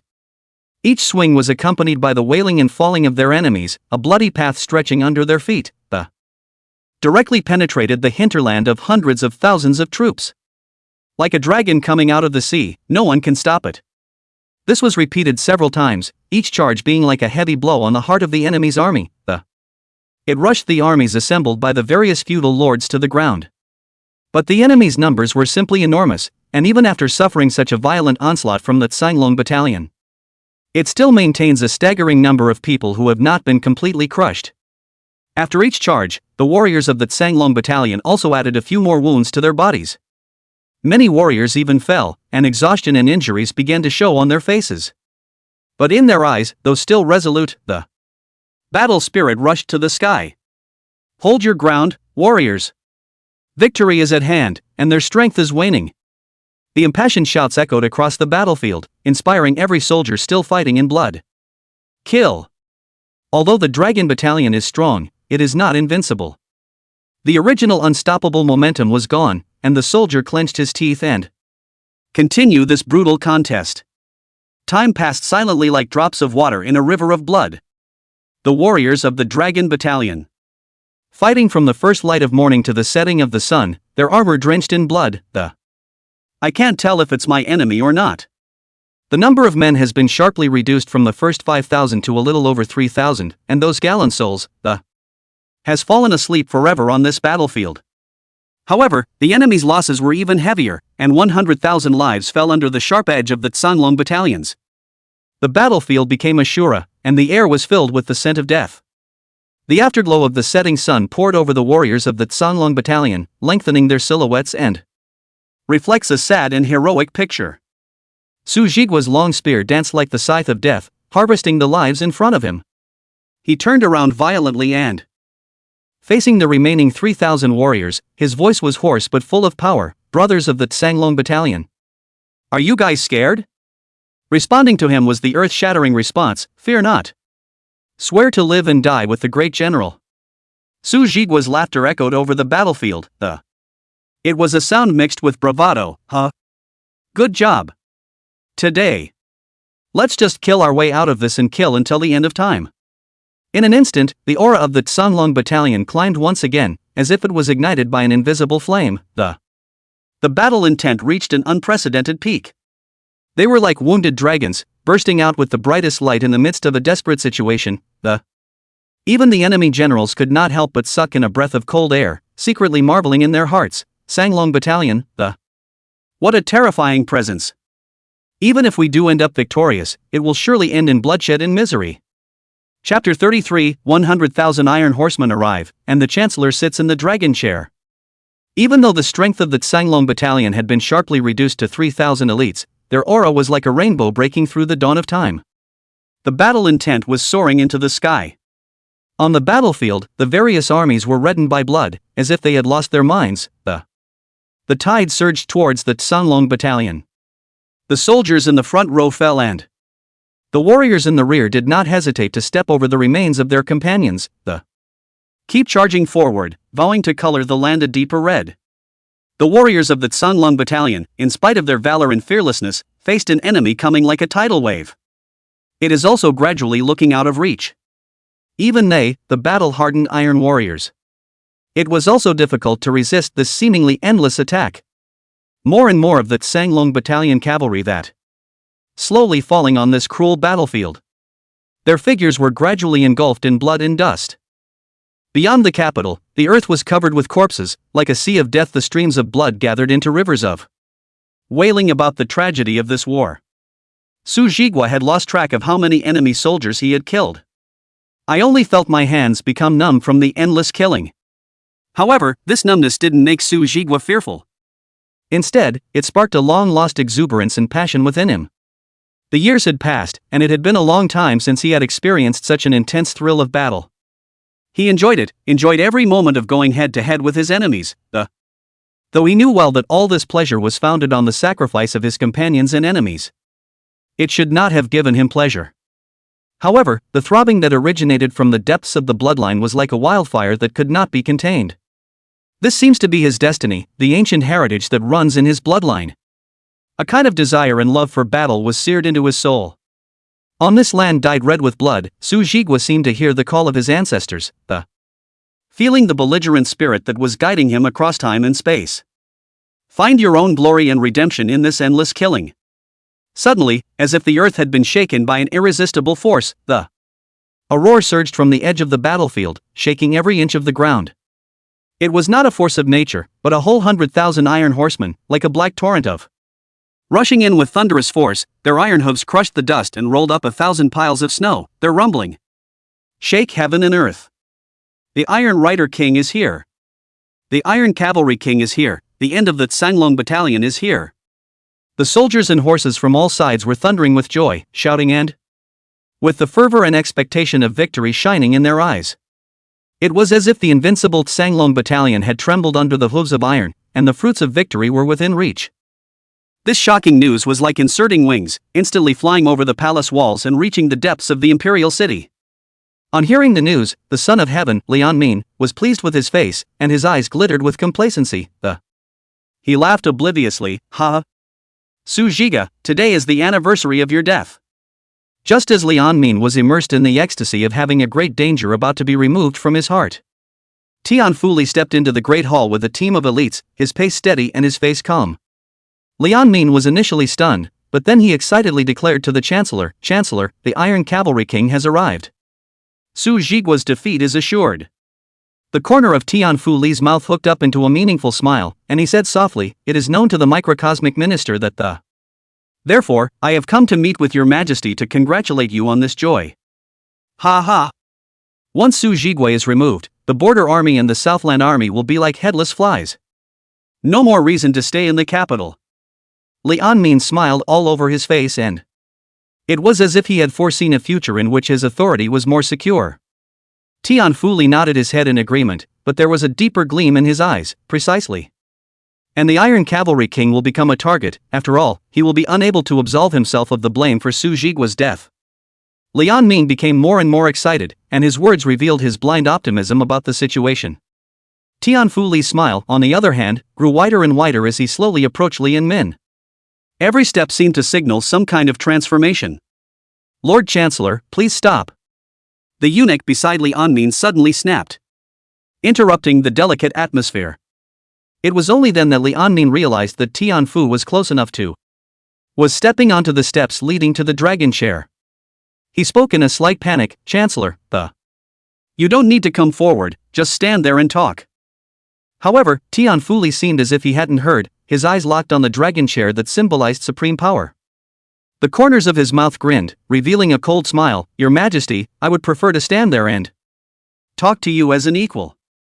At this moment, Liang finally noticed Tian Fu Li's abnormality, and a wave of uneasiness quietly rose. Ignoring his stop, Tian Fu Li ascended the heights, step by step, until he stood shoulder to shoulder with.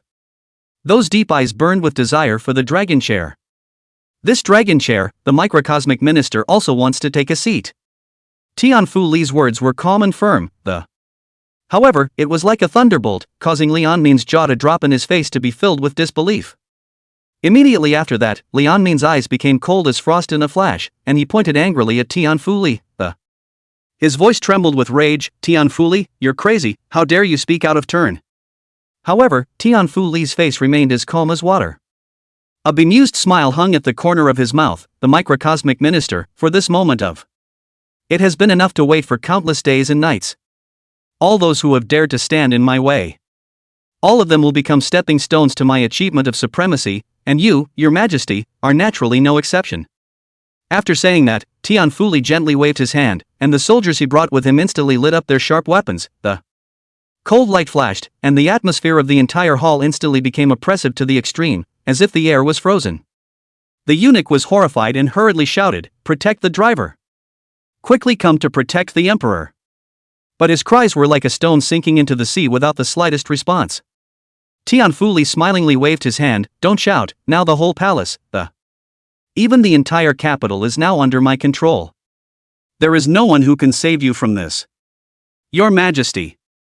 He looked coldly at Liang Ming and there was an undeniable majesty in his tone. "It is your Majesty himself who rises and or will the micromanager give you a hand?"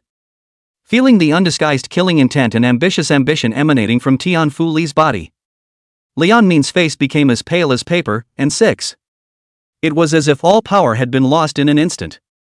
Tian Fu Li's eyes became icy cold once again as he decisively ordered, "Men, pull him away." The two soldiers sniffed and immediately stepped forward quickly, rudely yanking the son of heaven down from the dragon chair. Tian Fu Li, on the other hand, had his eyes glowing as he stared intently at the dragon chair that symbolized supreme power. Taking a deep breath, he slowly sat up. It was a moment he had been waiting for far, far too long, and he had finally gotten his wish. Chapter 34, Preventive Dialogue. Liang Ming's face was as pale as paper, and his eyes were fixed on the leisurely Tian Fu Li on the dragon chair. The eyes burned with the fire of anger and deep hatred. Tian Fu Li on top of the dragon chair, his eyes lowered, his fingers gently gliding over the armrests of the carved dragons and phoenixes. The corners of his mouth were drawn with a touch of unprecedented satisfaction and smugness. After a moment of silence, Tian Fu Li slowly opened his eyes and the tone was calm but full of provocation. "This dragon chair, sitting on it can be really comfortable." Upon hearing this, Liang Ming's emotions instantly erupted, and his teeth clenched and indignant words were squeezed out between his teeth. "Tian Fu Li, you treacherous traitor! I had such trust in you." "Humph, don't get cocky too early." Liang Ming forced down the panic in his heart and trying to be defiant in his aura. "Even if you sit in this dragon chair, and nothing more than a usurper in name only." When Tian Fu Li heard this, the corner of his mouth hooked up in a mocking smile. Eyes full of contempt, Liang Ming, Liang Ming, your worries are superfluous." He paused, playfulness in his tone. "You should worry more about yourself. Soon, the Iron Cavalry King will step on Su Jigua's Sanglong battalion. Then he swung into the palace to take your life. And then the Iron Rider King will be tackled in due course. Don't worry, I'm no cutie pie. I'm not in a hurry to take the throne. Don't you have an infant son who is only 3 years old? I will first make him the nominal monarch of Daxia, while I, behind the scenes, manipulate everything. When the time is ripe, this world, naturally, will be mine. I am the real monarch of Daxia." Liang Ming's voice became hoarse with despair, then dissolved into a hysterical roar. In this roar, there is both a feeble struggle against the status quo, there was also an overwhelming sense of regret for having trusted Tian Fu Li. "Stop screaming, who can you blame for this? Everything is your own fault." Tian Fu Li had a sneer on his face and tone was full of contempt. "Let me tell you, that so-called crime of collaborating with the enemy, I planned and framed Zhan Huigua, not he himself. And you. But because Zhan Huigua's repeated outspokenness has offended you, Then without thinking, he ordered the beheading of the whole family, completely cutting off the life of a loyal minister. If Jean Huigui is still alive, I may still have to go through a lot of trouble to sit on this supreme dragon chair. Therefore, in a sense, and I have you to thank for clearing the biggest stumbling block along the way. Tian Fu Li's eyes became deep as he continued, in fact, if the Xia dynasty can have two pillars of talent like Zhang Huigui and Su Zhigua, it will surely become an unrivaled power in the world. I certainly know the value of Su Zhigo, but I know just as well that the two of them will never be of use to me. Therefore, I had to make up my mind. Erase these two potential threats from their roots. Oli Anmin, you have always been unable to listen to the advice that goes against your ears, and you only like to indulge in sycophancy. This is the root cause of your defeat today. Tian Fu Li's words were like a sharp blade that mercilessly cutting through the remaining hope and self-respect in Li Anmin's heart. Remorse, like a raging tide, instantly flooded Li Anmin's heart. He only felt his mind go blank, as if the whole world had lost its color and meaning. Witnessing Li Anmin's despairing and crumbling appearance, Tian Fu Li couldn't help but let out a loud laugh. The laughter revealed an unspeakable smugness and mockery.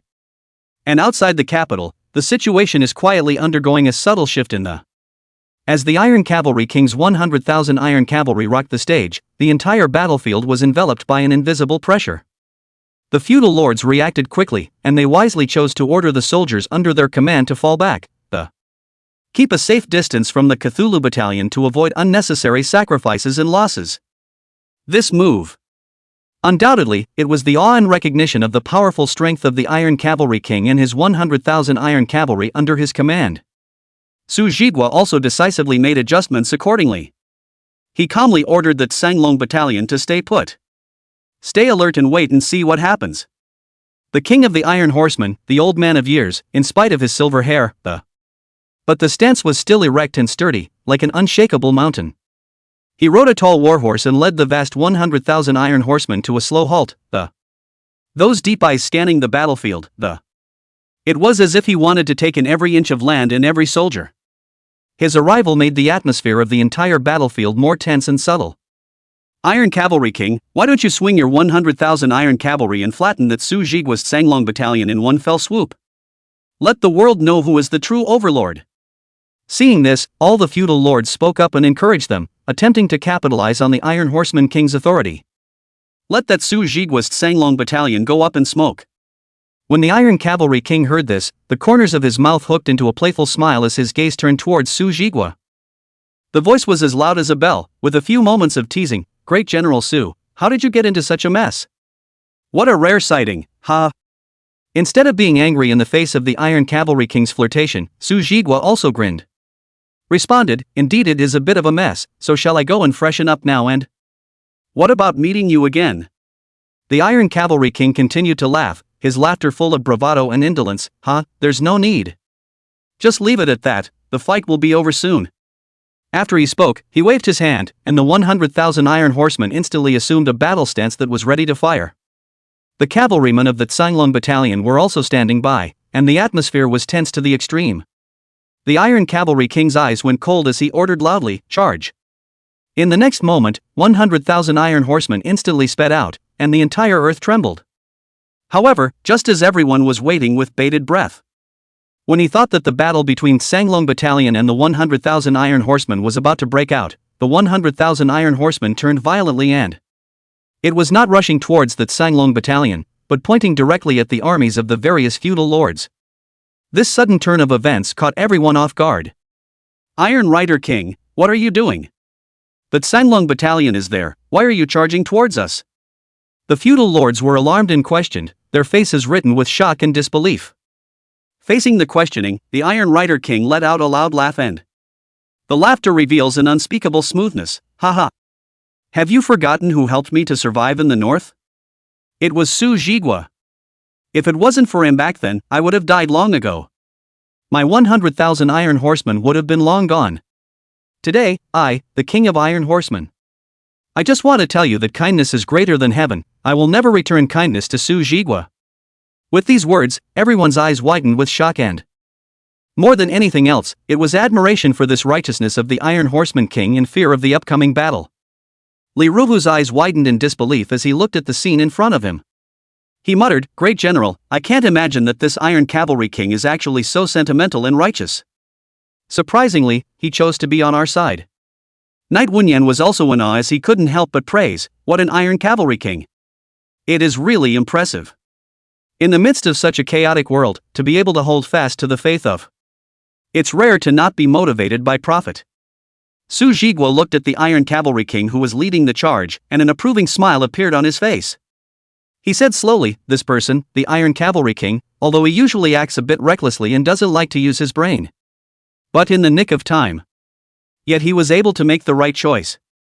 He would never be gracious enough to take on the Tsanglong Battalion. Such an ally deserves our trust." With the charge of the Iron Cavalry King, the battlefield was instantly thrown into chaos.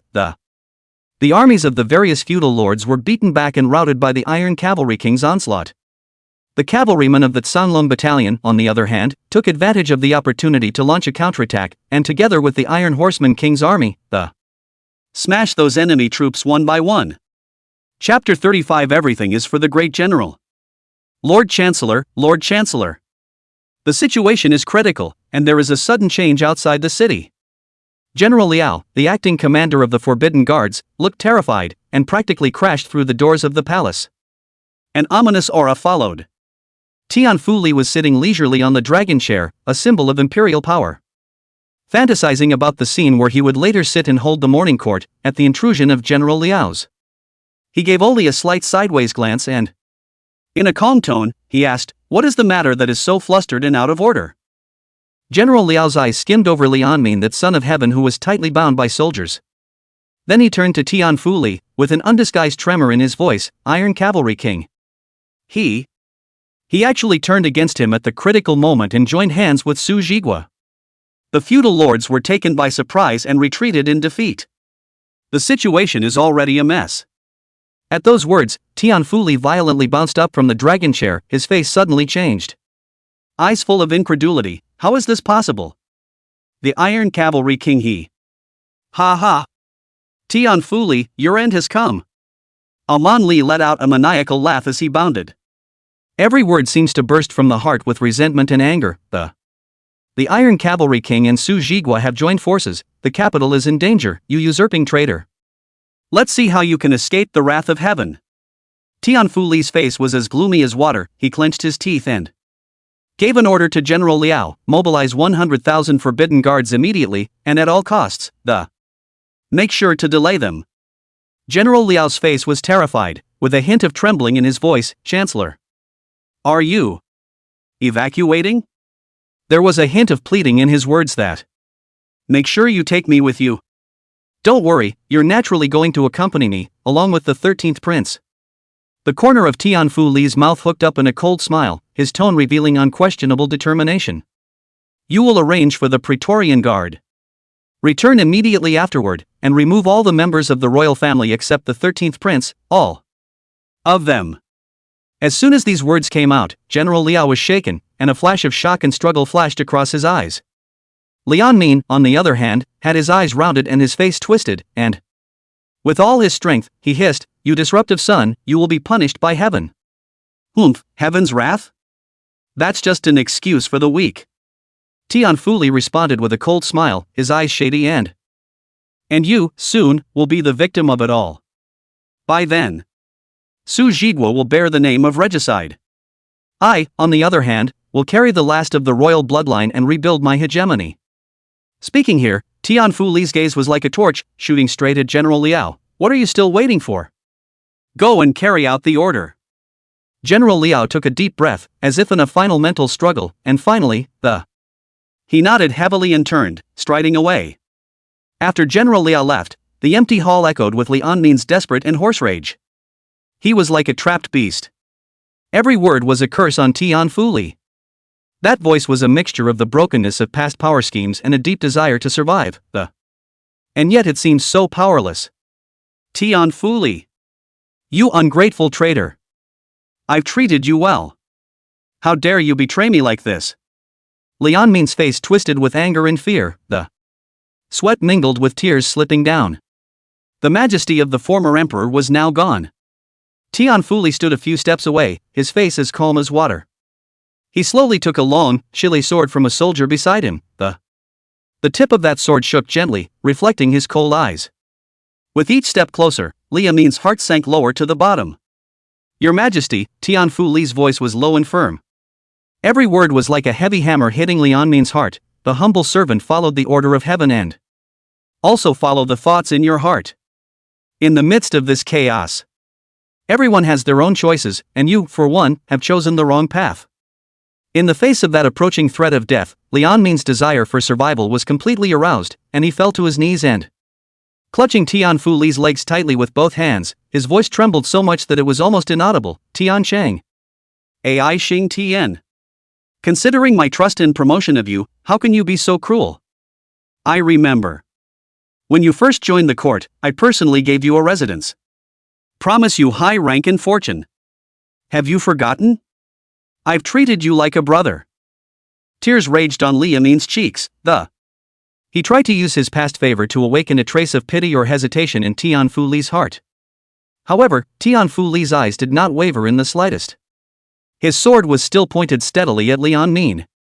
Your Majesty, the favor is unforgettable, but if you don't die, I won't be able to realize the ambitions of my heart.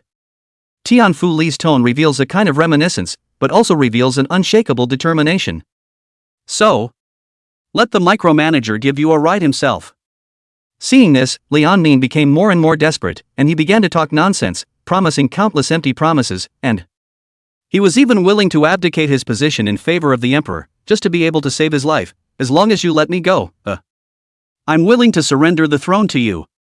My gold, silver, treasures, harem of beauties, everything, all belong to you. I only beg you to keep me alive. However, Tian Fu Li only gently shook his head, and with a flash of swordlight, it cut through the dreariness and despair in the great hall. Just between this line of life and death, a war halberd broke through the air with the momentum of a thunderous thunderclap.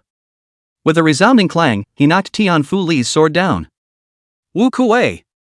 Tian Fu Li turned around violently, his gaze like a torch, and drank in a cold voice. Wu Kuei slowly stepped into the great hall at this moment, a bland smile on his face. It's as if everything is under control. Seeing this, Liu Min was like a drowning man grasping a straw and hurriedly called for help. Wu Weiqing. Come and save me. Stop yelling. Tian Fu Li said with a cold smile, do you think Wu Kuei is some kind of good person that? He was my accomplice before. Speaking of this, Tian Fu Li stared at Wu Kuei and asked, what exactly do you want? Wu Kuei shrugged his shoulders and said indifferently, I have a similar purpose as you do. All of them want to pull Liu Min off the throne, but then you are trying to be the emperor yourself. But I want Su Gecko, Great General Su, as this emperor. When these words came out, Liu Min and Tian Fu Li were both shocked and looked at Wu Kuei with a face full of incredulity. You did all this just for Su Jigu? Tian Fu Li suddenly realized that. A glimmer of realization flashed in his eyes. I see, all of this is your layout. You're ostensibly an enemy of Su Jigua. In reality, he is secretly pushing him to move step by step towards that supreme imperial throne. Wu Kuei let out a loud laugh and pointed his finger at Liu Min, a sly glint in his eyes. So, I can't let you kill him. I have to use him. Let him personally hand over the throne to Great General Su, so that it's all in the name and impeccable. When Tian Fu Li saw this, a hint of viciousness flashed in his eyes and, shouting loudly to the soldiers inside the palace who were dumbfounded, he said, what are you waiting for? Give it to me. Kill him. Wu Kuei is just one man. There are so many of us. Can't we deal with him? Although the soldiers were filled with fear in their hearts for Wu Kuei, the mighty and renowned great general. However, under Tian Fu Li's urging, they could only harden their hearts and draw their weapons one after another, prepared to attack Wu Kuei. However, in the face of this tidal wave of soldiers, Wu Kuei only smiled disdainfully. His smile was filled with confidence and calmness as he slowly spoke, Tian Fu Li. You think you can take me on with this rabble? Don't forget, I'm also a famous general. Tian Fu Li's face turned blue, clenching his fists so tightly that his nails were almost embedded in his palms. Strongly suppressed the anger and uneasiness in his heart. Chapter 36. Beyond the capital, a steel torrent of 100,000 iron horsemen, it swept in like a furious wave, pounding the armies of the feudal lords to pieces.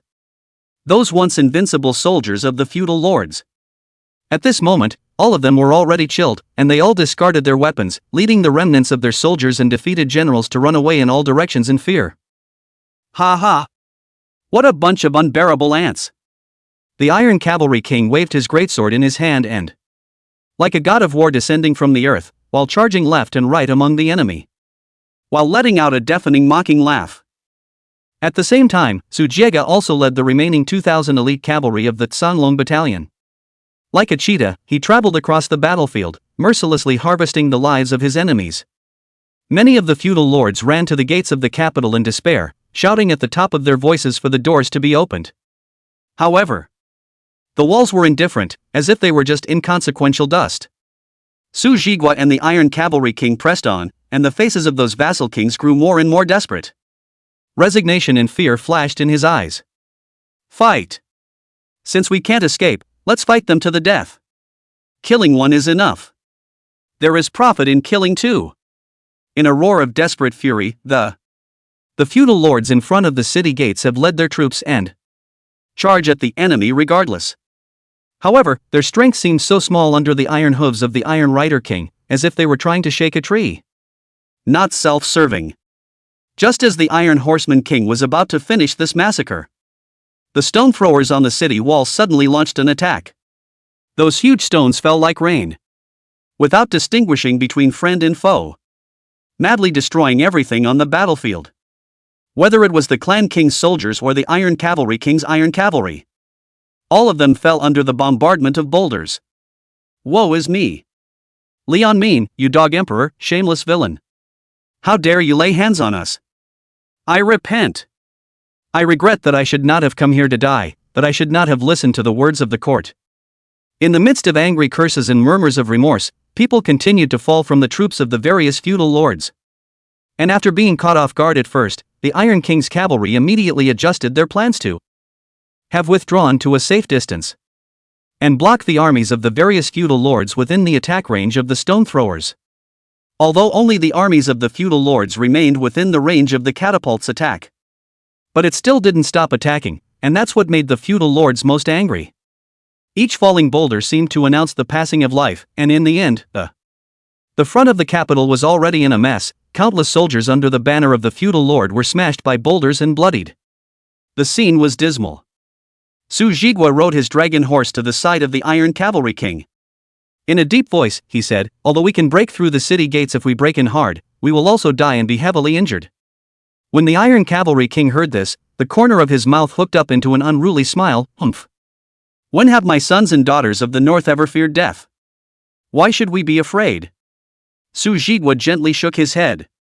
A few moments of helplessness were revealed in his eyes. I am well aware of the valor and bravery of the warriors under your command, but there's no point in needless sacrifice. Then what good advice do you have? The Iron Cavalry King's brow was furrowed, and in his tone there was a hint of urgency. Come on, don't sell me short. I only saw the corners of Su Jigua's mouth rise slightly as he said faintly, don't be in a hurry, let's wait here for a while and in 3 days at most, the Frontier Army and the Southland Army will arrive. I'll make this city invulnerable then. Oh? When the Iron Cavalry King heard this, curiosity and doubt were written all over his face. What exactly do you plan to do? Su Jigua just smiled meaningfully, you'll know when the time comes. Within the palace, the atmosphere was heavy and suffocating. General Liao, leading a group of soldiers. A heinous task was accomplished. He personally ended the royal bloodline of all but the 13th prince. The little prince was held carefully by a soldier, and in those clear, innocent eyes reflecting the cruelty and ruthlessness of the world around us. General Liao's pace involuntarily slowed as he stepped into the splendid hall. As his eyes swept over the mess, an indescribable emotion welled up in his heart. In the center of the great hall, Chancellor Tian Fuli and the son of Heavenly Anmin were tightly tied together by thick ropes of. Their clothes were disheveled, their faces covered with bruises and dust, yet it still maintains an unyielding dignity. Wu Kuei, at this moment sitting on a high dais, his war halberd resting across his lap. The face looked eerie in the dim candlelight, and a playful smile hung at the corners of his mouth. General Liao, you're here. Wu Kuei's voice was low and powerful, piercing through the silence of the great hall. It seems that you have completed your mission. General Liao's gaze hovered between Tianfu Li and Lian Min, finally settling on Wu Kuei. The little prince seemed to sense the tension around him and began to sob softly. That cry was particularly piercing in this empty hall. Wu Kuei, what do you want? General Liao finally opened his mouth and there was a tremor in his voice. What do you want? Wu Kuei sneered, slowly standing up and the war halberd rubbed a bunch of sparks on the ground. Of course it's to kill you all in one fell swoop. Wu Kuei's movements were as fast as lightning, and in a single glance, the halberd was already like the scythe of the god of death. It penetrated General Liao's neck with unerring precision. Blood spurted out, and General Liao's eyes were filled with disbelief and despair. His body collapsed helplessly, and the long sword in his hand fell to the ground with a crisp sound. The soldiers were stunned, and before they had time to react, Wu Kuei had already, like a wild wind sweeping away the leaves, easily decapitating them one by one. Within the great hall, many more dead souls were instantly added. After completing this, Wu Kuei's gaze fell on the young 13th prince. The little prince's eyes widened in horror, his tiny body trembling with fear. Those little hands were still clenched into fists. An unknown light flashed in Wu Kuei's eyes, and finally, he took a deep breath and a decision was made to leave this little prince alive. You are the last bloodline of the royal family. Wu Kuei's voice was low and powerful, as if with some irresistible majesty. If you want to live, do as I tell you from now on. After saying that, Wu Kuei shouldered his war halberd and walked towards the entrance of the palace with great strides, standing there and like an unshakable mountain. He knew that the entire capital had fallen under Tianfu Li's control at this time. And those forces loyal to Tianfu Li, once they found out that Tianfu Li and the Son of Heaven, Lian Min, had been tied up, inevitably, they will come looking for it. And it was here, guarding this only passage to the Great Hall, that he was to. Until that person he had been waiting for, Su Zhigu, entered the palace. Chapter 37, The Siege. Inside the palace, the smell of blood permeated the air, and the palace maids and eunuchs all got up and didn't dare to go out. Wu Kuei held his war halberd in his hand and stood quietly in front of the gate of the Great Hall. In front of him, corpses had long been piled up and blood had flowed. Of course, Wu Kuei himself was covered in blood, and his armor had been broken in many places. There are countless wounds, large and small. At this moment, in front of Wu Kuei, there stood a magnificent woman, who was Wu Kuei's fiancée. It was Chancellor Tian's Pearl, Tian Muyu. Wu Kuei, quickly hand over my father. Tian Muyu stared at Wu Kuei with cold eyes. Gritting his teeth, he said, "You are really shameless, actually cheating on my feelings." A flash of complexity flashed in Wu Kuei's eyes, then he said faintly, "As for your matter, I am deeply sorry." What's the point of being sorry? Tian Muyu was so emotional that her finger almost poked the tip of Wu Kuei's nose and eyes reddened. "I would only sacrifice your blood to my feelings of betrayal." Before the words fell, she gently waved her sleeve, and the forbidden guards immediately behind her surged out like a tidal wave. The sword was drawn and pointed directly at Wu Kuei. However, in the face of this overwhelming attack, Wu Kuei didn't have the slightest flinch in his eyes. Even though he was bruised and battered, he still stood like an unshakable mountain, in their own right, sworn to guard that portal to the Great Hall to the death, not letting a single enemy overstep the mark. The forbidden guards were like raging waves, launching wave after wave at Wu Kuei. Despite Wu Kuei's physical strength and energy, his eyes grew more determined. Because he's guarding more than just a door. It was more the obsession and hope for the future in his heart. Every time the enemy falls, all seemed to infuse him with new strength. It made him more and more valiant in this endless battle. Outside the capital, impatience hung on the Iron Cavalry King's countenance as his gaze locked onto Su Zhigua. It's already 2 days away. Why are the Frontier Army and the Southland Army still nowhere to be seen? When he had finished speaking, he was of an impetuous nature and could not be held down any longer. That's just it. The Iron Cavalry under my command is ready to go. No more waiting, just charge right in. Seeing this, Su Zhigua smiled faintly and pacified with his chest. Wait a minute. What harm is there in waiting another day? I assure you, they will be here by tomorrow. Just as they were talking, the earth suddenly trembled and the sound of a majestic and powerful stride came from far and near, shaking the heartstrings. The corner of Su Zhigua's mouth hooked up an arc. No, they're here. I saw the flags of the Frontier Army hunting in the dust. The 300,000-strong army surged like a tidal wave, and the momentum was shocking. On the city wall, the forbidden guards, who were originally standing by in strict formation, were now as pale as earth. The color of fear was hard to hide. Before the crowd could recover from the intimidation, however, the same shocking sound came from the other side. The flag of the Southland Army fluttered in the wind, the same 300,000-strong army of. Approaching with a thunderous force, the capital was surrounded from the other direction. Two armies, one left and one right, like two unstoppable torrents of. Pinning the capital city tightly in the center. When the Iron Cavalry King saw this, he couldn't help but let out a loud laugh. Huh? Finally, they've arrived. He excitedly patted Su Jigua's shoulder and asked eagerly, "Then let me see. How can this capital city not be broken?" The corners of Su Jigua's mouth rose, and a confident light flashed in his eyes. "You just wait and see. Good show coming up." With those words, he leapt onto his dragon horse and galloped away as if he were a god of war descending. Su Jigua was alone, riding on a dragon horse that. Crossing the narrow passages between the torrents of steel comprising the frontier and Southland armies, his figure stood out between the two armies of the. Each step of the dragon horse's trampling seemed to resonate with the earth, stirring up waves in the hearts of the soldiers. When Su Jigua's figure was fully displayed in front of the eyes of the two armies, time seemed to freeze at this moment.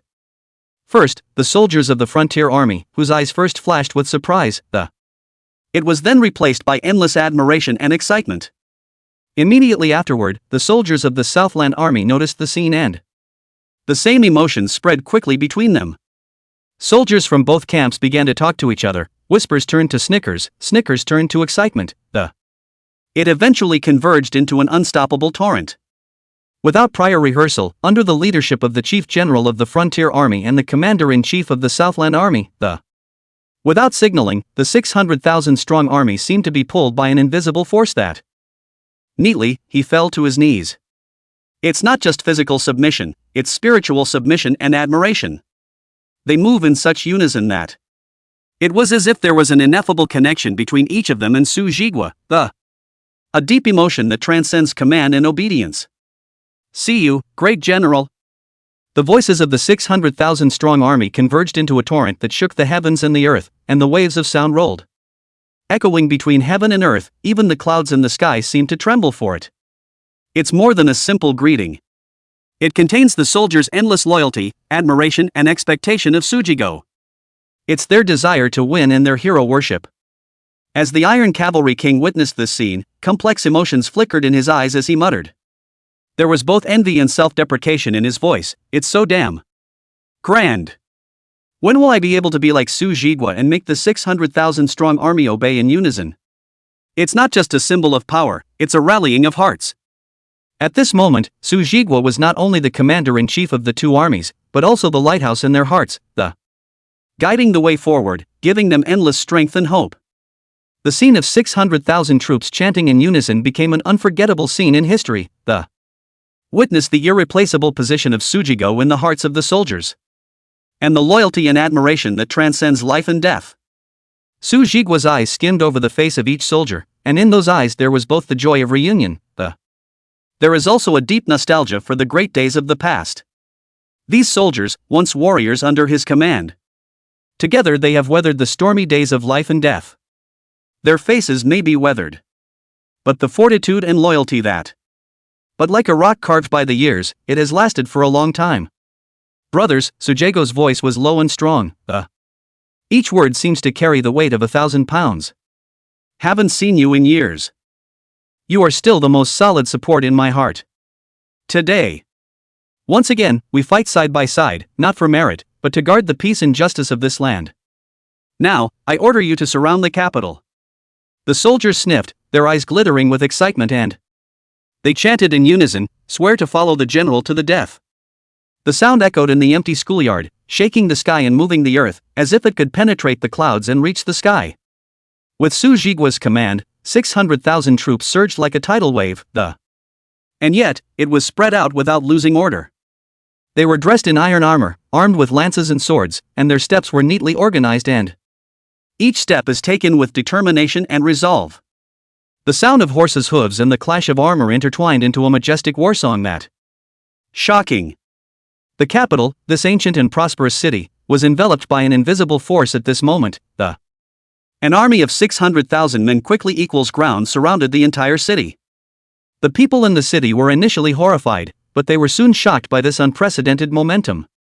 Although they couldn't see outside the city, but one could feel that sense of oppression from the 600,000 strong army. Chapter 38, Battle Spirit Gathering, Ordering the World's Troops and Horses. The guards in the capital were all well trained.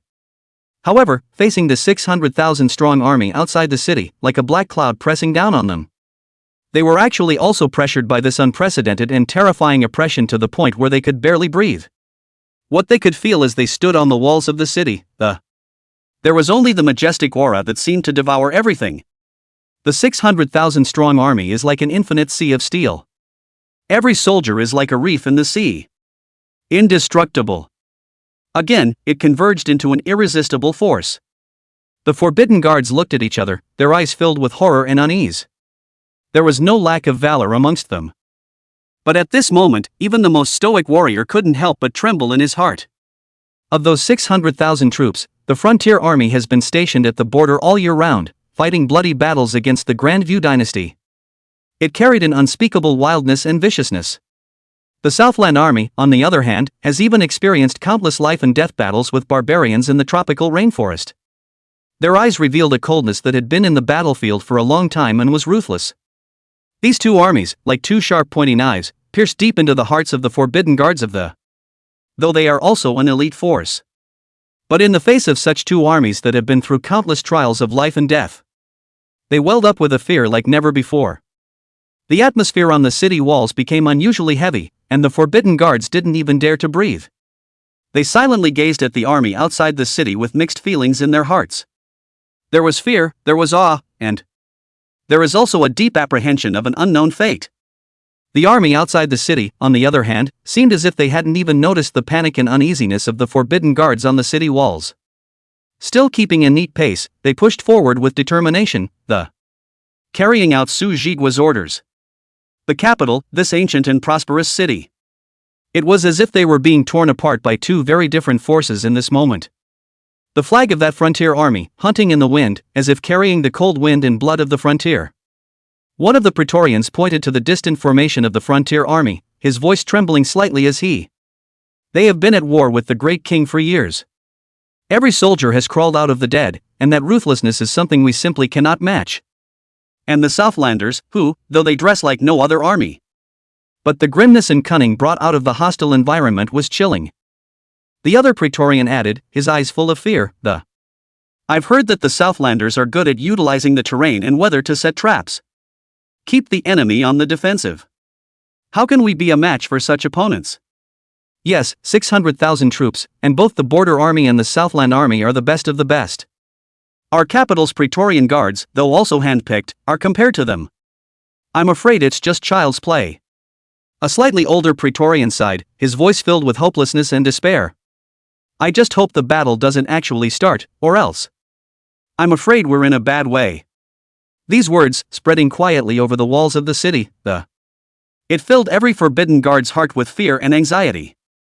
They knew that they were about to face more than just the numerical superiority of an army of 600,000 men, even more so, the Border Army and the Southland Army's fearsome fighting strength and iron blood spirit. Su Jigua stood before the army. He had long since felt the fear and turmoil within the forbidden guards above the city walls. He was seen grinning, and in that grin there was both confidence in his victory, there was also an understanding of the inner world of the warriors. He pointed his lance, and his voice rang out like thunder, and shaking through the clouds, war.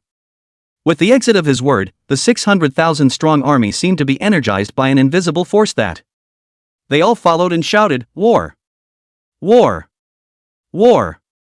The cries converged into a torrent that resounded through the heavens and shook every soul. In the next moment, the 600,000 strong army erupted with an earth-shattering battle intent this battle intent was like a blazing fire that went straight to the clouds. In the sky, these battle intent converged with Su Jigua's personal battle intent. It gradually coalesced into a shadow that covered the sky. This silhouette was tall and powerful, clad in golden battle armor and holding a long spear. It was none other than Su Jigua's incarnation. The silhouette stood in the air like a god descending from the heavens, its lance pointing at the forbidden guards within the capital city. A suffocating pressure fell from the sky. Then, a voice like a heavenly authority rang out, echoing over the capital, "I am the god of war. Ordering all the soldiers and horses in the world, why don't you open the city gates quickly?" The voice carried an endless amount of majesty and power, as if it could penetrate the hearts and minds of people. It works directly on the human soul. As the voice fell, the eyes of the forbidden guards in the capital became mesmerized, and the fear and unease on their faces was replaced by an inexplicable power that, as if controlled by some mysterious force. One by one, they looked like they had lost their souls, ghostly obeying the orders of that battle-intent void. Under the watchful eyes of the crowd, the gates of the capital slowly opened. It was as if they were welcoming the arrival of this invincible god of war. The Iron Horseman King stood in front of his 100,000 Iron Horsemen, eyes shockingly gazing at the sky-blanketing battle-intent void and the slowly opening city gates in front of him. There was an incredulous tremor in his voice, worthy of being Su Jigua. He actually has this kind of tactic. This kind of might is simply like a god descending from the heavens, and it inspires awe. Speaking of which, he took a deep breath, as if to draw the shock into his chest. Continuing with a hint of heartfelt recognition, however, he truly deserved the word god of war. Being able to take on the strength of one man, gathering such a horrible battle spirit and making the enemy army collapse without a fight, this ability to. I'm afraid I can't find another one in the whole world. Upon hearing the words of the Iron Horseman King, a smug smile couldn't help but appear on the faces of Knight Wunyan and Li Rohu.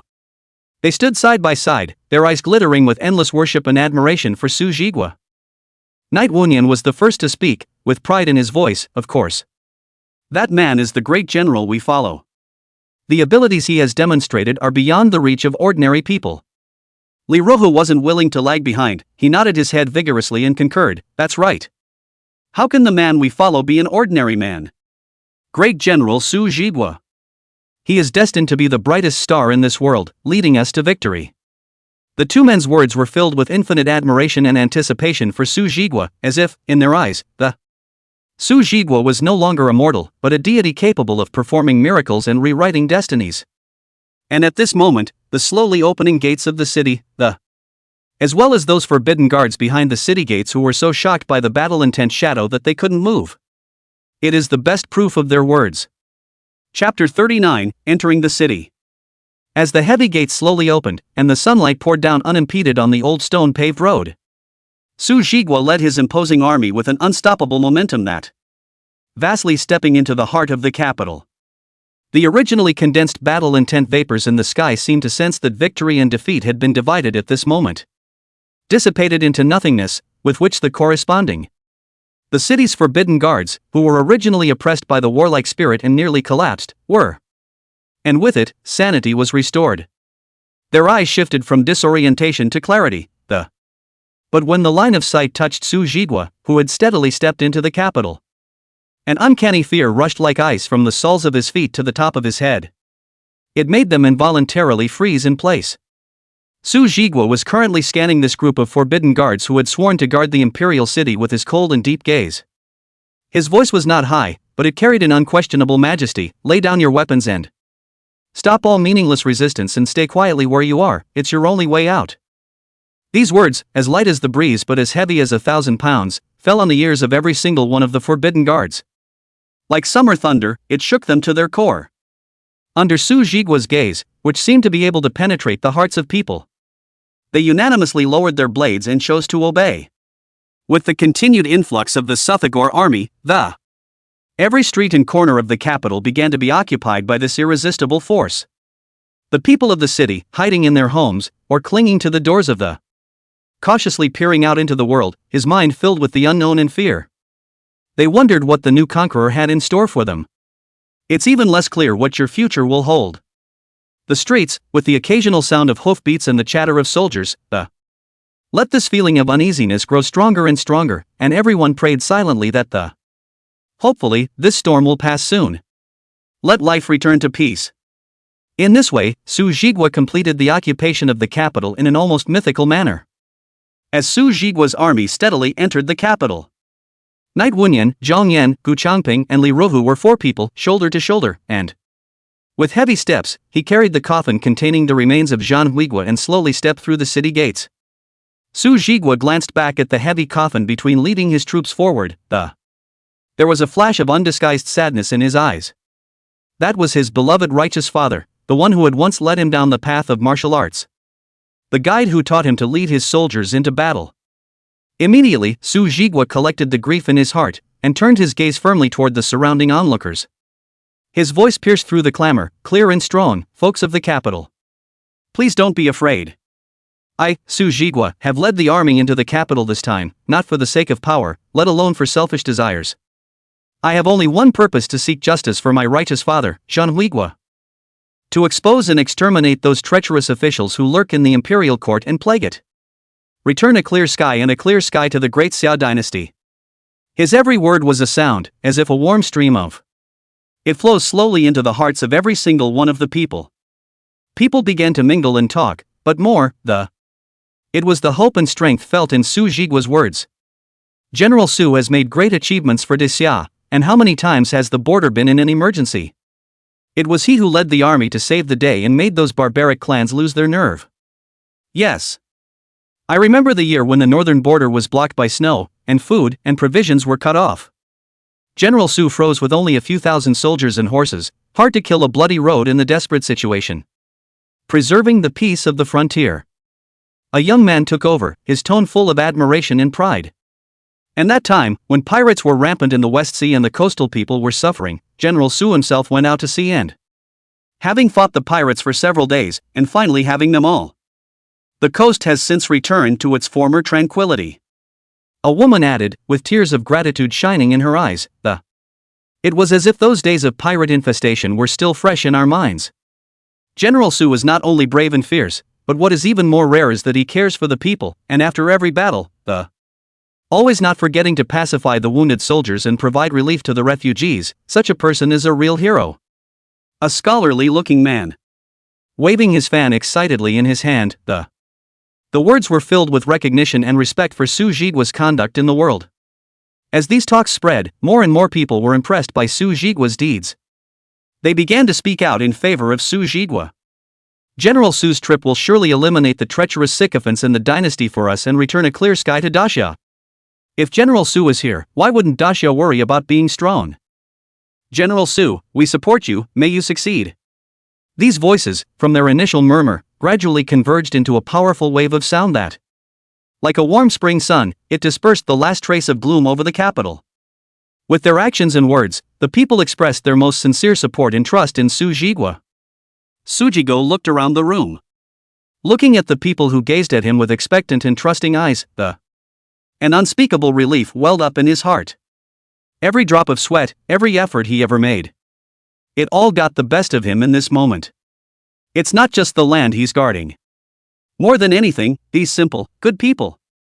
And their love and support is his greatest motivation and honor. Just as this warmth was rippling through his heart, a young junior general came hurrying in and, reporting with a tense expression, "General, we've searched all over the Chancellor's mansion. And yet no trace of Tian Fuli has been found." Su Jigua's brows instantly tightened, and an ominous feeling of foreboding surged through his heart. Just then, a general of the Praetorian Guard, dressed in magnificent armor, walked through the crowd at a steady pace and, coming to Su Jigua, his voice was low and urgent, "General Su.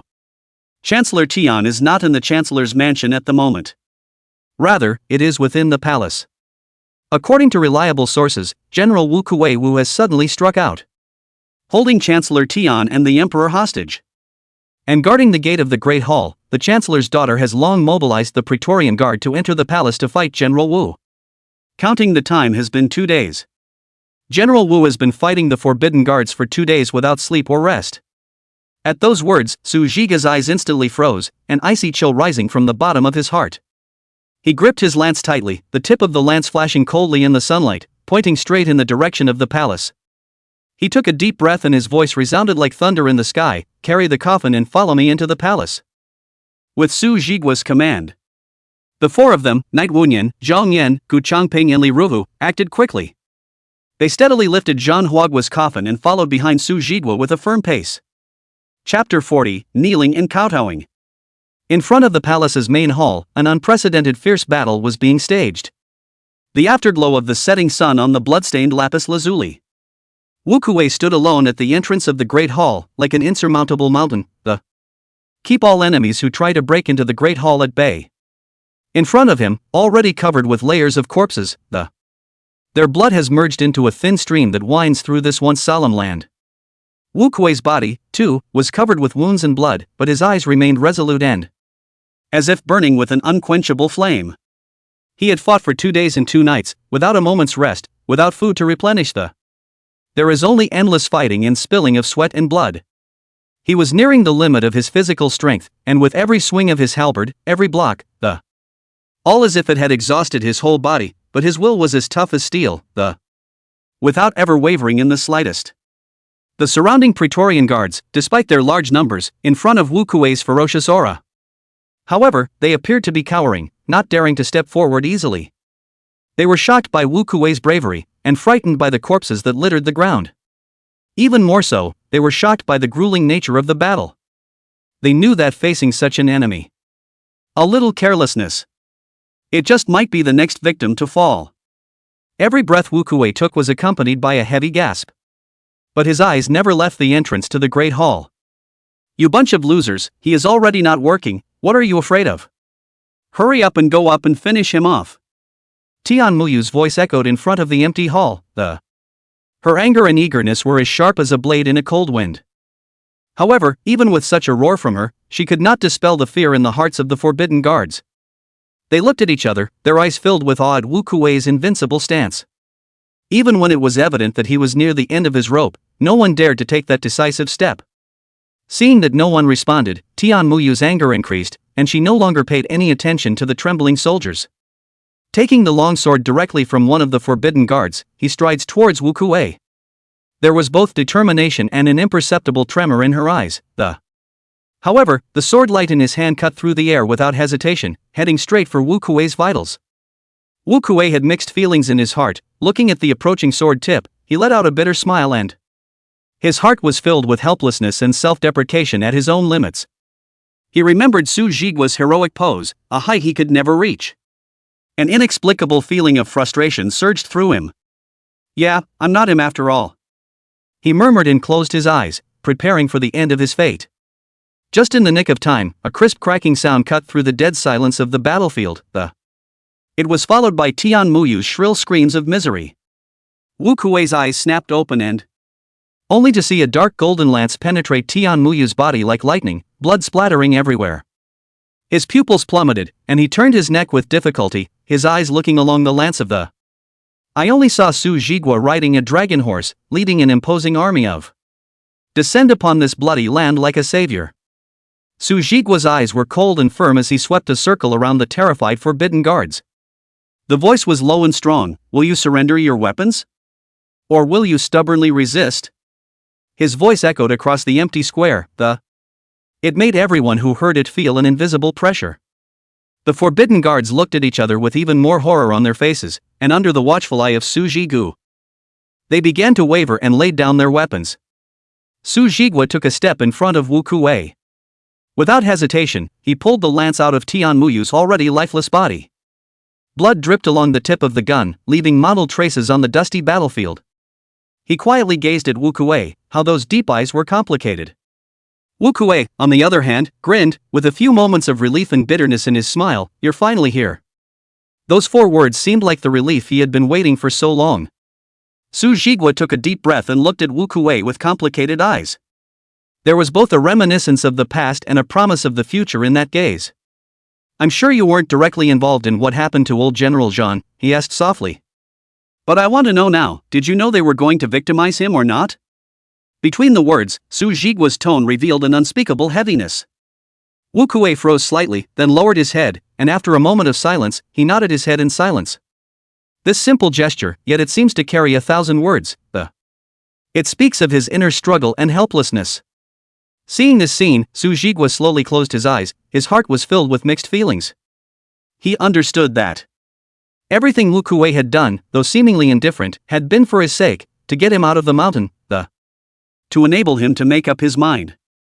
Wu Kuei knew that Tian Fuli and the others were plotting to harm Jean Huigua, but chose to remain silent. Not making a move to stop it, he could only watch as Jean Huigua was framed for the crime of watching the Jean family go down in flames. It's conceivable that in fact, he was tortured inside. However, in Wu Kuei's heart, Su Jigua was the most important. In the end, Su Jigua let out a long sigh, and it was as if he had turned all his emotions into this sigh. He heavily patted Wu Kuei's shoulder and, "Tough luck, I'll take it from here." These words were a recognition of Wu Kuei's past efforts and forgiveness. Between the two, no words were needed, everything was in the air. Su Jigua turned around, his gaze like a torch, scanning the forbidden guards who had already put down their weapons. Then he said to the 4 Lirohu who were carrying the coffin, "Follow me in." Su Jigua led the 4 people carrying the coffin, Lirohu, into the great hall step by step. Inside the great hall, the bound Tian Fu Li and the Tenno Lian Min looked as if they were dead. Their eyes were filled with fear and despair. Helplessly, he watched Su Jigua and his group slowly approach. Su Jigua signaled Li Ruhu's 4 men to gently put the coffin down, and then with a wave of his spear, the movement was sharp and powerful, instantly cutting the ropes on Tian Fu Li and Lian Min. The sound of a rope snapping echoed through the empty halls of the. It's as if it's a complete reckoning of past grudges. Lian Min froze for a moment, then a glimmer of hope flashed in his eyes. He quickly said, "General Su, I know that you will definitely not defect. Right?" There was a hint of trembling in his voice, obviously desperately seeking Su Jigua's support and loyalty. However, Su Jigua just looked at him coldly, without the slightest fluctuation in his eyes. He pointed to the coffins lying quietly in the great hall, and said in a tone of undoubted, "Kneel and kowtow." These words were as piercing as cold ice, causing Lian Min to instantly fall into an ice cellar. Lian Min looked at Su Jigua with a face full of shock as he repeated incredulously, "Kowtowing? You're making me kowtow?" His voice was filled with resentment and anger, as if he had heard something incredible. But Su Jigua only shook his head slightly, his eyes firm and cold. Continued, "Yes, for the loyalty of old General Jean to the crown, and for your ignorance and lethargy, kowtow." Every word was like a heavy hammer, hitting hard on Lian Min's heart. Lian Min's face instantly turned pale, and he trembled and the eyes darted back and forth between Su Jigua and the coffin. Tian Fu Li was on the sidelines, witnessing all of this, his eyes filled with fear and despair. Su Jigua actually made the Son of Heaven kneel. Then what will be done next to him, the black hand behind the design to frame Jean Huigua? Chapter 41, You Step Aside. Lian Min's face kept changing like a palette of colors. The inner struggle and reluctance was evident on his face. Asking him, a supreme Son of Heaven, to kowtow to the remains of the already deceased Jean Huigua. This was certainly a great insult and a hard reality for him to accept. Madaka. Just at the moment when he was hesitating, the blood-killing lance in Su Jigua's hand jerked forward and the tip of the gun is as sharp as a cold. It stopped steadily less than half a centimeter in front of the tip of Lian Min's nose. That icy cold tip of the gun, as if it contained an endless chill and a deathly aura of. It made Lian Min involuntarily tremble and his face instantly turned white. Su Jigua's face was still cold, and his eyes did not have the slightest fluctuation in them. Repeating with an expressionless face, "I say again, get down on your knees and kowtow, for your ignorance, the atonement to the spirit of old General Jean." As these words fell, an earth-shattering killing intent violently erupted from Su Jigua's body. That killing intent swept through the entire hall like a raging wind and rain. It made everyone present feel an unprecedented sense of oppression. Lian Min was in front of this killing intent, as if he was being pressurized by an invisible mountain, and he couldn't breathe. His feet couldn't help but soften, and his entire body trembled slightly as he directly knelt on the ground. At this moment, Lian Min finally realized that this Su Jigua in front of him is no longer the loyal general he was when he, having broken free of all restraints at the moment, metamorphosed into an uninhibited, unbridled beast of terror. A deep remorse surged like a tidal wave, flooding Lian Min's heart. He thought remorsefully that if old General Jean Huigua were still alive, I'm sure I'll be able to keep Su Jigua's out-of-control beast in check again. Just as he had succeeded in persuading Su Jigua to abandon his armor and return to the field all those years ago. Kowtow. Su Jigua's voice was as cold as ice, without the slightest emotion. Lian Min clenched his teeth, and the humiliation and helplessness in his chest intertwined into an impenetrable net.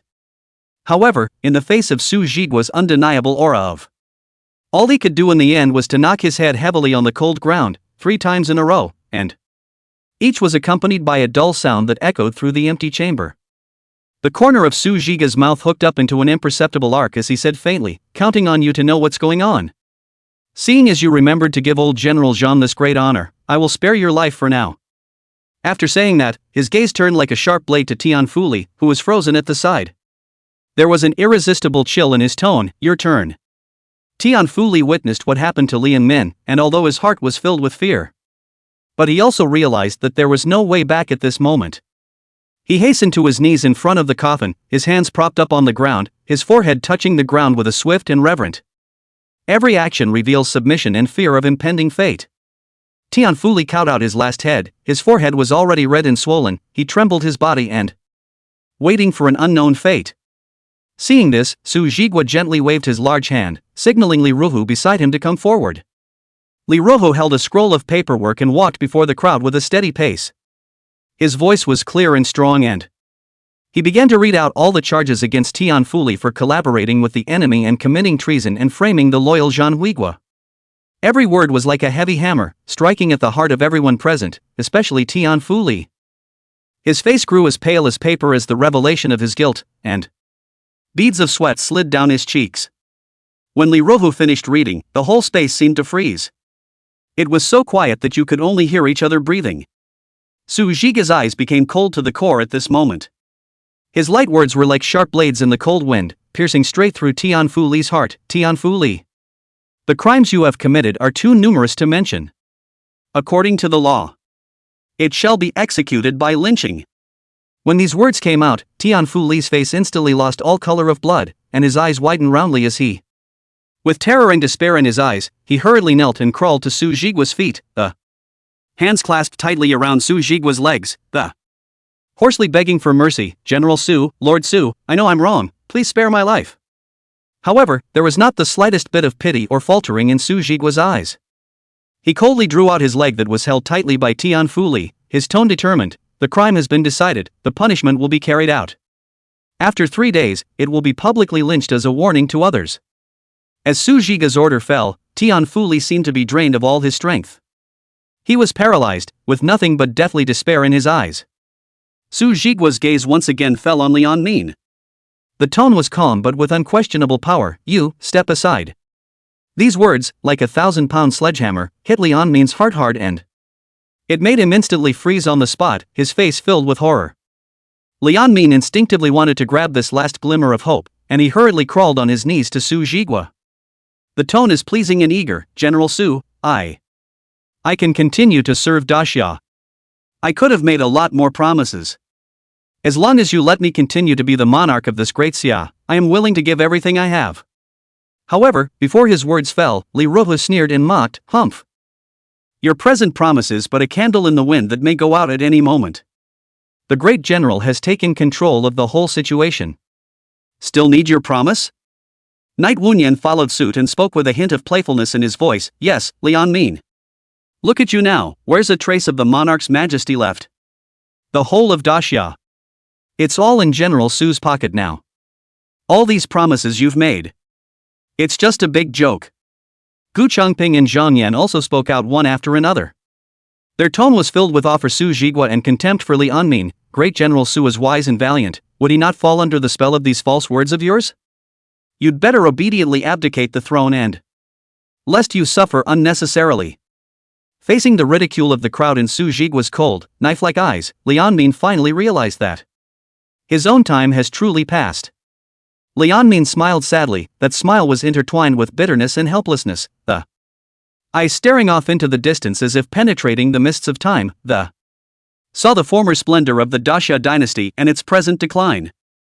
He murmured in a low voice, "It is unimaginable that the great Xia dynasty would end in my hands. This is my sadness as a descendant of the Li family. It's also something I've apologized to my ancestors for." When Su Zhiga heard that, the corner of his mouth hooked up a cold smile, and in that smile there was both a mockery of Lian Min, there's also confidence in yourself. He said slowly, "You are wrong, Lian Min. The Daxia dynasty will not end. Its blood will flow through the land forever. Only your Li family's rule has been terminated. It's a historical necessity. It's also the people's choice. You keep a good eye on that for me.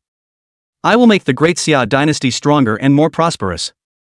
Su Jigua's words were full of grandiose aspirations for the future, and his gaze was like a torch, as if he had already seen the man who, under the leadership of the glorious sight of the Daxia dynasty standing on top of the world again.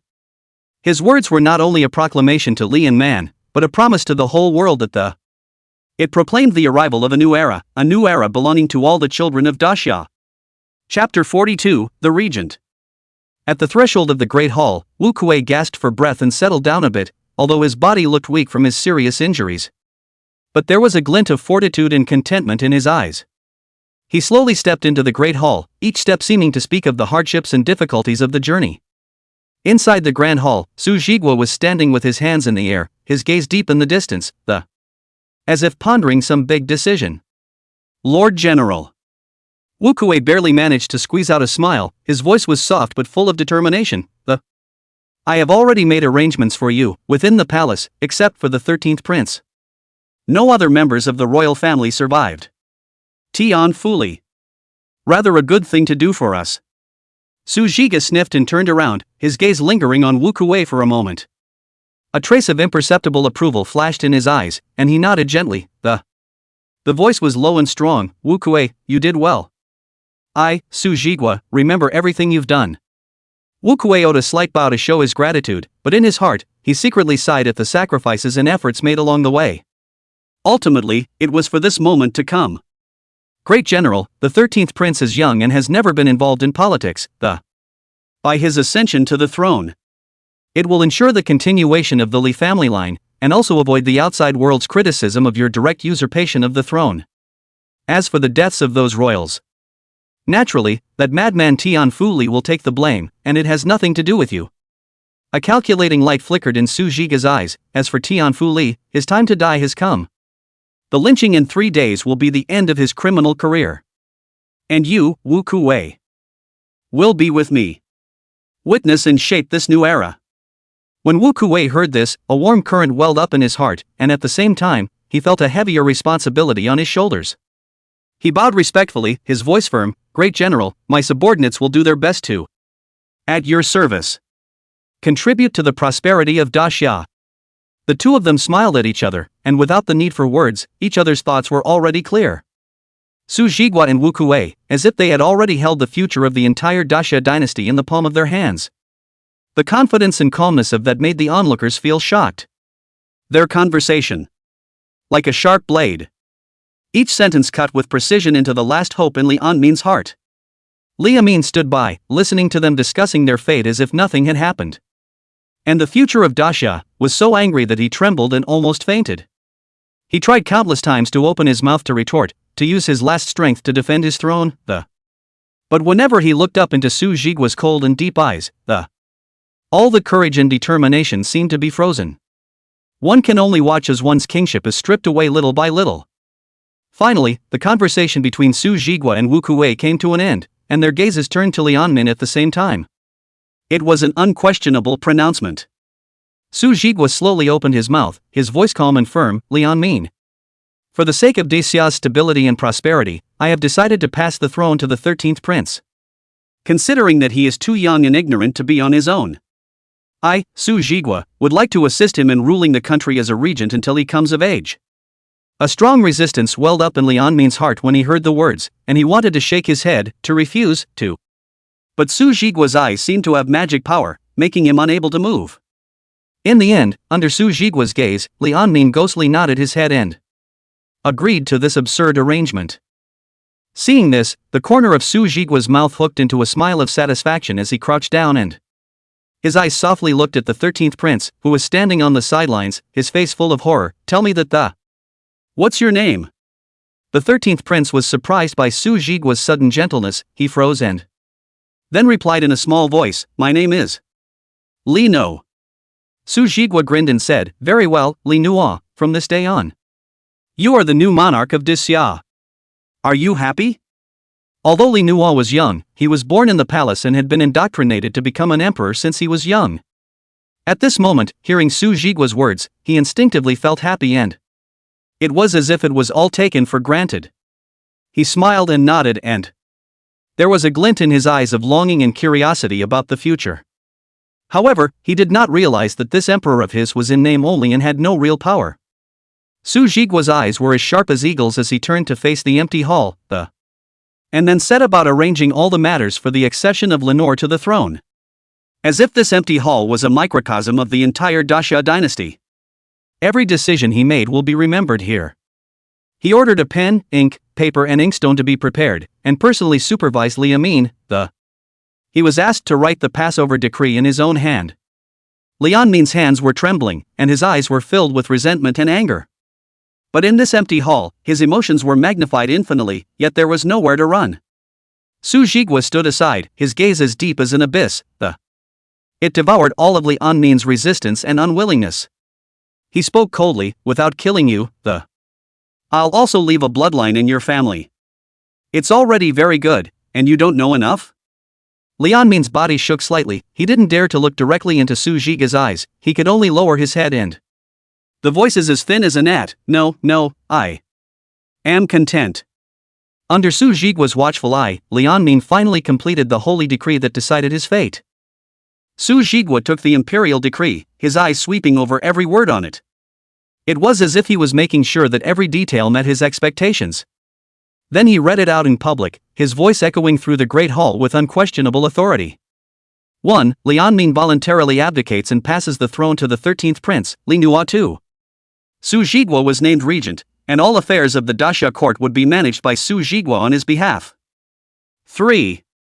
Zhan Huigua was posthumously named king of Zhongshu in recognition of his achievements during his lifetime. 4.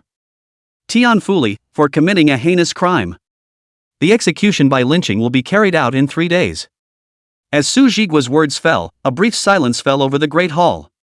Li Amin's face turned even paler, as if he had seen the end of his family. And the new chapter coming to the Daxia dynasty. And the young Li Nua, although he could not understand the deep meaning of Su Jigua's words.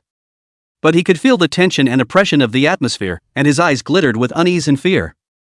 However, for Su Jigua, all of this was just the beginning of his control over the Daxia dynasty.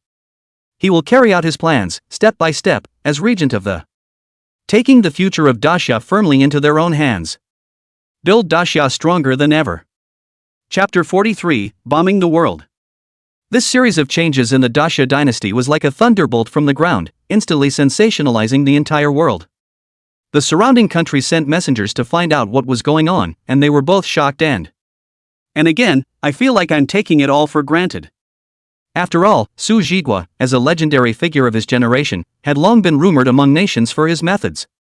Since he had struck out, he deserved to succeed, and this was something that both enemies and friends had to recognize. The direct abdication of Li Amin, the son of heaven of Daxia, was even more of an uproar for the world. This once powerful emperor is now left with the sadness that he surrendered the throne to the young 13th prince, Li Nua. And Su Jigua was made regent. More than that, he had all the affairs of the Daxia court firmly in his hands. This series of moves that none of them indicated that Su Jigua had become the new master of the Daxia dynasty. Meanwhile, the news that Chancellor Tian Fuli was about to be executed by lynching. It also caused a furor among the people. This once powerful chancellor, and now it's come to this. Makes you wonder how things work. You see, when this great General Su strikes, even the Son of Heaven has to retreat 3 feet. A plainly dressed farmer, holding in his hand the grain he had just bought. There was a gleam of excitement in his eyes. That's right, great General Su has real skills. If he can fix all those corrupt officials next, we'll really have something to look forward to. The vendor next to him picked up the conversation and the faces are filled with visions of the future. Humph, when it comes to that old man Li Amin, I've long looked at him with disdain. He just knows how to enjoy himself all day long. Who cares about the lives of our people? Now that he's abdicated, I feel quite happy. A man with a big bladder said indignantly while nibbling on a bun. That being said, the 13th prince is still so young, can we just hand over the country to him like that? I'm still worried. An elderly man, leaning on his cane, shook his head worriedly. Hey, old man, don't worry about that. Can't you see that? The 13th prince is just a puppet, and great General Su is the one in control behind the scenes. I'm sorry, said a young man next to him, reassuringly. Speaking of Tian Fuli, that's really a white-eyed wolf.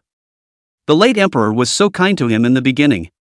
He actually collaborated with the enemy and betrayed his country, framing the loyalists. Such a person should be executed by lynching as a warning to others. A scholar with an angry face, waving the fan in his hand, said with righteous indignation. Yes, people like Tian Fuli are simply a disgrace to our great Xia. A few young men next to him chimed in, their faces filled with anger. But then again, despite his strong arm tactics, great General Su is bent on serving his country. We, the people, can still see it. I just hope he can keep it up like this. Don't let us down. A middle-aged woman. Holding the baby, there was both anticipation and concern in his eyes. Don't worry, sister-in-law, great General Su is a legend in our great Xia. If he's made a move, he's bound to succeed. Let's just wait and see. A young soldier. Patting his chest in reassurance. And so it was that the folk of Daxia expressed their views and feelings in the discussion of the. They are both excited and apprehensive about where the future will take them. But no matter what, they all hope that the Daxia dynasty, under the leadership of Su Zhigua, can toward a more prosperous and flourishing future. In the Daxia dynasty, preparations for the new emperor's ascension to the throne were in full swing. Inside and outside the capital were decorated with lanterns, and the gilded palaces were adorned with a more dazzling. Everywhere reveals the majesty of royalty and the grandeur of celebration. And the Daxia dynasty sent out an official invitation to the surrounding countries for the new emperor to ascend the throne. The monarchs of the various countries were faced with this invitation, and their minds were divided, some secretly rejoicing that it was considered an excellent opportunity to strengthen ties with Daxia and seek more benefits. Some were frowning, worried that after the new emperor of Daxia came to power, the regent Sujigo would have adopted a much tougher foreign policy towards the. The heart was filled with deep scorn for the name Su Zhigua. Su Zhigua, the name loomed like a cloud over the hearts of the monarchs of many nations. He was like the invincible god of war, who once led the great Xia army to sweep through all the countries. It has earned the awe and fear of countless people. The monarchs of various countries, upon receiving the invitation, have sent emissaries to depart for the great Xia dynasty. Their hearts were filled with mixed emotions, both curiosity and anticipation of the new emperor's accession to the throne. There is also a deep concern about the potential threat that Sujigo could pose. Inside the barbarian imperial court, Princess Ullander stood quietly with her hands clasped over her chest. Her long, dark hair was like the strongest ink in the night, and she had tied it casually into a ponytail. A few strands of broken hair danced gently in the wind, adding a bit of unruly and spirituality to her. Her face was delicate and deep, her features as three-dimensional as a carving, her nose high and straight, his eyebrows revealed a valor that could not be ignored. Those eyes, the brightest jewels in the whole picture, they were deep and bright, as if able to penetrate the abyss of the human heart, and like a falcon on the steppe, sharp and full of wildness. When she gazes at you, as if I could read your soul directly from your eyes. It was a power that was both awe-inspiring and intoxicating. Ullander's skin was sculpted a healthy bronze color by the sun and winds of the steppe. Adds a bit of raw, wild charm to her. An unruly smile, a longing for freedom and challenge, often hangs at the corners of her mouth. It is also an expression of infinite love for life. The barbarian king, on the other hand, shook his head full of helplessness and sighed. That Su Zhigua is a white-eyed wolf, we helped him and he didn't even say thank you. Yulindol snorted coldly, the corner of her mouth hooked up in a stubborn smile, he just doesn't have the time. When he's done with the matter at hand, he'll be sure to come and say thank you in person. I know him. He's a grudge holder. Speaking here, Ullander paused, and a trace of complexity flashed in her eyes. Continuing, besides, I didn't want his thanks. I just don't want this worthy opponent to die like this. On the battlefield. He is my enemy, but in my heart he is also a warrior worthy of my respect. The corners of the barbarian king's mouth twitched slightly, and he said in a good-natured manner, yeah, now that's good. Su Zhigua is alive and has become our barbarian tribe's greatest enemy again. You child. What a headache. Ullander froze, then her eyes were firm and there was an unquestionable dominance in his tone. Don't worry, I'm here, I can fend off Su Zhigua. Though he is strong. But I, Ullander, am not a vegetarian, and I will not let any of my enemies take a step into barbarian territory. The barbarian king looked at his daughter's determined eyes and A mixture of pride and worry couldn't help but well up in his heart. Allander's eyes suddenly flashed with an inexplicable gleam. Then he slowly said, "Let me go on this trip to Daxia." Chapter 44, Death by Lynching. 3 days passed like an instant, and in the streets of the capital the people set out on their way to the execution platform in unison, with different thoughts in their minds. In the depths of the palace, inside the imperial study, Su Zhiguo was sitting in front of his case, immersed in a mountain of Jingji. It's been 3 days of crunching and scrambling for him. He poured almost all his energies into these instruments that carried the current status of the Daxia dynasty. Strive for the shortest possible time. The pulse of the country, the plight of the people, and the stormy changes in the imperial court are all mastered in the heart. For the historic occasion of the new emperor's accession to the throne, Su Zhiguo showed trust in letting go beyond the norm. The tedious preparations and ceremonial arrangements for the celebration were entrusted to a loyal and capable staff. This trust is not only a recognition of their abilities, but also that he, as a wise lord, is knowing full well that he should focus on governing the country rather than indulging in the embodiment of personal glory. However, as the pages of the Zhangfu were flipped through, Su Zhiguo's brows gradually tightened. The worries in his heart were like a tidal wave. The current state of the Daxia dynasty, far more severe and complex than he had anticipated. He was dismayed to find that the Daxia, as depicted in the zine, it's a beautiful scene of song and dance and people living and working in peace and happiness. The clans everywhere also seemed to be at peace with the imperial court. But this apparent harmony. But it was a far cry from the image of the stormy, shadowy empire in his mind. Su Zhiguo carried the cabinet all the way this time. He witnessed the plight of the people. Farmland is deserted. Hundreds of people were displaced, small villages trembled in the shadow of the clan's power, and all that. It was even glorified in the writing of the officials to become something else. Those well-woven lies, like gorgeous satin, covered up the tired scars on the empire's muscle. He realized that the sonnets more than just a collection of words. What's more, the officials' deliberate avoidance of the truth is a double betrayal of imperial power in people's livelihood. The Daxia dynasty, a once glorious kingdom, is now as old as an aging. The body is riddled with holes, but the exterior is still strong in its dignified finery. Sect forces are running amok and oppressing the people, while the imperial court turns a blind eye to them, even acquiescing to this injustice in exchange for a moment's peace. The misrepresentations and whitewashing by officials not only failed to solve any of the problems Instead, the roots of the empire's sickness are getting deeper and deeper into its bones, making it difficult to heal. Su Zhiguo took a deep breath and slowly said, "It seems that the next few days will be busy. The Great Summer Dynasty, it's time for a big reshuffle." Su Zhiguo's eyes condensed.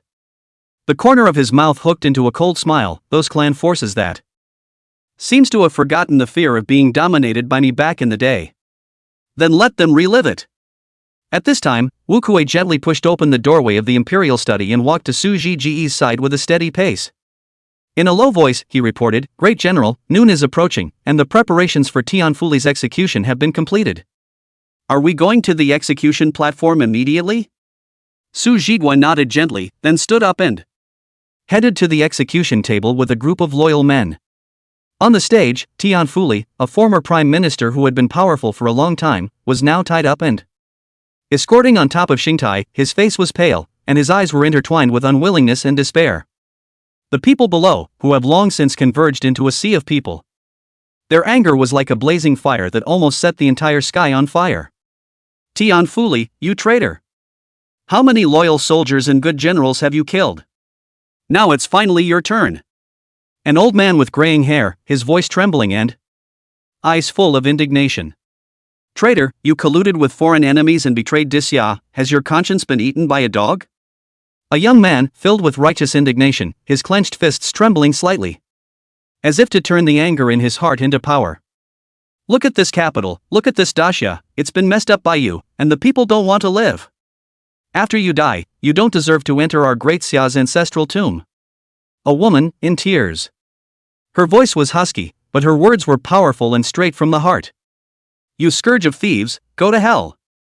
Let the flames burn your soul, let the evil spirits tear your flesh." From the crowd, I don't know who shouted out that. Instantly ignited the rage in everyone's hearts. Curses, spits, and roars intertwined in an unstoppable torrent of drowning Tian Fu Li completely. In the face of a tidal wave of scorn and curses, Tian Fu Li's face did not show too much panic or remorse. Instead, he evoked a sneer of resignation. The winner is the king, the loser is the enemy. Tian Fu Li murmured softly. It was as if he had summed up his destiny in these words, It is also the most brutal commentary on the power struggle in this world. In the crowd, those officials who had been very close to Tian Fu Li once. At this moment, they were looking at each other with unprecedented fear and apprehension in their hearts. They recalled the days when they had worked with Tian Fu Li, the contests of power, the exchanges of interests, Now all of them had turned into lingering shadows in their hearts. They knew deep down that Tian Fu Li's today. Maybe it's there tomorrow, and with the slightest misstep, the next person to be escorted to Xingtai could be themselves.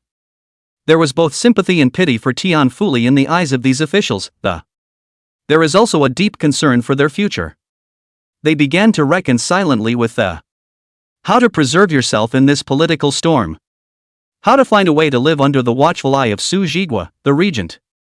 As the hour of execution drew nearer, the atmosphere around the entire execution platform became more and more tense and depressing. The curses of the people, the fears of the officials, the resentment of Tian Fu Li, together weave a complex and subtle web of emotions, shrouding the entire capital under a cloud of gloom. Su Zhigua didn't have the slightest hesitation or nonsense. Directly signaling Li Ruhu, who was beside him, to come forward and read out Tian Fu Li's offense. Li Ruhu cleared his throat. In a loud voice, he read aloud the imperial edict that listed Tian Fu Li's various crimes. Every word was like a heavy hammer, striking at the heart of everyone present. In the charges, Tian Fu Li's greed, cruelty, and betrayal are revealed, one by one. It made the people and officials present listen with fear. After the reading, Su Zhigua waved his hand, his voice cold and resolute, execution. At his command, the executioners came forward quickly, armed with sharp daggers and the lingering execution of Tian Fu Li began. Each slash went down, accompanied by a scream from Tian Fu Li. There was both physical pain and soulful despair in that cry. His body gradually became a bloody mess that each severed piece of flesh seemed to speak of his crimes in life and his present retribution. The surrounding people, although their hearts were filled with anger and curses against Tian Fu Li. However, seeing his miserable state of being lynched, many people still couldn't help but show a look of intolerance. And those officials who used to be close to Tian Fu Li, at this moment, they are even more scared and sweating coldly. Their faces were as pale as paper, and their lips trembled slightly, as if they had seen their future downfall. In their hearts, they were thankful that they were still standing here today. Be thankful that you still have a chance to make up for past mistakes. The whole process of execution is both a trial of sins and a test of hearts. In this way, Su Zhigua announced to the world his determination to use an iron fist to purge the court of corruption and injustice. Rejuvenate and revitalize the Daxia dynasty. Chapter 45, An Opportunity. The flesh on Tian Fu Li's body had been cut off a large portion of his body by the Ling, and the fire of his life wavered in the wind. It's about to go out. In spite of the unspeakable physical pain that has been inflicted. But his eyes burned with unquenchable hatred and anger.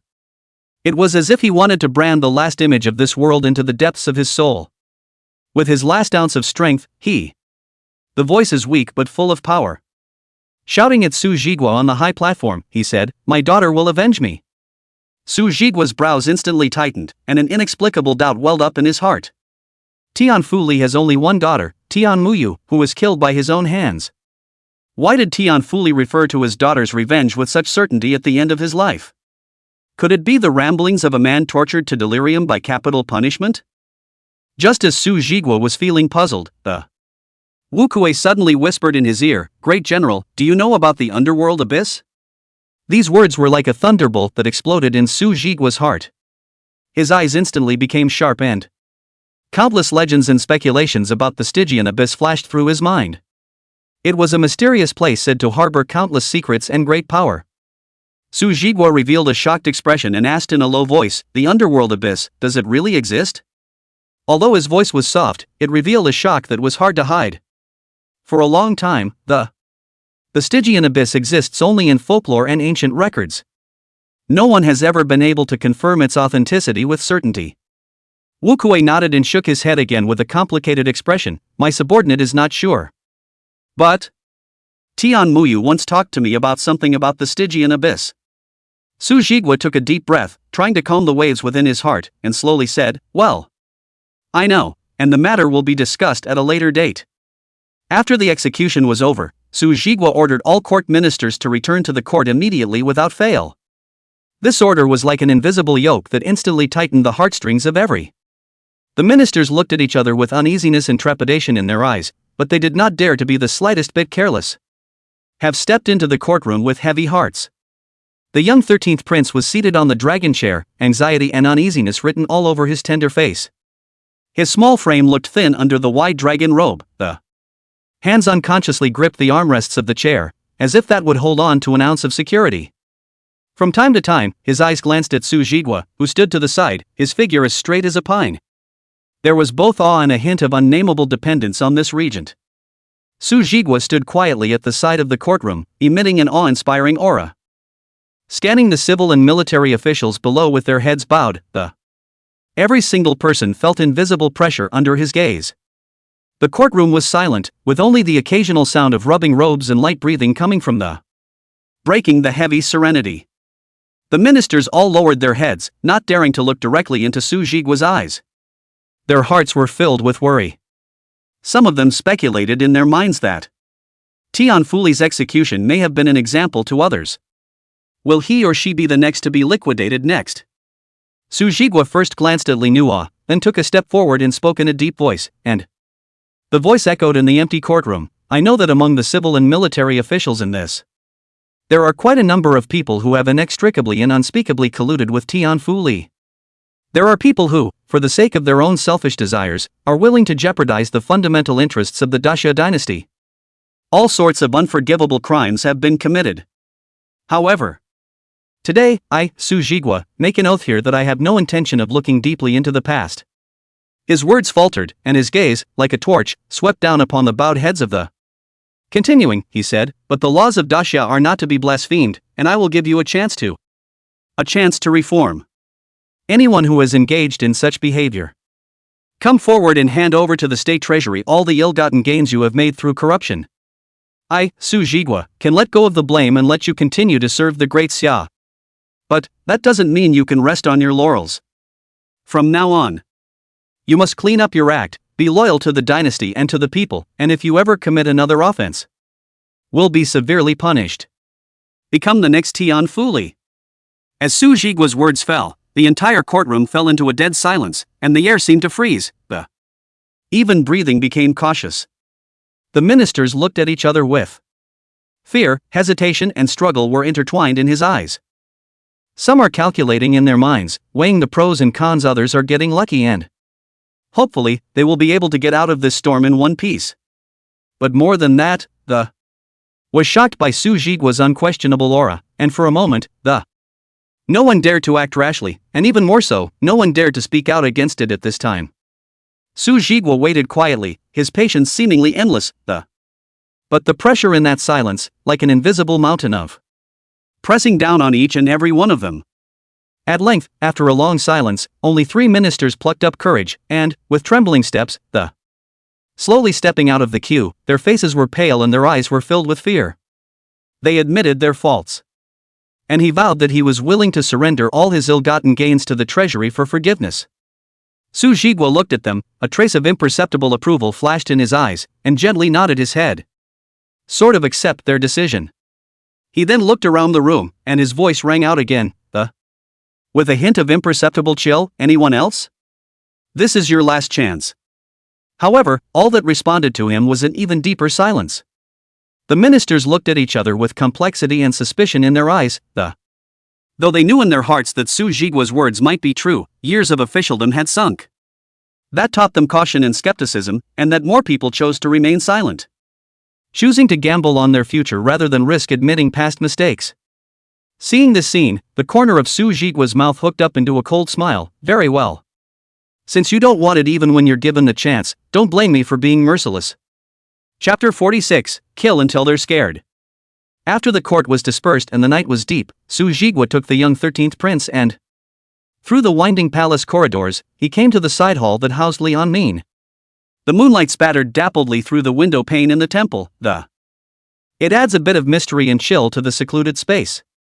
As soon as he stepped into the hall, the 13th prince broke away from Su Zhiga's hand. Rushing hastily to Lianmin, who was sitting at the edge of the bed, with tears welling up in his eyes, There were a few points of aggravation and helplessness in his voice. Father. Being an emperor really isn't fun at all. I don't want to be an emperor. Lianmin looked at this only bloodline of his own in front of him, and his heart was filled with mixed feelings. He gave a bitter smile and, reaching out and gently stroking the 13th prince's head, he looked up at Su Zhigua. Meaningfully, he said, when it comes to being an emperor or not, it's not even up to you or me now. Su Zhigua stood to the side, quietly observing the scene. Li knew all. Su Zhigua finally spoke, his voice steady and firm. It's fine if you don't want to be the emperor. But never now. The Daxia dynasty is in the midst of a storm. It takes a royal orthodoxy to stabilize the situation. After I finish reorganizing the great Xia dynasty, you can abdicate. Speaking here, Su Zhigua's words changed. His eyes turned to Lianmin, the shadow guard, as the most secretive force of his majesties. You should have already gotten hold of the incriminating evidence of many civil and military officials in the court, right? This evidence. Perhaps the very key to stabilizing my dynasty and removing the treacherous. Lianmin's expression changed slightly when he heard this, obviously not expecting Su Zhigua to make such a suggestion. He froze, then asked, "What do you want?" There was a touch of caution and suspicion in his tone. Su Zhigua smiled faintly, an inexplicable light flickering in his eyes, the power of the shadow guard. It should be used on a knife edge. I am prepared to selectively expose the crimes of some officials. As a warning. Let those with bad intentions curb their ambitions, and at the same time build up prestige for the new emperor and consolidate royal power. It's to build up your own prestige, isn't it? Lianmin hooked the corner of his mouth in a slightly mocking manner. Continuing, the shadow guard does possess incriminating evidence against civil and military officials. But do you know why I've been holding back, even letting it go? It is not that I fear their power or covet this false peace. Rather, it's because of this courtroom. Almost no one was left alone. Every civil and military official was involved, to a greater or lesser extent, in the. If it comes down to it. I'm just afraid that when the time comes, no one will be available and the country will be paralyzed. He paused, his gaze deep, as if penetrating the mists of time, saw farther into the future, further, the intricate web of relationships between these. Like a giant invisible net. It's a matter of pulling the strings. They're harboring each other. They're hugging each other. Once this delicate balance is disturbed, the consequences are unimaginable. At that point, the country will not only be plunged into civil unrest, it is more likely to attract the covetousness of foreign enemies. Su Zhigua's eyes narrowed slightly as he sniffed. In a cold voice, he said, since the shadow guard has already gotten hold of this incriminating evidence, then it should serve its purpose. All you have to do is hand over this incriminating evidence to me. I have a sense of propriety and know how to use them to consolidate imperial power and remove treachery. Lianmin once again revealed a bitter smile, shook his head, and said, Su Zhigua, Su Zhigua. Though you're an excellent martial artist and unrivaled in leading troops into battle, when it comes to governing the dynasty, you, on the other hand, may not know as much as I do. I admit that I may not be a wise ruler, but when it comes to weighing the pros and cons and stabilizing the dynasty, I think I still have some ability. These people, they can't be moved, and they can't be moved. Su Zhigua sneered. There was an undeniable firmness in his tone. All you have to do is hand over the incriminating evidence to me, and the rest of the. I'll take care of it. You don't have to worry about me messing up. I know what I'm doing. Lianmin's brows tightened and his tone carried a few hints of pleading and warning. Su Zhigua. It's not that I don't trust your abilities, but I am genuinely worried about the future of the Grand Xia dynasty. I'm afraid of your reckless actions. It would completely destroy the balance that this country has struggled so hard to maintain. If you really mess up, the Daxia dynasty will only fall into a deeper quagmire, even toward destruction. Su Zhigua slowly stepped to Lianmin's front and looked down on him condescendingly. Do you know that Why is the Daxia dynasty declining under your rule? It's because you've been looking over your shoulder. It lacks the vigor an emperor should have. His words were like ice picks, piercing Lianmin's inner defenses with precision and coldness. Lianmin's figure trembled slightly when he heard that. The hidden self-doubt in the mind was mercilessly uncovered. He had to admit that what Su Jigwa had said was true. Himself was indeed too hesitant in the face of the greed and corruption of his courtiers. Even when realizing that it could not be completely removed. Choosing to acquiesce and ignore. The result is that the assholes are allowed to eat away at the fabric of the nation even more recklessly. As if he wanted to see if Su Jigwa could sort things out. Lian Min couldn't help but ask, "So what are you going to do?" The corner of Su Jigwa's mouth hooked up into a cruel smile as he lightly said, "Kill. Kill them until they are afraid, kill them until they are fearful and no longer dare to step beyond the thunder pool. Though I am not good at the tedious details of governing on the battlefield, I know how to win with irony. Likewise, against these assholes in the court. I will also take the most direct and effective way by removing those who are unforgivable. As an example to others. I'm not a murderous man, but I don't mind being the sharpest knife in the shed, if need be. Cutting away the nation's tumors. The Tianfuli case has failed to serve as a sufficient deterrent, so that just a few more Tianfuli until they realize that the price of corruption and betrayal is the end of life." Su Jigwa's words revealed unquestionable determination and ruthlessness. Hearing Su Ji's bloody words, Lian Min's eyes widened. After a moment of silence, Lian Min looked at Su Jigwa's eyes, which were filled with killing intent. Slowly, he said, "Maybe you're right, Then let's see if you can kill a Lang Lang." Chapter 47. After receiving all the incriminating evidence collected by the shadow guard submitted by Lian Min, Su Jigwa nodded in satisfaction. At the same time, a flash of coldness flashed through his eyes, and the shadow guard, as a secret weapon in the hands of Lian Min. Its loyalty belongs only to this former emperor, not to itself. Such an organization. For Su Jigwa, it was undoubtedly a huge hidden danger. A cold light flashed in his eyes as he gently rubbed the heavy evidence of guilt and, as if weighing the weight of each decision. "Wu Kuei." Su Jigwa's voice echoed within the empty palace, With unquestioning majesty, you will lead your best men at once, and launch a full-scale purge of the shadow guard. Remember, I don't want them alive. I don't want them simply dispersed. I want them uprooted. Wipe out this organization once and for all. Wu Kuei's expression was aghast at his words, but then he revealed a knowing smile. He knew very well that Su Ji's orders were never given easily, but once given, it would mean that one must go all out and leave nothing to chance. He made a respectful bow and turn around and leave. Prepare for this difficult and brutal task. After arranging for Wu Kuei to eradicate the shadow guard, Su Jigwa didn't have the slightest bit of slackness. He turned to summon Li Ruhu, and put in his hand those evidences which recorded the crimes of the civil and military officials. Zheng gave it to Li Ruhu. "Ruhu, these are your next tasks." Su Jigwa's voice was calm and strong, each word seems to carry the weight of 1,000 pounds. "Take this incriminating evidence. Go get those assholes one by one. Remember, behind every name is disrespect for imperial power and oppression of the people." Li Ruhu received those incriminating evidence with both hands, and a flash of shock flashed in his eyes. He carefully turned it over and read the pages carefully, the expression on his face gradually becoming grave.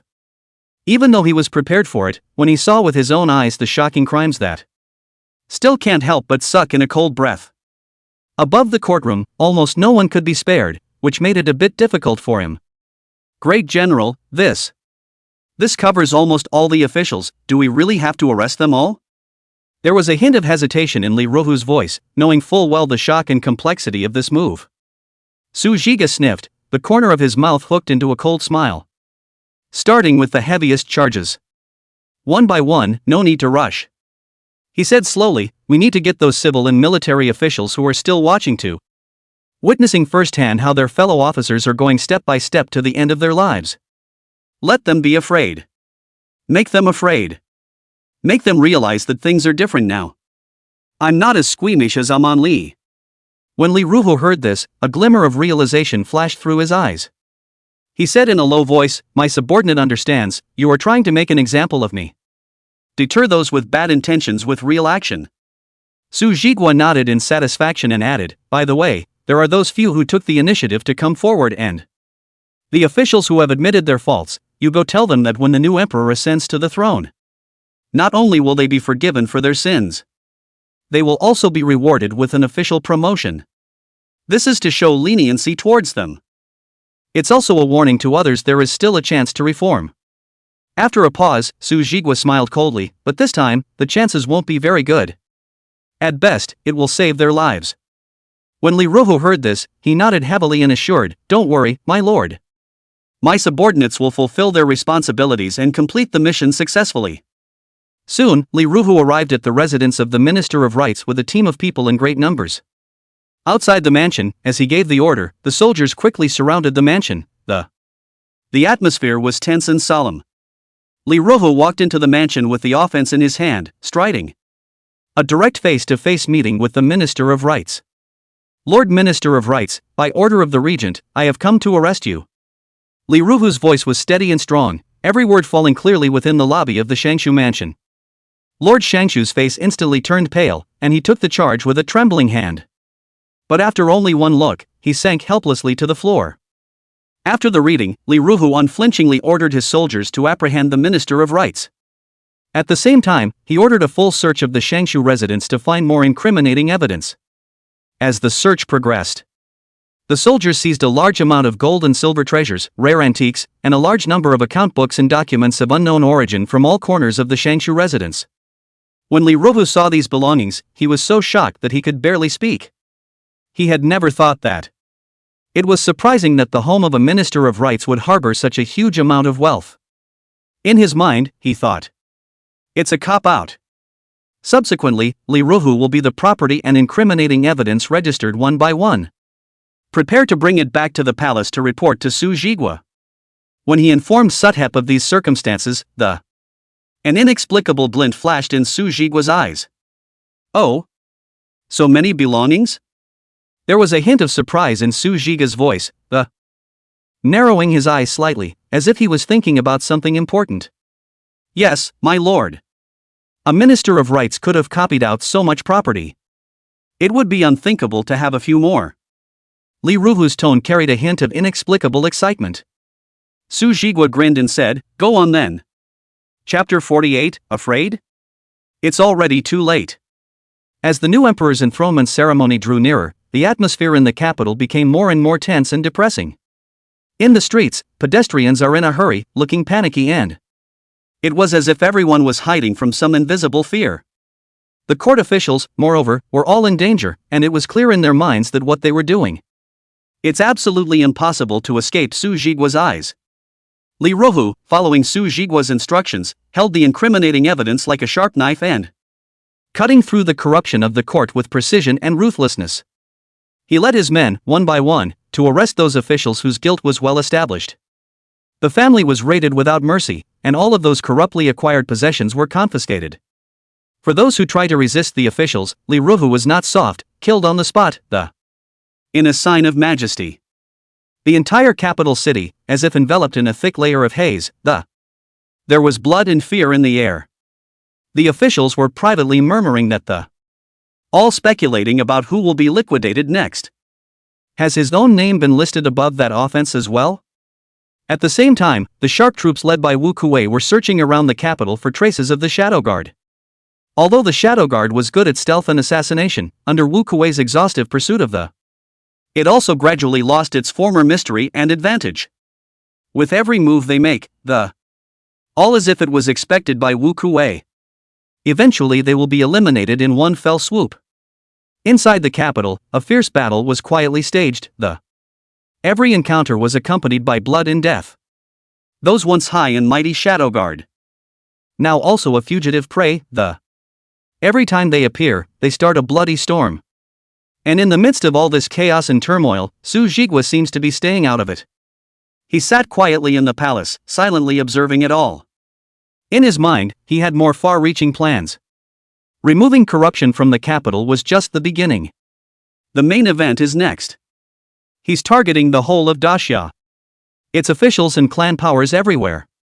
With the fall of one official after another, and the killing of one Shadow Guard after another, the situation in the capital is also becoming clearer. However, officials realized that if they continue to wait in such a passive manner, their fate will be irrevocably doomed. So under the leadership of the Minister of Works, these important ministers of the court decided to join forces and taking proactive measures against the strong cleansing of Sujit. They began to use their respective influence and means in the dynasty to try to create pressure on Su Jigwa. They secretly conspired and spread rumors, claiming that Su Jigwa was killing innocents indiscriminately and slandering loyalists. He even took control of the dynasty with the intention of usurping the throne. These remarks quickly spread through the capital, but the people scoffed at them. In the hearts of the people, it would be better off if Su Jigwa could be the emperor, usurping the throne or something just right. To climax the revolt, the Minister of Works himself led a party of a dozen or so of the most important ministers of the court. A vast number of people blocked the entrance to the palace. They were dressed in court dress, holding wattles, looking serious and determined. As if to express their determination and dissatisfaction in this way. At the entrance of the palace, the guards saw the situation and immediately went forward to stop them, but the Minister of Public Works did not budge. He cried out, accusing Sudhep of all sorts of crimes and stopping the endless purge. Other officials chimed in, their voices rising and falling. Inside the palace, after Su Jigwa learned the news, he just laughed coldly, and then with a wave of his hand, taking Gu Changping and Knight Wunyan with him, he slowly stepped out of the palace towards the chaotic scene. When Su Jigwa's figure appeared in the crowd's line of sight, the originally noisy scene instantly quieted down. The Minister of Public Works and all the officials stopped their clamoring and they looked at Su Jigwa in horror. Su Jigwa slowly swept a glance at the crowd in front of him, his voice was light and but with irresistible power, I'm going to count to 3, and if you don't go away, then don't go. The Minister of Public Works was filled with panic as he cried out, you will push the great Xia dynasty to its demise this way. You'll be a sinner for the ages. But Su Jigwa turned a deaf ear and slowly spoke, 3. The Minister of Works continued to shout, you can either kill us all. Let's see who else will serve the great Xia dynasty in the future. Who else dares to serve the grand Xia dynasty? There was desperation and provocation in his words, trying to save his life in this way. But Su Jigwa just continued to count, 2. His voice was even lower, yet even more haunting. At this moment, his eyes were already filled with killing intent, as if he wanted to devour the entire crowd in front of him. Feeling Su Jigwa's killing intent that was as substantial as it was, the Minister of Public Works and his party were finally afraid. Their bodies began to tremble and their faces became as pale as paper. However, as things stood, they had no choice but to go on, with a hint of luck in their hearts. I don't believe Su Jigwa really dared to kill them all. If you cease your operations, cried the Minister of Works again, we can overlook continue to work for the great Xia dynasty. There was a hint of trembling and pleading in his voice, trying to impress Su Jigwa in this way. But Su Jigwa just gently counted, 1. As the sound of this word fell, his figure suddenly flashed and like a ghost, he appeared in front of the Minister of Public Works. In everyone's stunned gazes, Su Jigwa single-handedly pinched the Minister of Public Works' neck. Lift him up slowly. In an icy voice, he said, if you do wrong, you should be punished. It's only if we let you assholes go unchecked that the great Xia dynasty will come to an end. I've given you a chance, and since you don't appreciate it, then go to hell. As the words fell, Su Jigwa exerted a force, and the Minister of Public Works' neck was instantly broken. His body hung down helplessly, his eyes round and full of resignation and shock. The surrounding officials were terrified, their faces were pale and their bodies trembled involuntarily. They never imagined that Su Jigwa would kill the Minister of Public Works in public. And with such determination. Without the slightest hesitation. Having lost the central figure of the Minister of Works.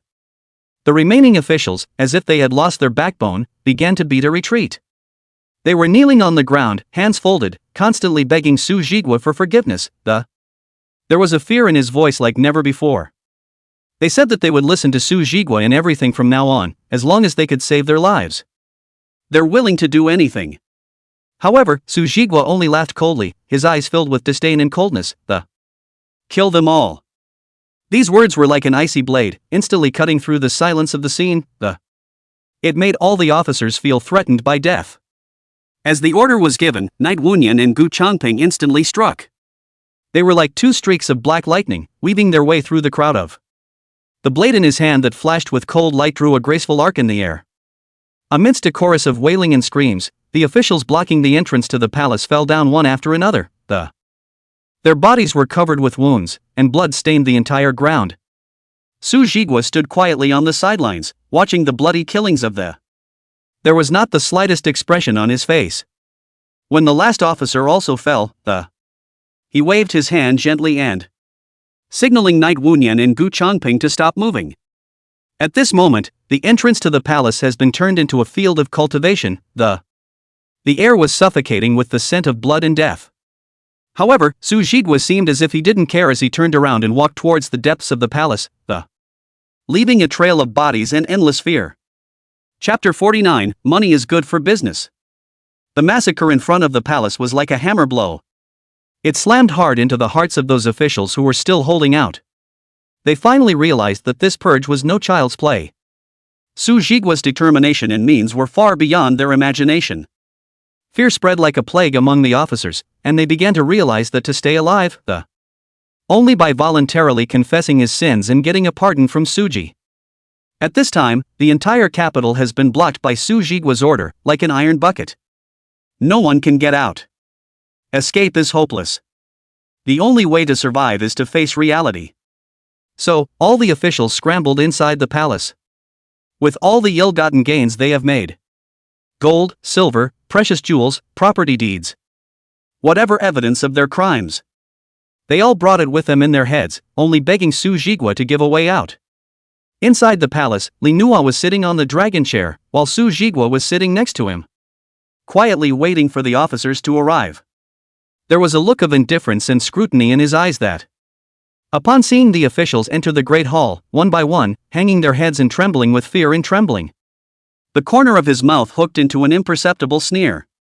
The officials lined up in the great hall and one by one presented their crimes and incriminating evidence. They kept pleading with Suthagor for forgiveness. Promise to be willing to turn over all your ill-gotten gains to the treasury, just to be able to keep your life. Su Jigwa quietly listened to their statements, occasionally nodding and occasionally frowning. The crimes of these officials run deep, but considering the stability and future governance of the Daxia dynasty, he did not immediately order them all to be executed. He's giving these officers a chance to let them prove their rehabilitation by their actions. But if you don't meet Su Jigwa's requirements afterward, then I'm sorry. Of course, if you do a good job, you can still be rewarded and a promotion is not impossible. Hearing that he still has a chance, the officials immediately swore and promised that they would not let Su Jigwa down. The purge was bloody and brutal, but it served as a deterrent and a warning. The results are remarkable. Su Jigwa said in front of all the court officials, "It's not that I don't allow you to be greedy. But there has to be a degree. Small greed is fine, but things that are detrimental to the national interest will never be tolerated." The group of ministers nodded their heads in agreement. After settling the matter of these officials in the capital, Suthagor found that the treasury had become unprecedentedly full. With money, you can do a lot of things. The strength of a nation cannot be separated from a solid economic foundation and a strong military backing. Su Jigwa was born in the army, and he understands very well the military importance. The first funds were poured into military construction without hesitation. Su Jigwa first set about revolutionizing weaponry, ordering his craftsmen to work day and night on it. A range of new weapons were developed, from razor-sharp swords to accurate bows and armor. He also strengthened the training of the army, try to get all the soldiers to be able to do what the Frontier Army and the Southland Army did. Possessing strong physical and combat skills, with a heavy emphasis on developing their teamwork and tactical literacy, ensure that you can maximize your combat effectiveness on the battlefield. Of course, talents are also the future of the country and an important force for social progress. And so, at the same time, he issued an unprecedented recruiting order that, proclaiming to the nation that anyone with talent, regardless of birth, may apply for an official position, as long as they've been rigorously tested.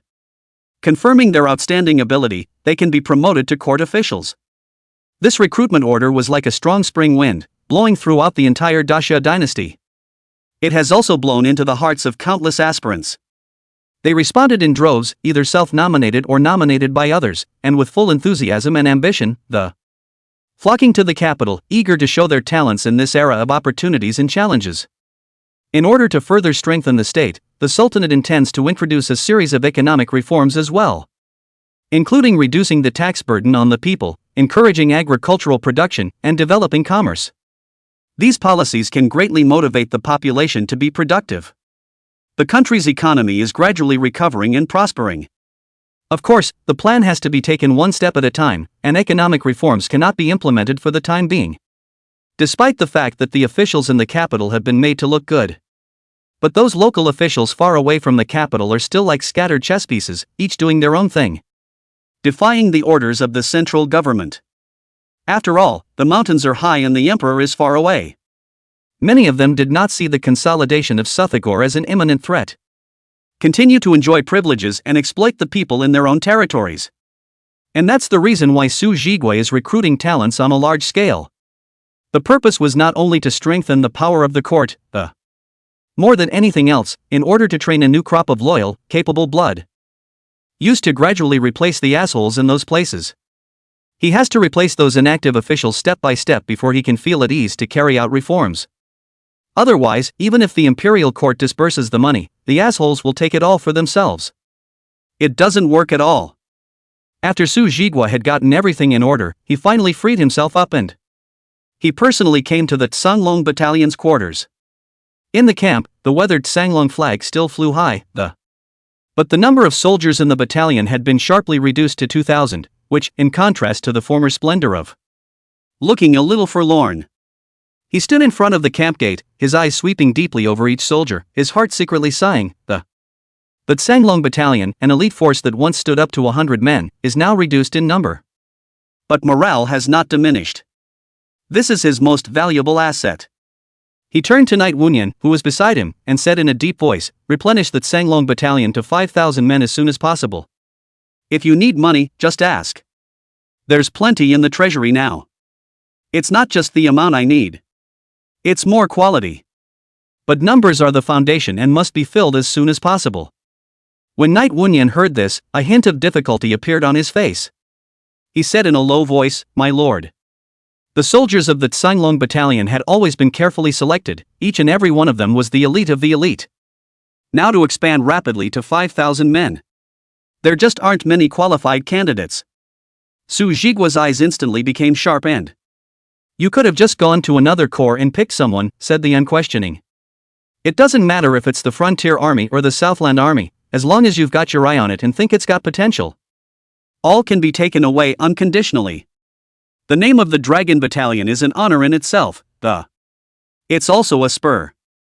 I believe those soldiers who are truly ambitious and capable will be willing to join the Tsanglong Battalion." A hint of surprise flashed in Knight Wunyan's eyes as he heard the words.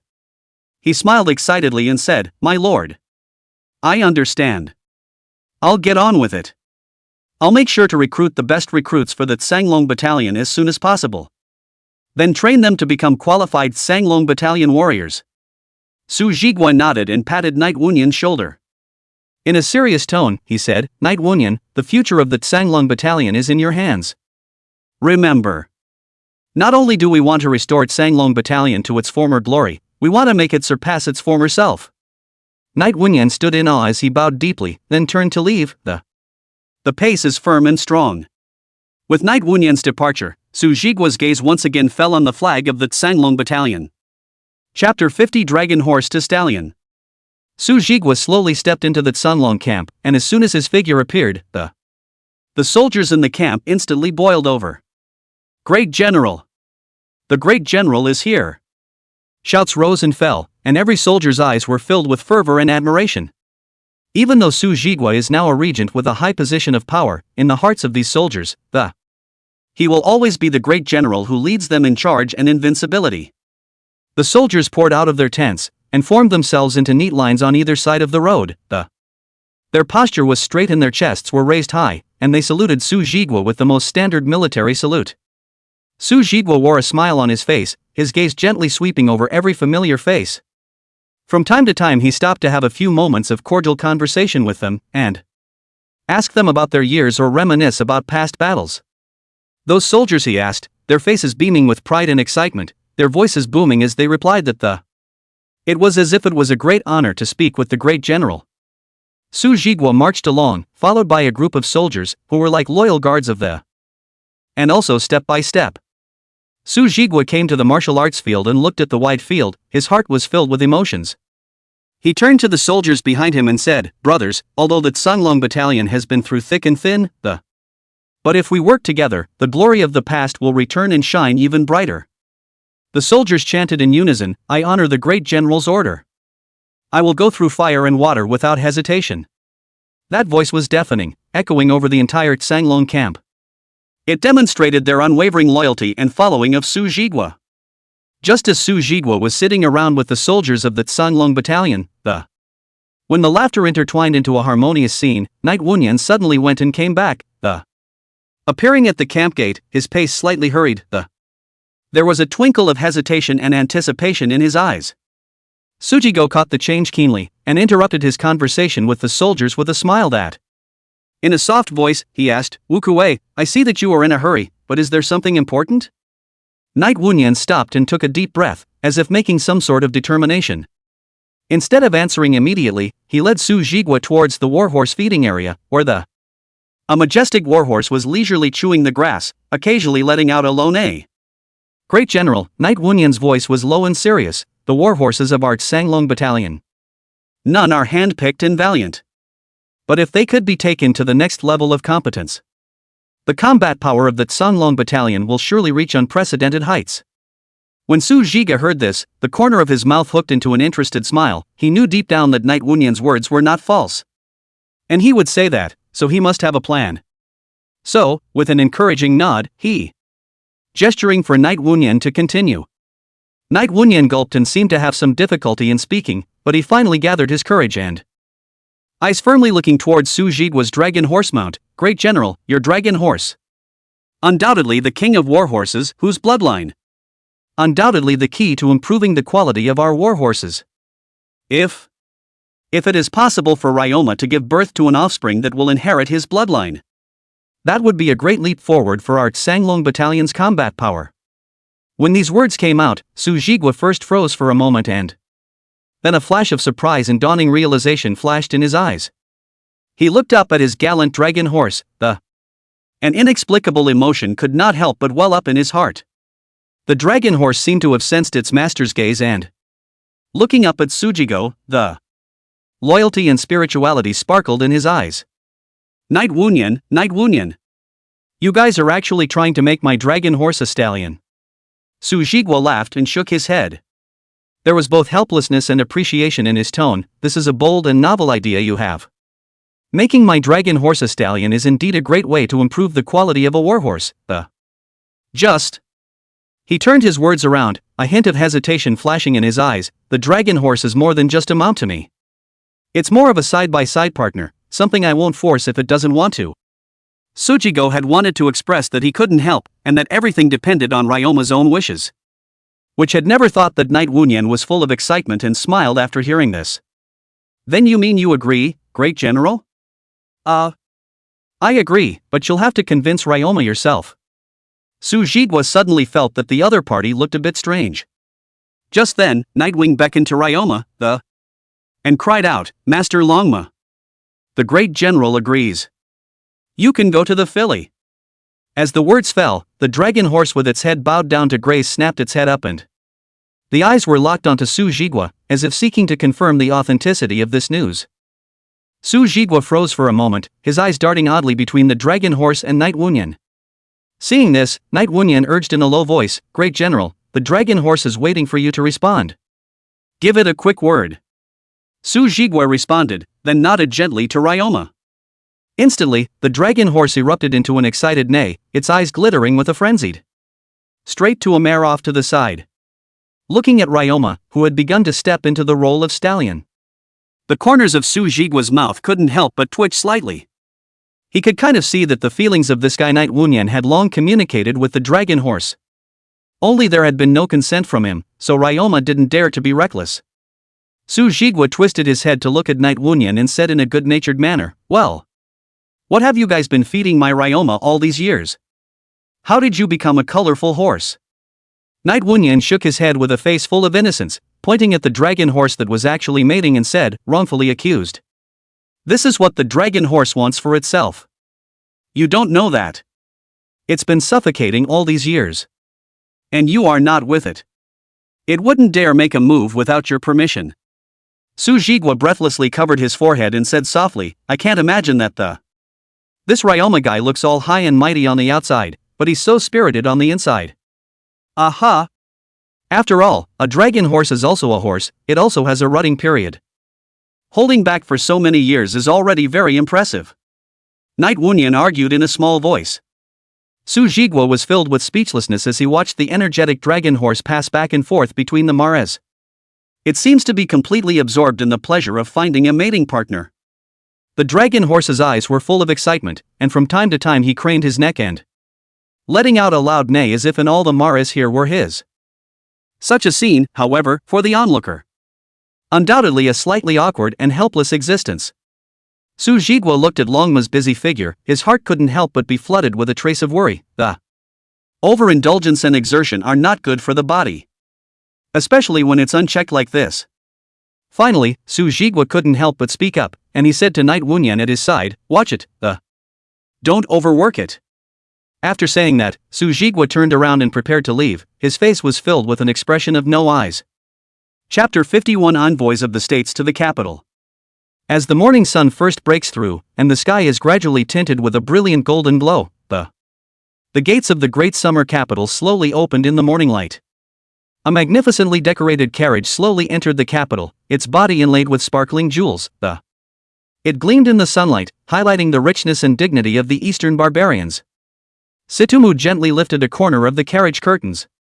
Glancing over the bustling crowds in the streets, in a gentle and humble voice, he said to the fellow traveler beside him, Senior Yang. You really don't need to be with me anymore. You've already done everything you could last time. The favor was returned long ago. Upon hearing this, the blind sword Saint Yangyu, who was sitting on the other side of the carriage, couldn't help but have his face slightly dimmed. The corner of his mouth hooked up with a touch of bitter self-deprecation, failing to protect you last time. The old man's heart is truly guilty. Tsutomu shook his head and said, the late generation does not blame you for this. After all, that person is Su Jigwa. There was a slight pause in his words, and his eyes flickered with the complex emotions that. Continuing, he said, this time I have come as an emissary of the great king of the. It is expected that Su Jigwa will not act rashly, so. Speaking here, Tsutomu's eyes became meaningful, as if everything was in the air. He knew that Yangyu must have known this reasoning in his heart, yet he still chose to accompany him. Yangyu took a deep breath and said bluntly, truth be told, the old man's trip.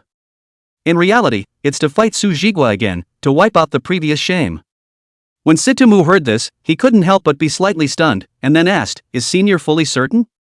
Yangyu first shook his head, then slowly nodded, although there is no certainty of victory. But after all these days of repeated deduction and reflection day and night on the last fight with him, I feel that I have a few more chances of winning this time. When Tsutomu heard this, he secretly sighed in his heart, but he didn't say anything more and just nodded silently. With the arrival of Tsutomu, the emissary of the Great View, the envoys of the following countries also came like a tidal wave. They were uniformly arranged in a well-prepared pavilion to await the arrival of the enthronement ceremony. The influence of the Grand View dynasty, as one of the few powerful countries in the world, was self-evident. Thus, upon the arrival of the emissaries of the nations, with respect and ingratiation, the competing to visit Tsutomu, the powerful dying chancellor. Inside the spacious and bright parlor, Tsutomu sat in the main seat with a smile on his face. Demeanor elegantly poured tea for several emissaries who had traveled from afar. The aroma of the tea curls up, reflecting his calm and unhurried temperament, which honors the messengers present. They all praised Tsutomu for not only his superior talent, but also his extraordinary temperament. It is indeed a pillar of the dying dynasty. Tsutomu smiled faintly and responded to the praises of the people with a humble gesture, then his words changed. Gently, he asked, you all have traveled a long way and must have many questions. I wonder if I can tell you. Is there anything in particular that you wish to discuss with me on this trip? Several messengers smiled at each other as they spoke, and one of them spoke representatively, In his tone, there were a few moments of temptation and curiosity. Chancellor Situ, we do have doubts in our hearts. The Daxia dynasty has a new emperor on the throne this time. It is really puzzling that they have taken the unprecedented step of inviting envoys from various countries to join the event. I wonder what the chancellor has to say about this. Tsutomu gently took a sip of the fragrant tea in his hand, and a trace of depth flashed in his eyes. Then he spoke slowly, his voice calm and insightful, on the matter of the. I don't know everything. But in my humble opinion, this may be an opportunity for Su Jigwa, the regent of Daxia, to show his majesty and strength to the nations. Or a subtle political strategy. After all, Su Jigwa came from a military background, and his character is not lacking in irony and dominance. This is evident from the fact that he has been removing dissidents from the dynasty with thunderous means during this period of time. The fierceness of his character and the decisiveness of his methods are awe-inspiring. At this point in his speech, Sitomu's words gave a slight pause, and his gaze swept over the emissaries present. Only their faces were different, some were grave, some were astonished, obviously disturbed by the way Sujego was acting. He continued, or perhaps it is Su Jigwa who wants to observe the attitudes of the nations through this grand ceremony of the new emperor's ascension to the throne, so as to determine which are enemies and which are allies. At these words, the atmosphere in the room became gloomy, and the emissaries of the various countries were secretly calculating in their hearts. Realizing that this trip to Daxia may be far more complex and subtle than expected. Sitomu's eyes flashed with an inexplicable light, and he lowered his voice and there was a hint of imperceptible urgency in his tone. Messengers, you should all be subsidiaries of the Daxia dynasty, right? Every year, you have to make offerings to the Daxia dynasty. But the number of offerings seems to have gotten smaller and smaller over the years. How do you think Suthagor will feel about this downsizing of ours? That he might see it as a challenge to the authority of the Dacha. In turn, you will be asked to restore or even increase the number of offerings. These words tightened the hearts of the emissaries present, and they looked at each other with read the same apprehension and uneasiness in the other's eyes. Sitomu smiled faintly and continued, actually, you all don't have to worry. As long as you, the dependent nations, can unite and form a force to be reckoned with. Even Su Jigwa needed to think twice before acting. After all, he can't be an enemy of all his dependencies at the same time. What's more, today's Daxia is in the midst of a storm, and it is you who are united in the best time to deal with Daxia together. If no action is taken at this moment, after Sujigo has stabilized the situation, you will be in a much more difficult position. The faces of the messengers became more and more grave, obviously deeply touched by Sitomu's words. Suddenly, Sitomu's eyes became sharp as he slowly said, more importantly, the Grandview dynasty will be your most solid backing. Chancellor Situ, why is Great King helping us so much? A messenger couldn't help but ask. Sitomu smiled faintly. The eyes reveal sincerity and friendliness, because common interests bring us together.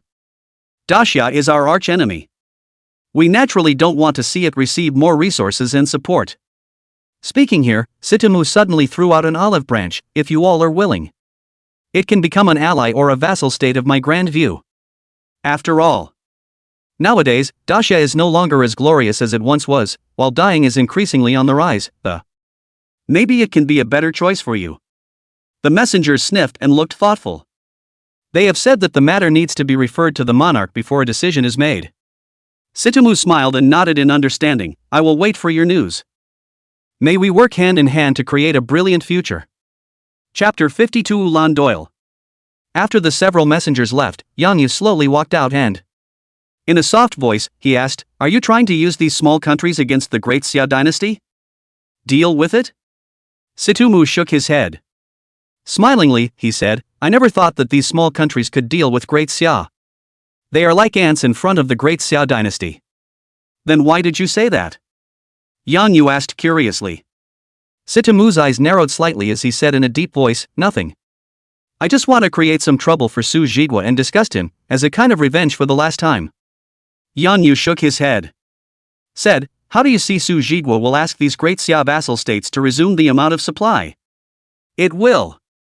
A brilliant light flashed in Sitomu's eyes as he said with certainty, with Su Jigwa's character, definitely do that. Just as Sitomu and Yang Yu were talking, a guard hurriedly entered and, in a low voice, he reported, Lord Chancellor, the barbarian emissary has arrived and it is the barbarian Princess Ullander herself. When these words came out, Sitomu also couldn't help but be slightly moved. Ulandor.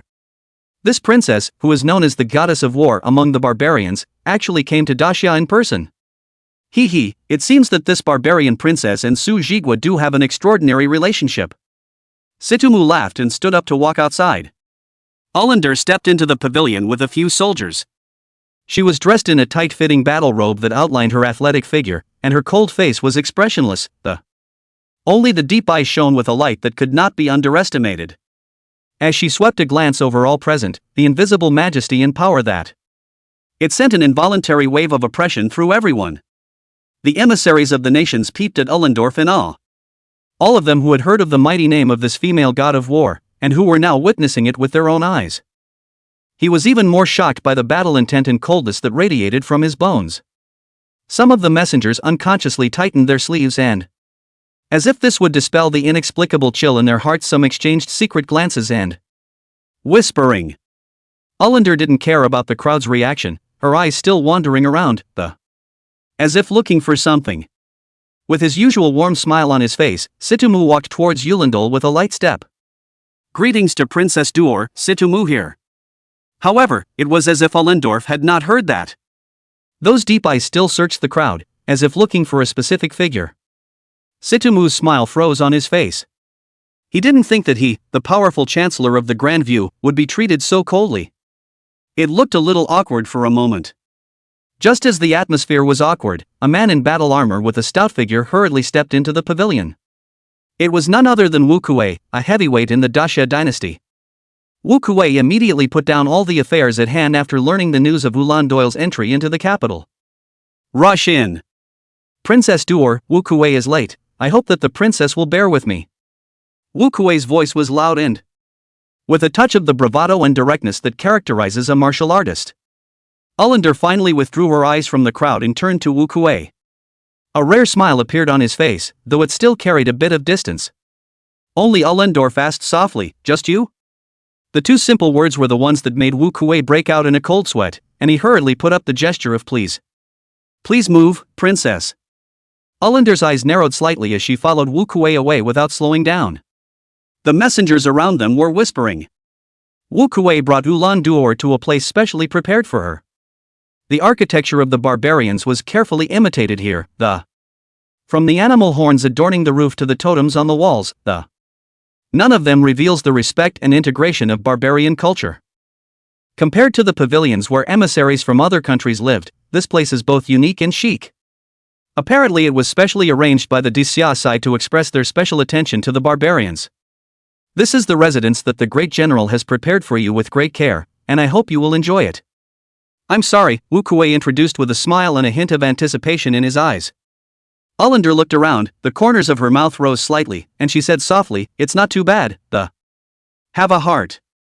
Her voice was soft, but it revealed an unspeakable majesty and satisfaction. Afterwards, Ullander walked straight to a carved wooden chair and sat down, her body slightly leaning back, eyes staring silently at Wu Kuei, an unknown light flickering in those deep eyes, It made Wu Kuei feel a pang of discomfort. She didn't make a sound either, but she gave Wu Kuei a great deal of pressure. In the end, Wu Kuei took a deep breath and suddenly said, "It's good that sister-in-law likes it. It's not in vain that the great general prepared it specially." When these words came out, Ullender's face changed violently, and she stared wide-eyed and there was a hint of disbelief in his voice. "What did you just call me?" Seeing this, Wu Kuei still kept a smile on his face and said, "Although I am a subordinate of the great general. But he and I are like brothers, closer than blood brothers, and are known as brothers in private." Hearing the question not answered, Ullander coldly pursued, "I asked you what you just shouted at me?" Wu Kuei's expression straightened and he said solemnly, "In my heart, you are the only one in the world who can match the great general." Ullender's entire body froze as she sniffed and there was an uncatchable flash of petulance in those deep eyes, the bottom of his eyes even flickered with an undetectable touch of stealing joy. After a few moments of silence, Urantia coughed softly and trying to hide his outburst, "General Wu, you are overstating it. Between me and Su Zhiga, just sympathetic opponents on the battlefield." A wry light flashed in Wu Kuei's eyes, and he laughed softly and there were a few hints of flirtation in his tone. "Don't be so modest, great general, and you, that's a match made in heaven. Not only me, but the men under the great general's command. Who doesn't think so?" Ullander sniffed and did not retort again. She gently hung her head and hands delicately rubbing the arms of the carved wooden chair. A rare display of a gentle little woman's posture, very different from her usual. When Wu Kuei saw this, he was secretly happy. He knew deep down that his words had struck a chord in the heart of this female goddess of war. Just then, Allendorf suddenly spoke up. There was a hint of imperceptible softness in his voice. Ahem. Where is that Su Zhigua now, and why don't we see him come? A trace of helplessness flashed across Wu Kuei's face as he responded with a bitter smile. This is not. The new emperor's coronation is approaching, and the great general, as the regent, has a heavy burden on his shoulders. Busy with business. That's why I didn't come to greet you first. However, when he learned of your entry into the capital, but he immediately sent me here. After hearing this, Yulindol let out a soft cold snort, with a few hints of arrogance in her tone. All right. I see, you can retire for now. Wu Kuei smiled cheekily, and before he left, he didn't forget to add, that I'll take my leave first, sister-in-law. You rest well. As the word sister-in-law once again fell into Ullendor's ears. Her cheeks couldn't help but blush a scarlet red, as delicate as peach blossoms in the morning sun. After Wu Kuei left, Ulandur gently exhaled and muttered in her heart, this guy. Rather a good talker. On the other hand, Wu Kuei was secretly glad as he walked, good man, it's lucky that I'm smart. Otherwise you're sure to get a beating. Chapter 53. In the depths of the glorious palace, Su Zhigua and the Iron Rider King were sitting opposite each other and sipping tea, and between the fragrance of the wine. The two talked and laughed.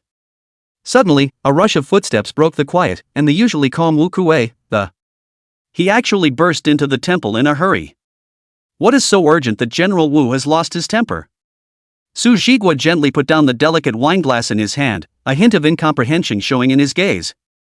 Wu Kuei's gaze hovered between the Iron Cavalry King and Su Zhigu, as if he had something to say, and hesitated for a moment. When the Iron Cavalry King saw this, the corner of his mouth hooked up into a playful smile and said, could it be that there's some sort of secret that? How dare you not even know this king? Su Zhigua smiled faintly, signaling that Wu Kuei had no need to worry. Wu Kuei, but there's no harm in saying. The Iron Cavalry King and I are lifelong friends, so there's no need to avoid it. Wu Kuei sniffed, took a deep breath, and finally opened his mouth. Princess Ulandur has arrived in the capital. What? Su Zhigua's body shook violently when he heard that. The stunned color on his face was hard to hide. What you just said, is it true? Wu Kuei helplessly shrugged his shoulders and repeated, enlightening the great general, the barbarian princess, Ulandur, It has indeed arrived in the capital. When these words came out, Su Zhiga's face was instantly complicated and varied. There was a flash of unaccountable panic in his eyes. This is on Su Zhigua, who is usually thunderous, and doesn't change color when the mountain crumbles in front of him. It's a rarity. When the Iron Cavalry King saw this, he couldn't help but have a few moments of curiosity in his heart after all, even in the face of 1,000 armies.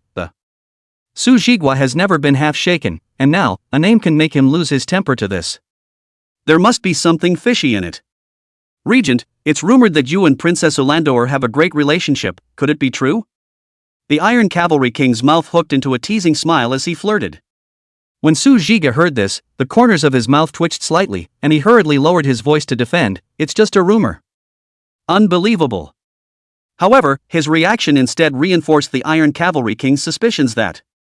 I only saw him whisper to himself, hey, it seems that the rumors are not false, between you and the barbarian princess, There must be ulterior. Adultery. Su Zhiga had a helpless face, crying and laughing. You guy, when did you also become so gossipy? What adulterous feelings, too unpleasant. Between us, we are nothing more than mutually respectful rivals, It's just a matter of sympathy. Ha, just keep covering it up. The Iron Cavalry King laughed out loud, then stood up and sparingly, he waved his hand. Today's feast seems to be coming to an end. Look at you. I don't think I have the heart to drink anymore, so let's meet again some other time. Having said that, the Iron Cavalry King walked out of the temple door with great strides, leaving behind a slightly embarrassed Su Zhigua in the room and a speechless Wu Kuei. After the Iron Cavalry King had left, a moment of quiet returned to the palace, and only Su Zhigua and Wu Kuei remained. The curiosity in Wu Kuei's heart grew like wild grass, and he finally couldn't hold it down. Cautiously opened his mouth and asked, Great General, between you and Princess Ulandur, is it really as rumored? Su Zhiga sniffed, gently putting down the wineglass in his hand, his gaze deep and profound. It was as if he was stuck in a distant memory. He spoke slowly and there was a hint of imperceptible tenderness in his voice. In fact, my acquaintance with Urantia goes back to a battle many years ago. At that time, I'm still just a nameless junior general in the army. In that melee, the situation was complicated by the intertwining of the forces of Dixia, Jing, and the barbarians. I encountered a powerful man of the Grandview with Ullander in an accident. It was a fight to the death. In order to survive, we had to join forces against the enemy. In the end, even though he narrowly won, he was seriously injured and in a desperate situation. Wu Kuei was so mesmerized by what he heard that he couldn't help but ask after him, could it be that at that time, you have developed a deep bond with her? Su Jigwa shook his head. The corners of his mouth curled into a bitter smile. The bond may have been slowly cultivated since then, but it was an unexpected interlude that really connected me to her destiny. While hiding from her pursuers, Ullendorf discovers a hidden pool of water that she insisted on cleaning the wound. But without realizing it, I saw her. Speaking here, Su Jigwa deliberately paused for a moment, whetting Wu Kuei's appetite. Wu Kuei stared wide-eyed and asked with anticipation, did you look at her body? Naked? Su Jigwa glared at Wu Kuei and said without a trace of anger, where did you think of? It wasn't so much that I was looking at her naked as it was that I inadvertently caught a glimpse of a tattoo on her back. It was a unique and mysterious pattern. She told me. This tattoo means a lot to her, and those who have seen it that. Just be responsible for her. When Wu Kuei heard this, a complex expression of disappointment and curiosity appeared on his face. A small voice muttered, that's it? Just seeing a tattoo? Su Jigwa shrugged his shoulders and laughed helplessly. Yes, it's that simple and complicated. Ullendorf's character is so strong that she can't change what she has decided.